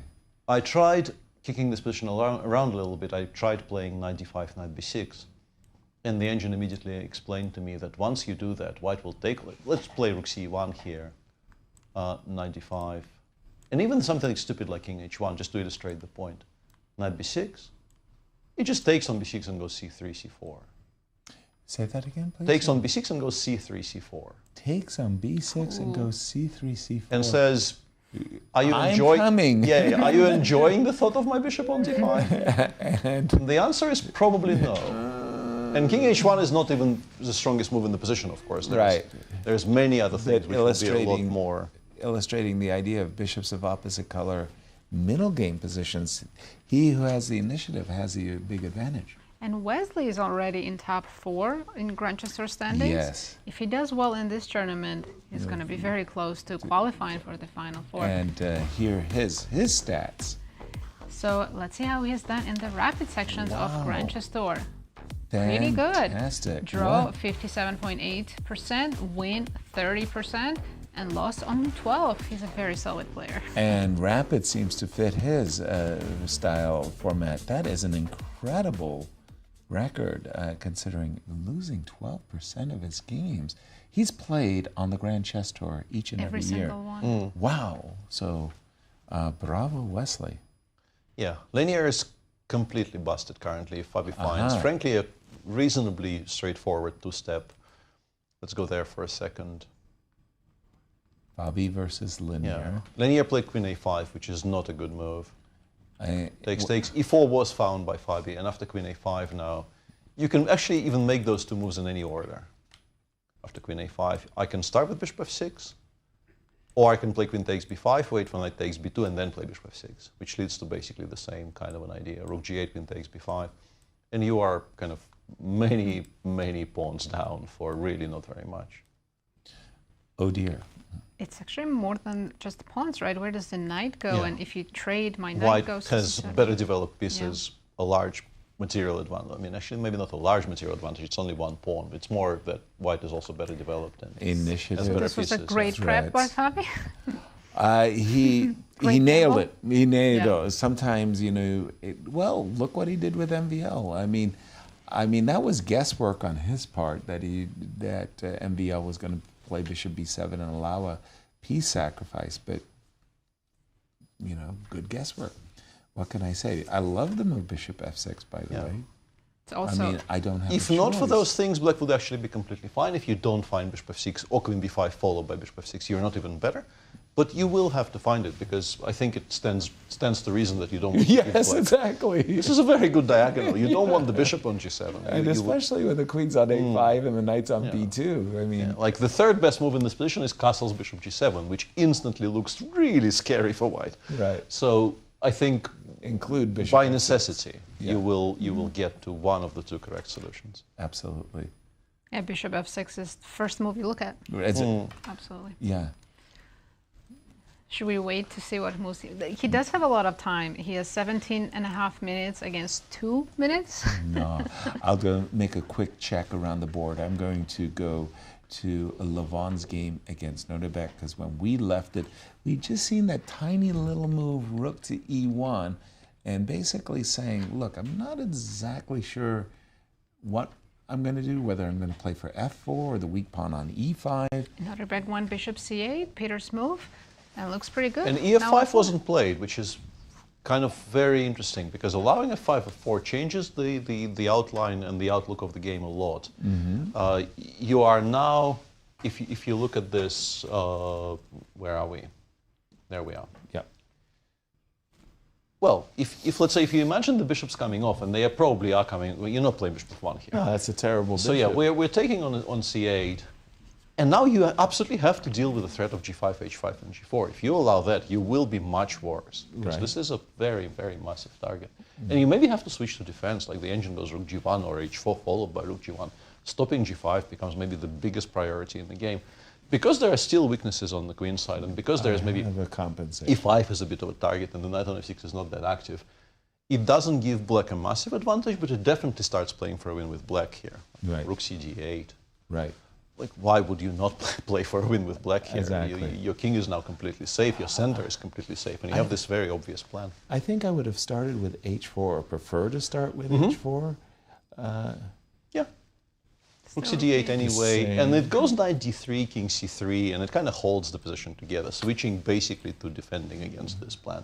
It no longer really even tries to push anything on the queen side or in the center, and the center is completely closed anyway. So you're basically saying e4 takes f5 was a necessity. Yeah, I mean, I understand he wanted to complicate a position, but you do this and you're never worse, and you might even... Interestingly, the engine doesn't even play rook e2 first, it goes king c2, like it says.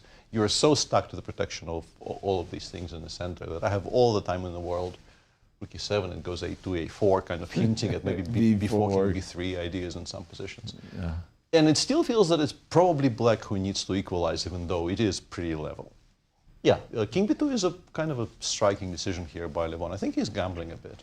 Okay, f4 on the board, and maybe Nodirbek says, "Hey, I've got some chances. I want to give it a shot at least, right?" One game we haven't really paid that much attention to is Liem versus Gukesh. And by the way, bishop c8 was played, but in our world champion, we left it after takes, and it was very important that Gukesh not capture back with the c6 pawn.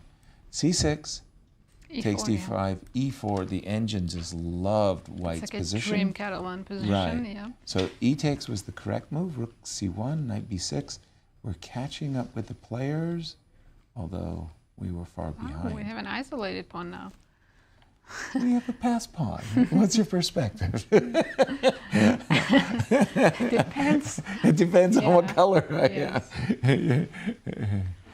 And how does Gukesh perform on the tour? Yeah, statistics. Let's take a look. He hasn't played too many Grand Chess tours, but in the rapid section, he has a lot of wins, 38.9%. That's a nice... Lost 27.8, also kind very of high. few draws. Very few draws, yeah. Yeah, he's a very aggressive player. He always plays for a win, yes. Exactly, and all of these younger generation players do that. Yeah, where does this incredible ambition come from? I mean, you know, like... I think they learned it from Magnus. Yeah, I think so too, because it was like, in the Soviet times, it was like this, you know, you draw with the black pieces. You are always solid with black, always solid. And you press. You don't necessarily win, but you press with the white pieces. So this idea of, you know, losing 4 games and winning 5 games and 6 games, that would have been frowned upon. No. Not anymore. 2 wins, 20 draws. Life was perfect. Okay, we have bishop f8. How do you like the position and why, Nazi? I don't love white's position. You don't? No, Okay. I don't like the bishop on f4. You don't? Okay, where should that bishop be? On d4? I would love to trade it. For the knight, so I can win the d5 pawn. That would be nice. Well, why don't you do that? Why don't you go I think knight bishop? c4 is a problem with some knight b2 tactics. So the desirable bishop e3, knight c4, knight b2 is what that's hurt. stopping me, yes. Yeah, okay.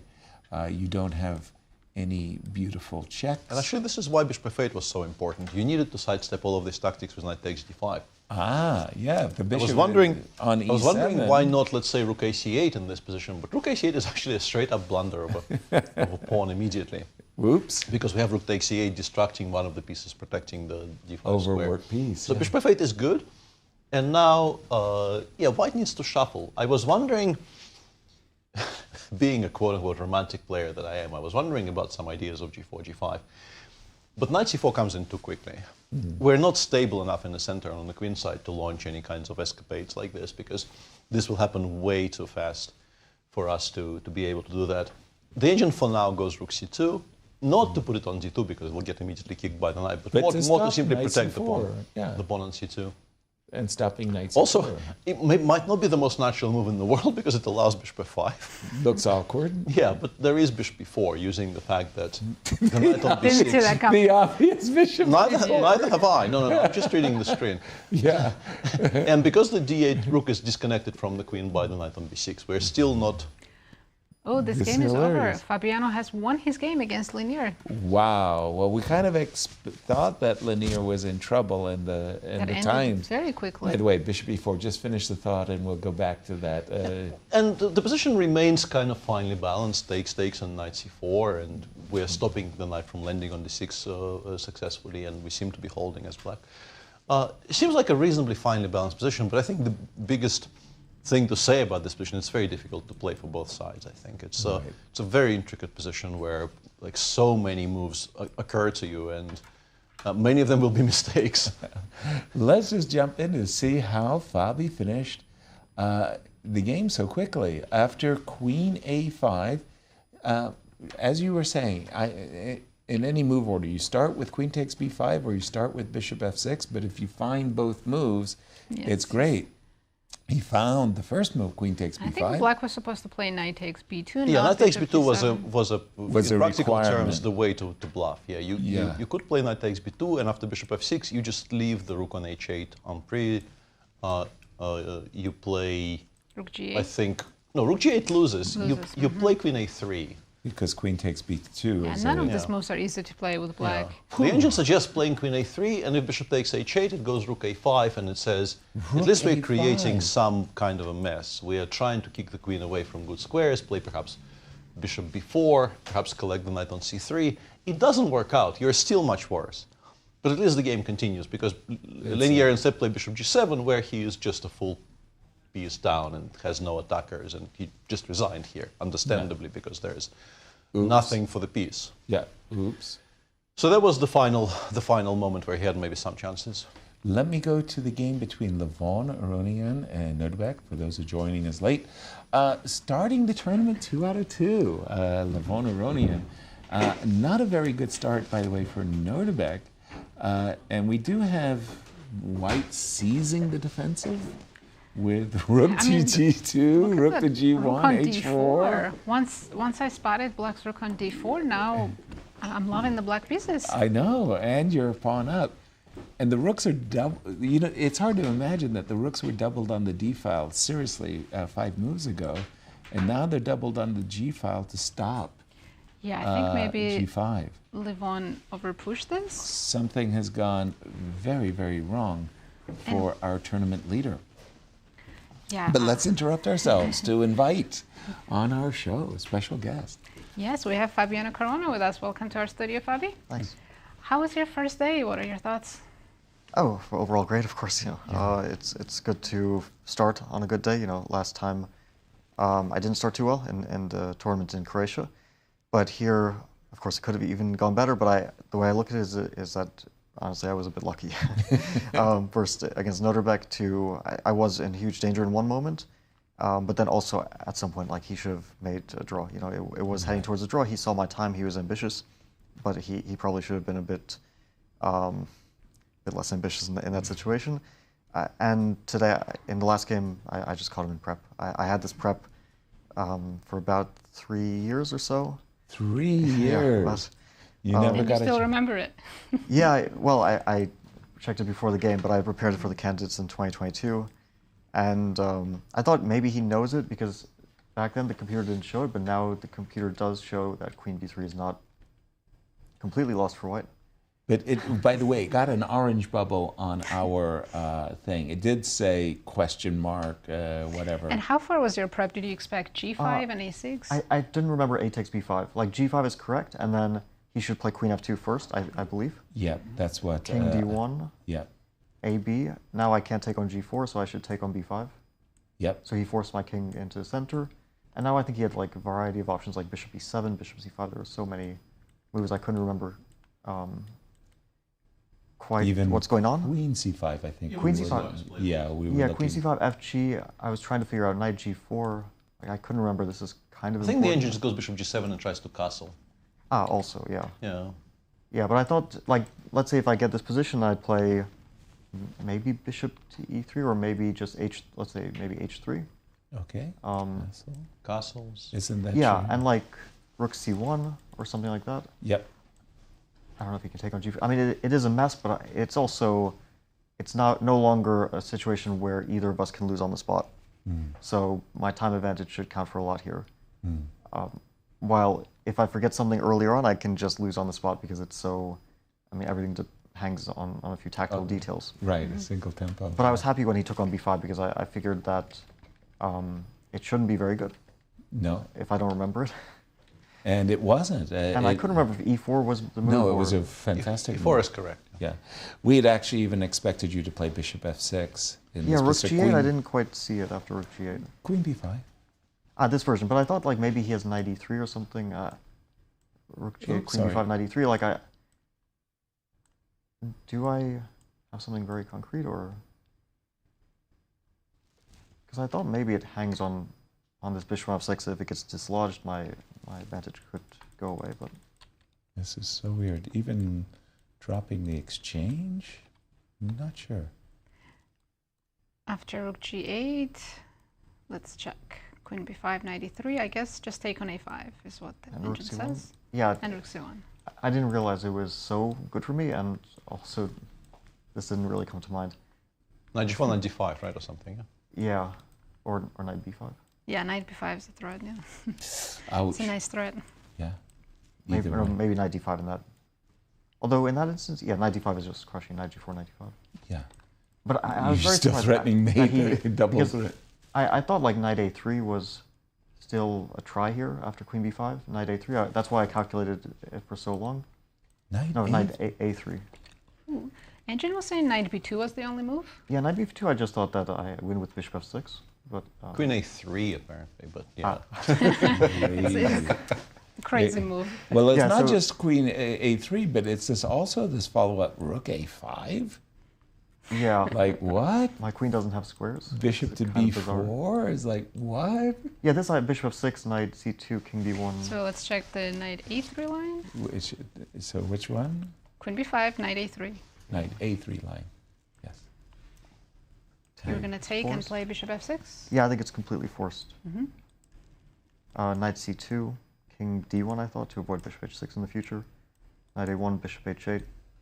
And it looked winning. I mean, I'm up a pawn, his knight's trapped, but still wasn't 100% sure. It is still rather complicated, but yeah, I guess I eventually pick his knight up. Yeah. Quick questions about the playing hall. New playing hall. I checked it out earlier. I rather liked it. How did you feel? I like it. I mean, Yeah. I'd rather play in the club again, but when we're ready, when the renovation when is it's ready.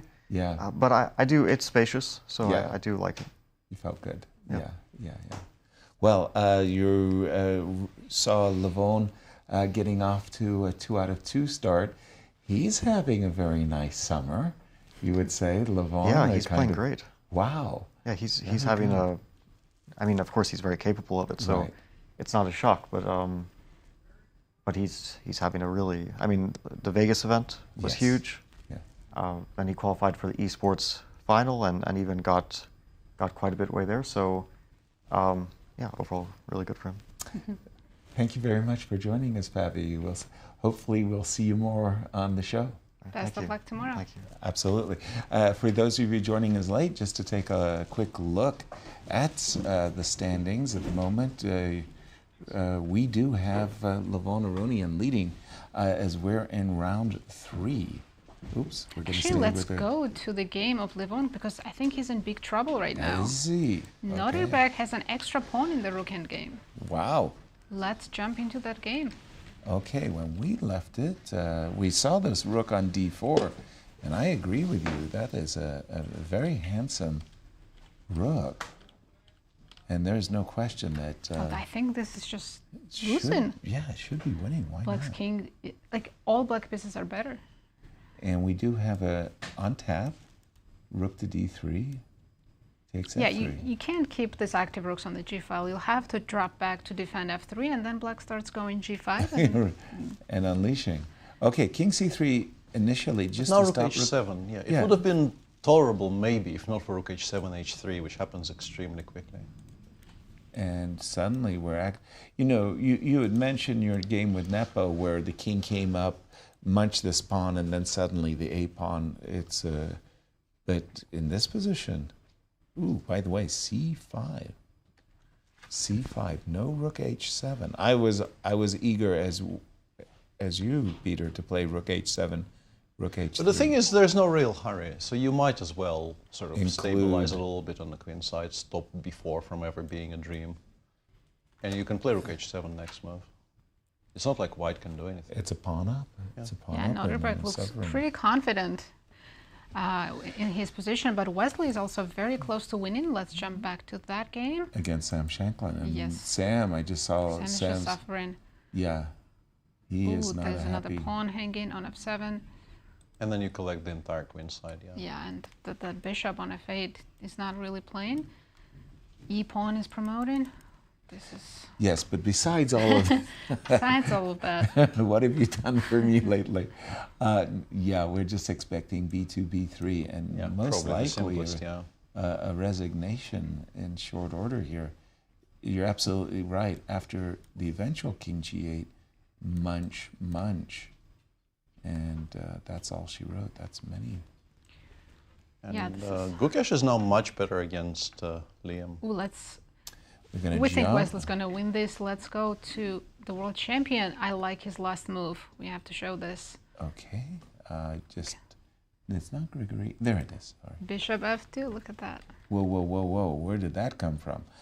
We left it just around these parts where we were expecting maybe the move rook c2 was preemptive. It looks like Liem defending. is also one of them romantic players, because instead he's gone for rook d2 and then the rook leads to h4, going for mating attacks. But Yeah, he was met with a bit of a cold shower here with bishop takes f2. It's not even the only good move in the position, but it's the best move. King f2, knight b2, and things start falling apart. King f2, knight takes b2. And there's a bit of a threat with knight d3 check, and the knight is still hanging on d5. Well, let's not forget. Well, aren't we playing... Knight will take on d1, Yasser. Oh.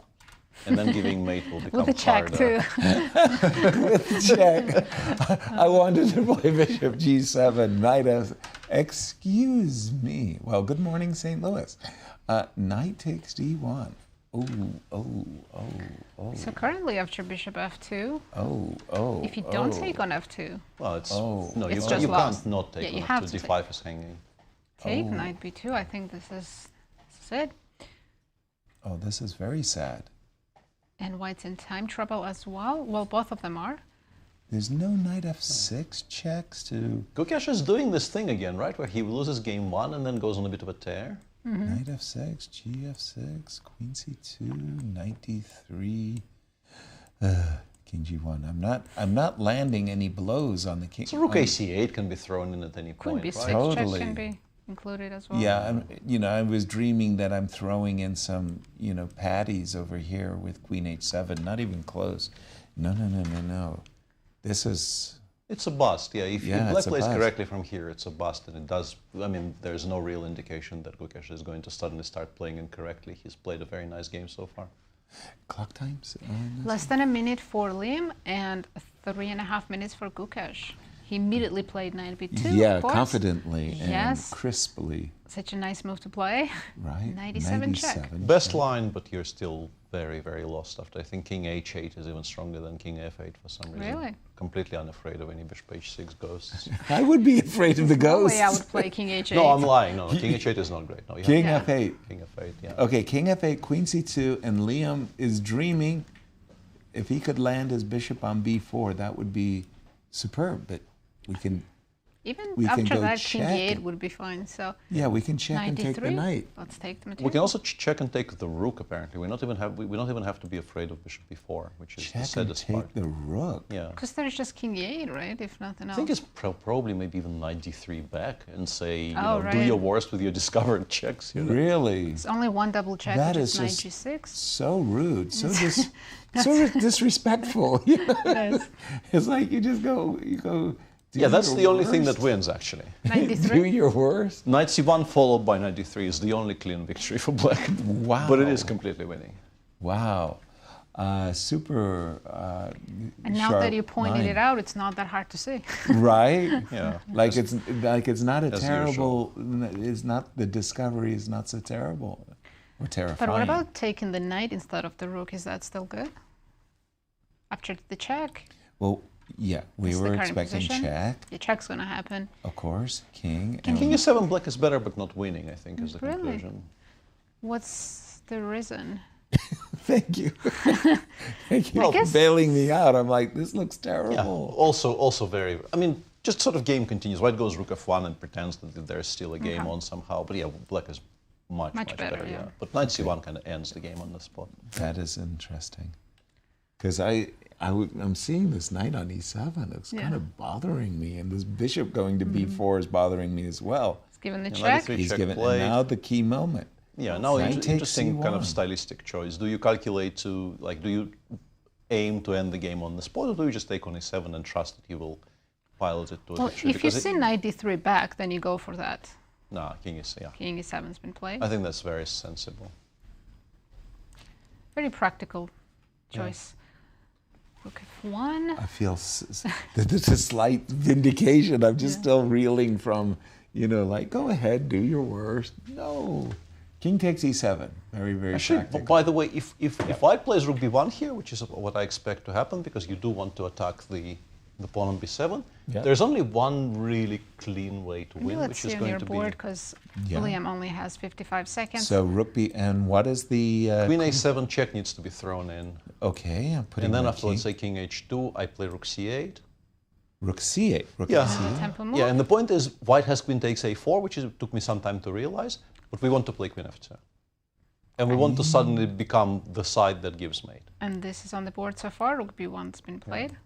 And Queen F2. we give up on b7 with check, but we will actually at some point attack the bishop on g2 and the game King's will hiding end. back on f8, g8. Yep. But yeah, the second rank, right? Yeah.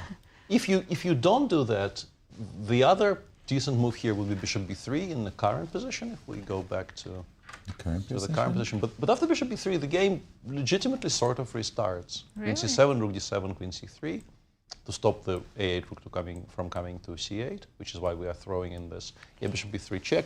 Now I think it's important to throw in queen c7, because allowing the a8 rook to come into the game would be a mistake. Mm-hmm. Yeah, that would be much, much worse. Yeah. That is just not good. So queen c7 check, as you say. And since pawn on b7 is hanging... Yeah, you kind of have to play rook d7. He's he's played gone bishop something else. b4 check. Yeah, now after king e... Yeah, any move. Even knight before queen c5, king e8 is also completely winning. But the immediate king e8 is also completely winning. And then rook c8 is coming, I'm guessing. Yeah, some kind of a version of that. Mm-hmm. No, I mean, queen e7 check is a bit of a threat. I mean, it's mate, but it goes... It throws in queen a7 check, takes on b4, and goes rook a c8, forces you to take on b7, and I think claims that even endgames are winning then. But queen c7 on the board. Yeah. Inviting rook d7, by the way. Rook d7 also completely fine. So you like queen a7 check? Yeah, I don't know if before. anybody actually does that in a real game, because I think you want that queen on a square where it controls more squares. And defends the knight as I well. think most people just play rook d7 here. Yeah. And it's still completely fine. Because Queen you c3, always knight takes have before. queen a7 later as well. It's not going Yeah, away. it's in the pocket, right? Yeah. Yeah. So rook d7. And again, clock time, sorry for... 22 seconds for white, minute and 15 for black. And rook d7. Yeah, rook d7, queen c3. And eventually you have to snap that bishop on b4 off and just start trying to run with the king towards safety on g8. Well, better late than never. Yeah, I think we do it now, yeah. And since there's no rook takes h6, there's no business, isn't it time that we recapture with the rook, bringing it back into... but maybe we can start running against that. Like immediately go king f8. And back. Yeah. Because the king on g1 is now also very unsafe. It's not only that you're a pawn down. You know, if you imagine eventually the rook landing on d2, you are going to get mated. So yeah. We're only down one pawn. It feels more like, where's my position? Never mind the pawn. It's just like, but the bishop on b3 really cuts to the core, doesn't it? I mean, it just the doubled rooks.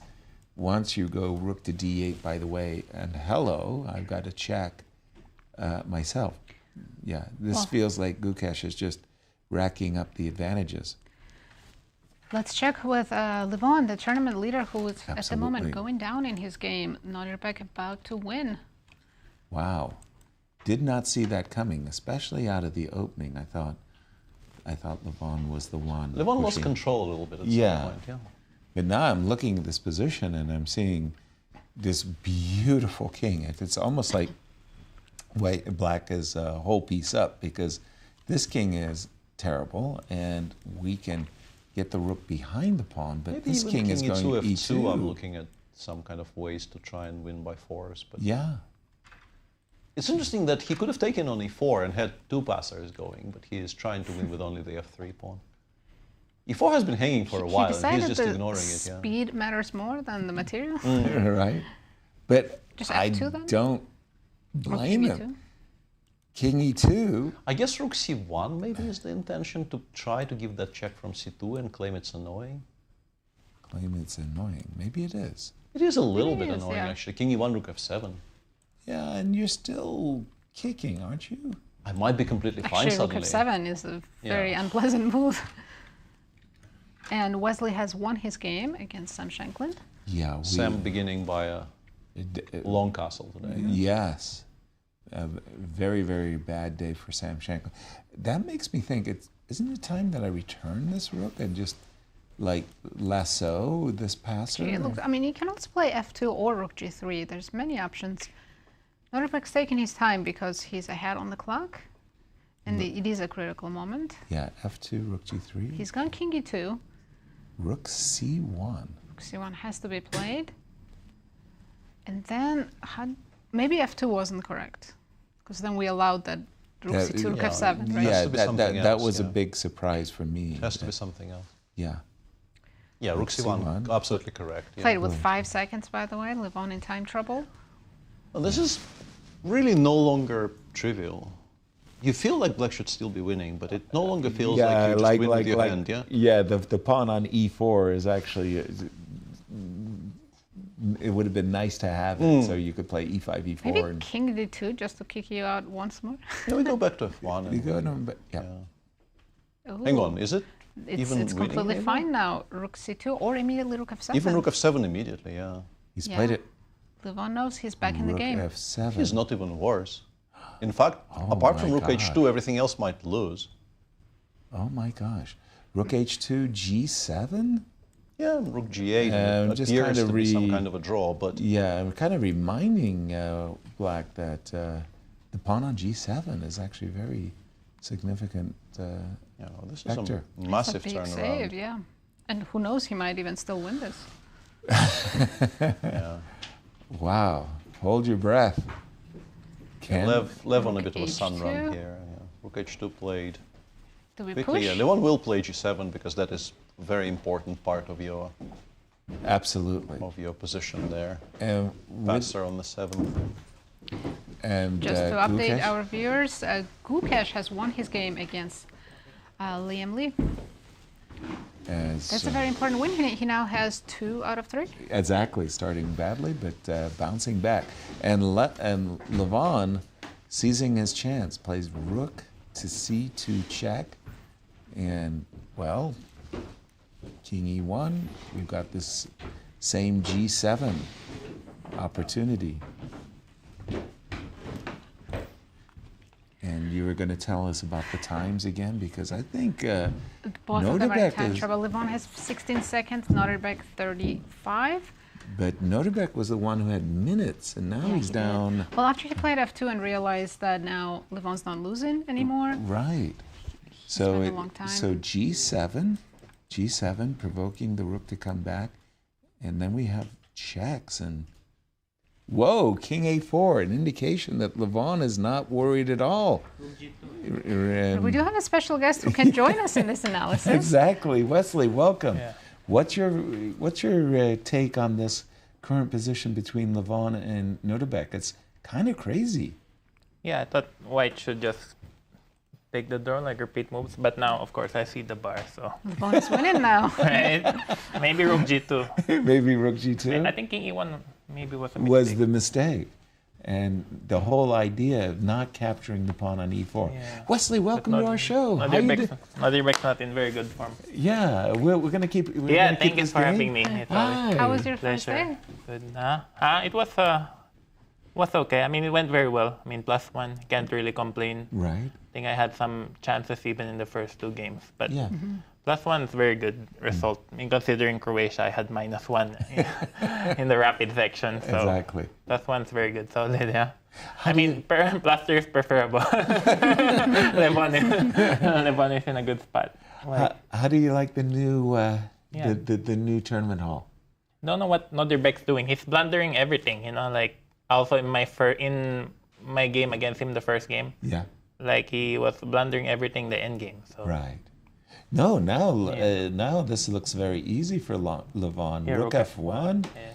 You just picking up this g pawn. By the way, this g7 pawn is still on the board. This is completely lost. Yeah, he just collapsed. But also in my game against him, the first game, he kind of collapsed in the end game. Gave me some chances. Exactly. Oh, at the rook end game, yes. Yeah, his king was under heavy pressure. Like, I can't believe how he almost lost it. Yeah. But I mean, Nodirbek is very strong. He just won a tournament in Uzbekistan, right? Like tied for first with Prague, the Classical. But when he's in bad form, he can also play really poorly. And there we go, a2, a4, and here. You know, actually, you take away the a pawn, white is still winning, right? And we have a Levon Aronian. Perfect score, 3 out of 3. Perfect score. Wait, Levon won. Oparin lost on time, yeah? Wow. Yeah, we missed a couple of games. Oparin also lost all decisive games. Against MVL? Yes, in round 3 we had all decisive games, no draws. Yeah, he took on e4 and then lost on time. Actually, that's a pity because it should probably just be a draw. Knight e4, bishop e5. Let me just bring that up on my screen. Sorry. Grigoriy in the final position has lost on time. Yeah. Was the position okay? Yeah, bishop e5, I guess it's just a draw. Yeah. Knight takes bishop e5, just a draw. Yeah, and maybe white, and then like king f1, king e2 should just be a draw. So again, Wesley, nice to have you back in St. Louis, Grand Chess Tour. Yeah. Trying to make the playoffs. Yeah, for sure. Yeah, we should cancel the tournament right now, right? Yeah, call it it quits. And then I will qualify. Yeah. But yeah, I mean, yeah, it's great to be here. I think the playing hall is very nice. It's very quiet, very spacious. Yes. It's actually better even than the one in Hall of Fame because it's a lot more space. Exactly, that's the way I felt. Very private. We're happy to hear that. So in the next 2 weeks, you're going to play Rapid, Blitz, and Classical. What's your personal favorite at the moment? Well, Blitz is my highest rating. I'm not number 4 in the world in Blitz, 2,800. Wow, we're not worthy. Very good. I'm close very good. Yeah, I think, who was it? Is it Magnus, Hikaru, Firouzja, and me? You know, you're my pick to win this event, so I'm very happy to hear that. The pressure is intense suddenly. Too kind. Who did Yasser pick? I picked Fabi. Yeah. Because I just felt that he needed a result here, so very, very motivated to try to make it to Sao Paulo. Oh, he's down on the Grand Chess Tour. Qualify for the Final Four. To qualify for the Final Four, he needs results. He's 5, yeah? I'm 4 or something. You're 4th. And he's 5, yeah? He's 9th, I think. Oh, he's 9th. He's much lower. Ah, really? You really? Ah. You should watch the show. We got these beautiful graphics. 9, I got to tell you, you know, you're qualified, man. We should. We can pull it up, yes, just to show you that you're doing great. Right. Well, we'll ask our production team to show us the Grand Chess Tour standings. You don't. Okay. You don't want to ruin. Yeah, I don't want to jinx it. You're doing good. Last year I was in the top 3. Here's the jinx. Here's the jinx. Last year I was in the top 3 until the very last day of the Singfield Cup. Right. Well, look at the bottom. Look at the bottom half. There you see Fabi. And you see Levon. At the very, very bottom. Yes. At the very bottom. That's why I was saying why is Levon 10.5? Okay. Yeah. Yeah, because he tied with me in Romania.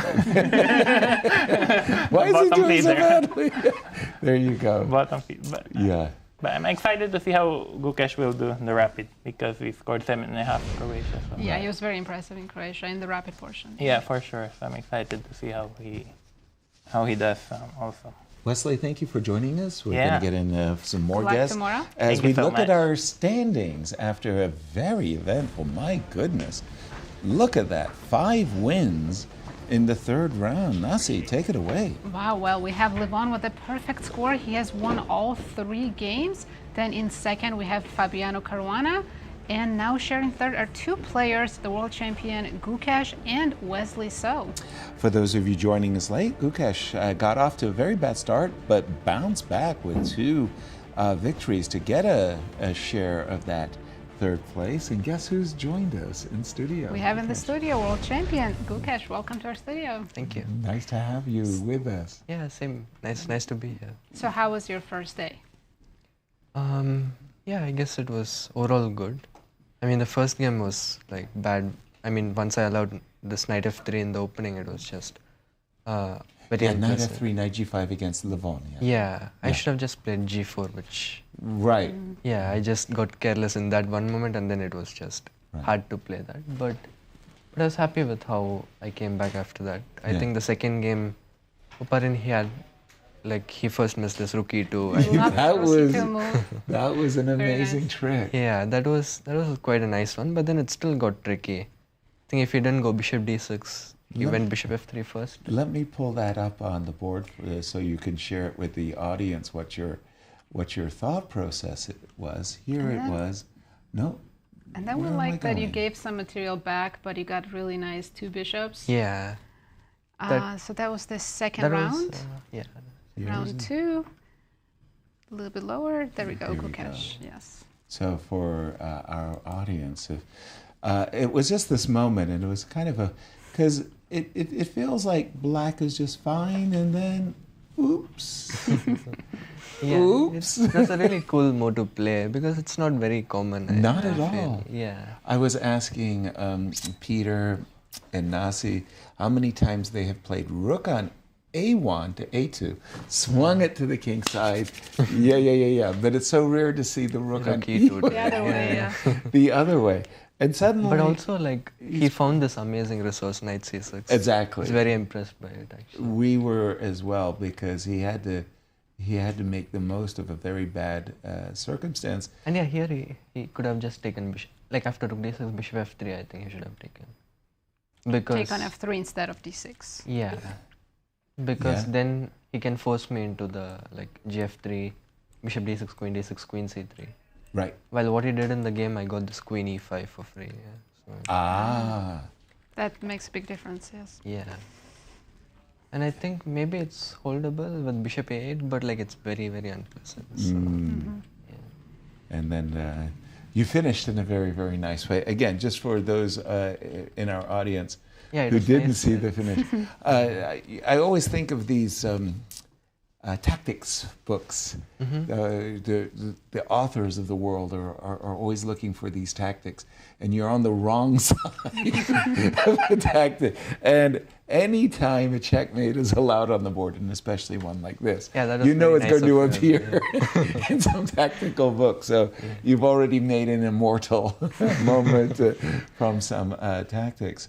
Good start. You're feeling good, St. Louis? Back to be in St. Louis?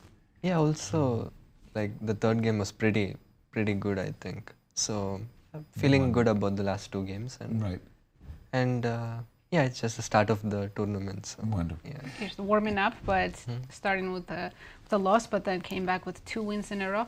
Really liked bishop f2 in your last game. Yeah. Yeah, that but turned I think, things like, around. I mean, he defended like crazy. At some point, I got really worried.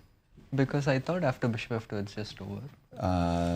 Round 3. It did get crazy. We can Where pull do this we up. go? Very messy, right? Yeah. Yes. This was the Liem game, yes? And we lauded your bishop takes f2 moment. Although maybe I'm not sure if it was the best move, but... No, it was? definitely. Yes. Definitely. But he found this cool resource, knight e7. And queen c2, it was not Yeah. clear. Maybe I should go king h8. It's funny that you should King say f8 that. was correct, F8 but was here was the critical moment. So after king g1, it's not easy, but knight takes c1. And after bishop if it was b4, bishop b4? you just go back knight d3. I consider this so very disrespectful. do your words. No, somehow I saw ghosts around this point. Bishop b4. Just knight d3. Yeah. You did the most practical thing, which was just to get rid of this knight, get it out of the... And then it was... But then, like, with all the pieces all around, it was kind of shaky. But okay, I'm glad I didn't get checkmated.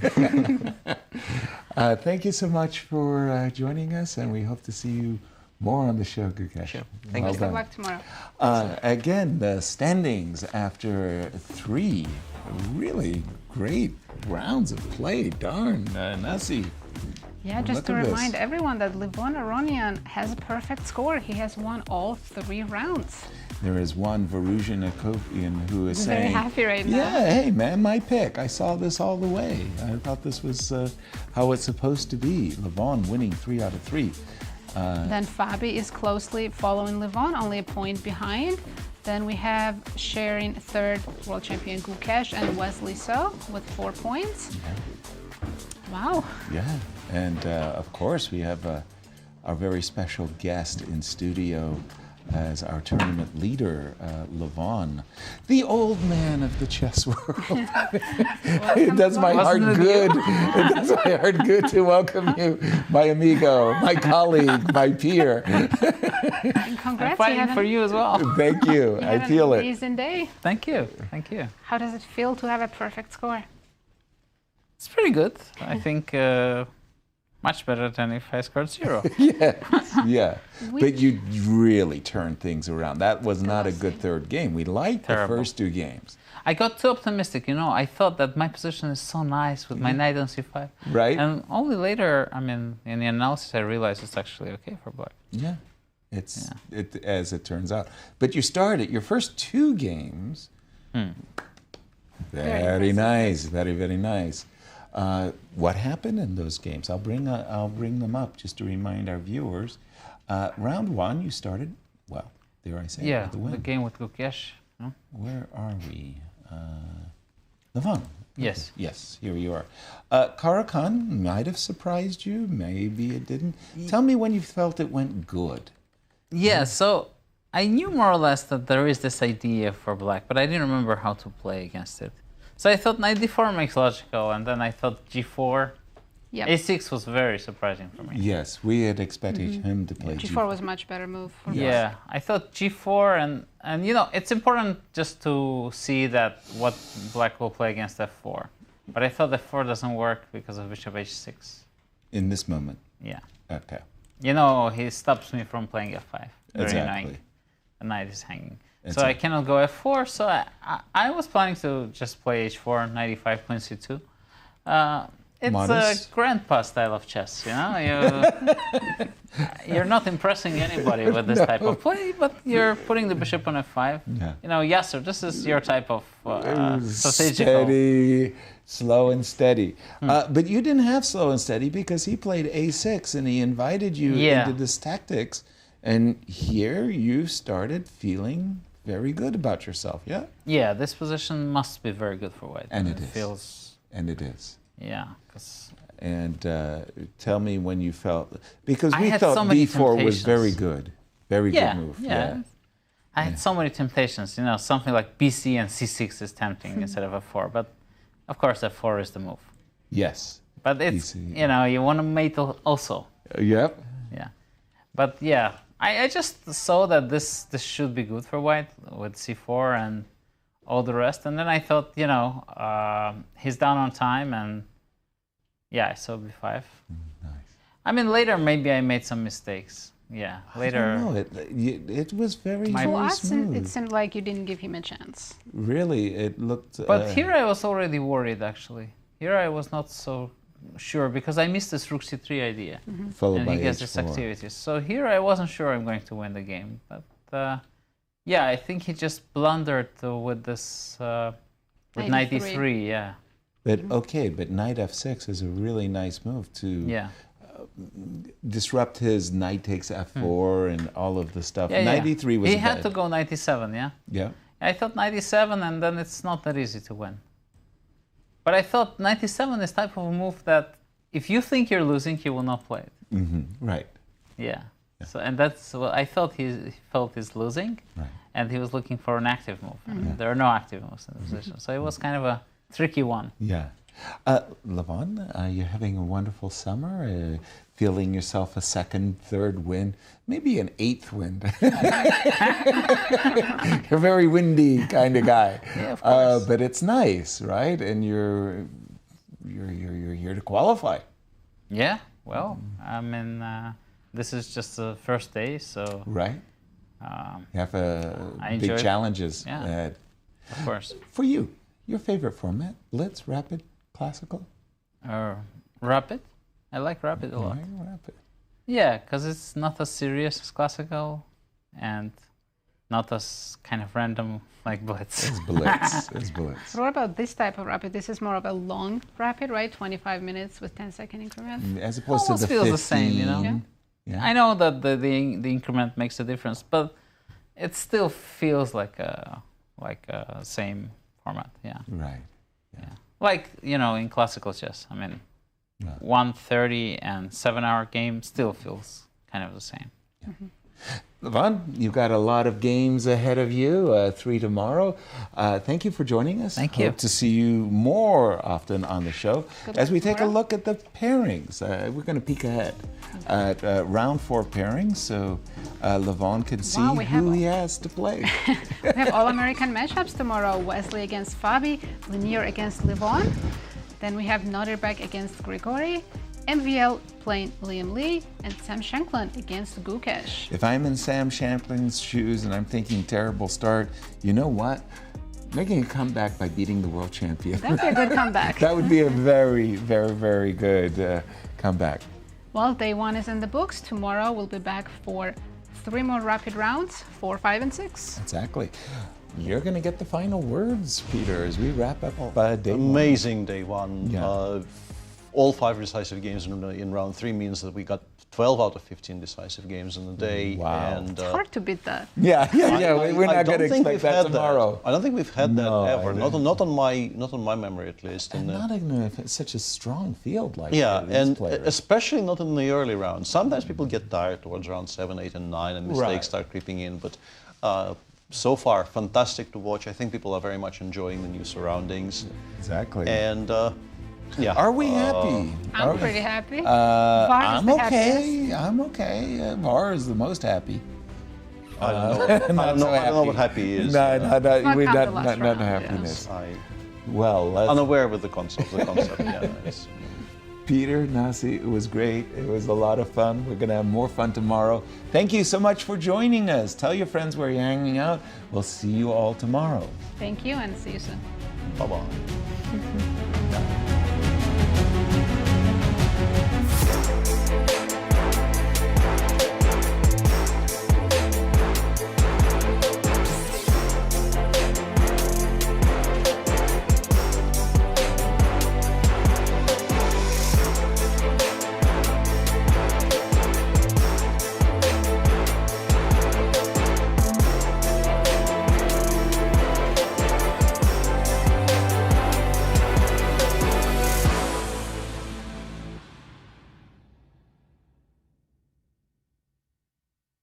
This has been a presentation of the St. Louis Chess Club. Any reproduction or distribution of this content without the express written consent of the St. Louis Chess Club is prohibited.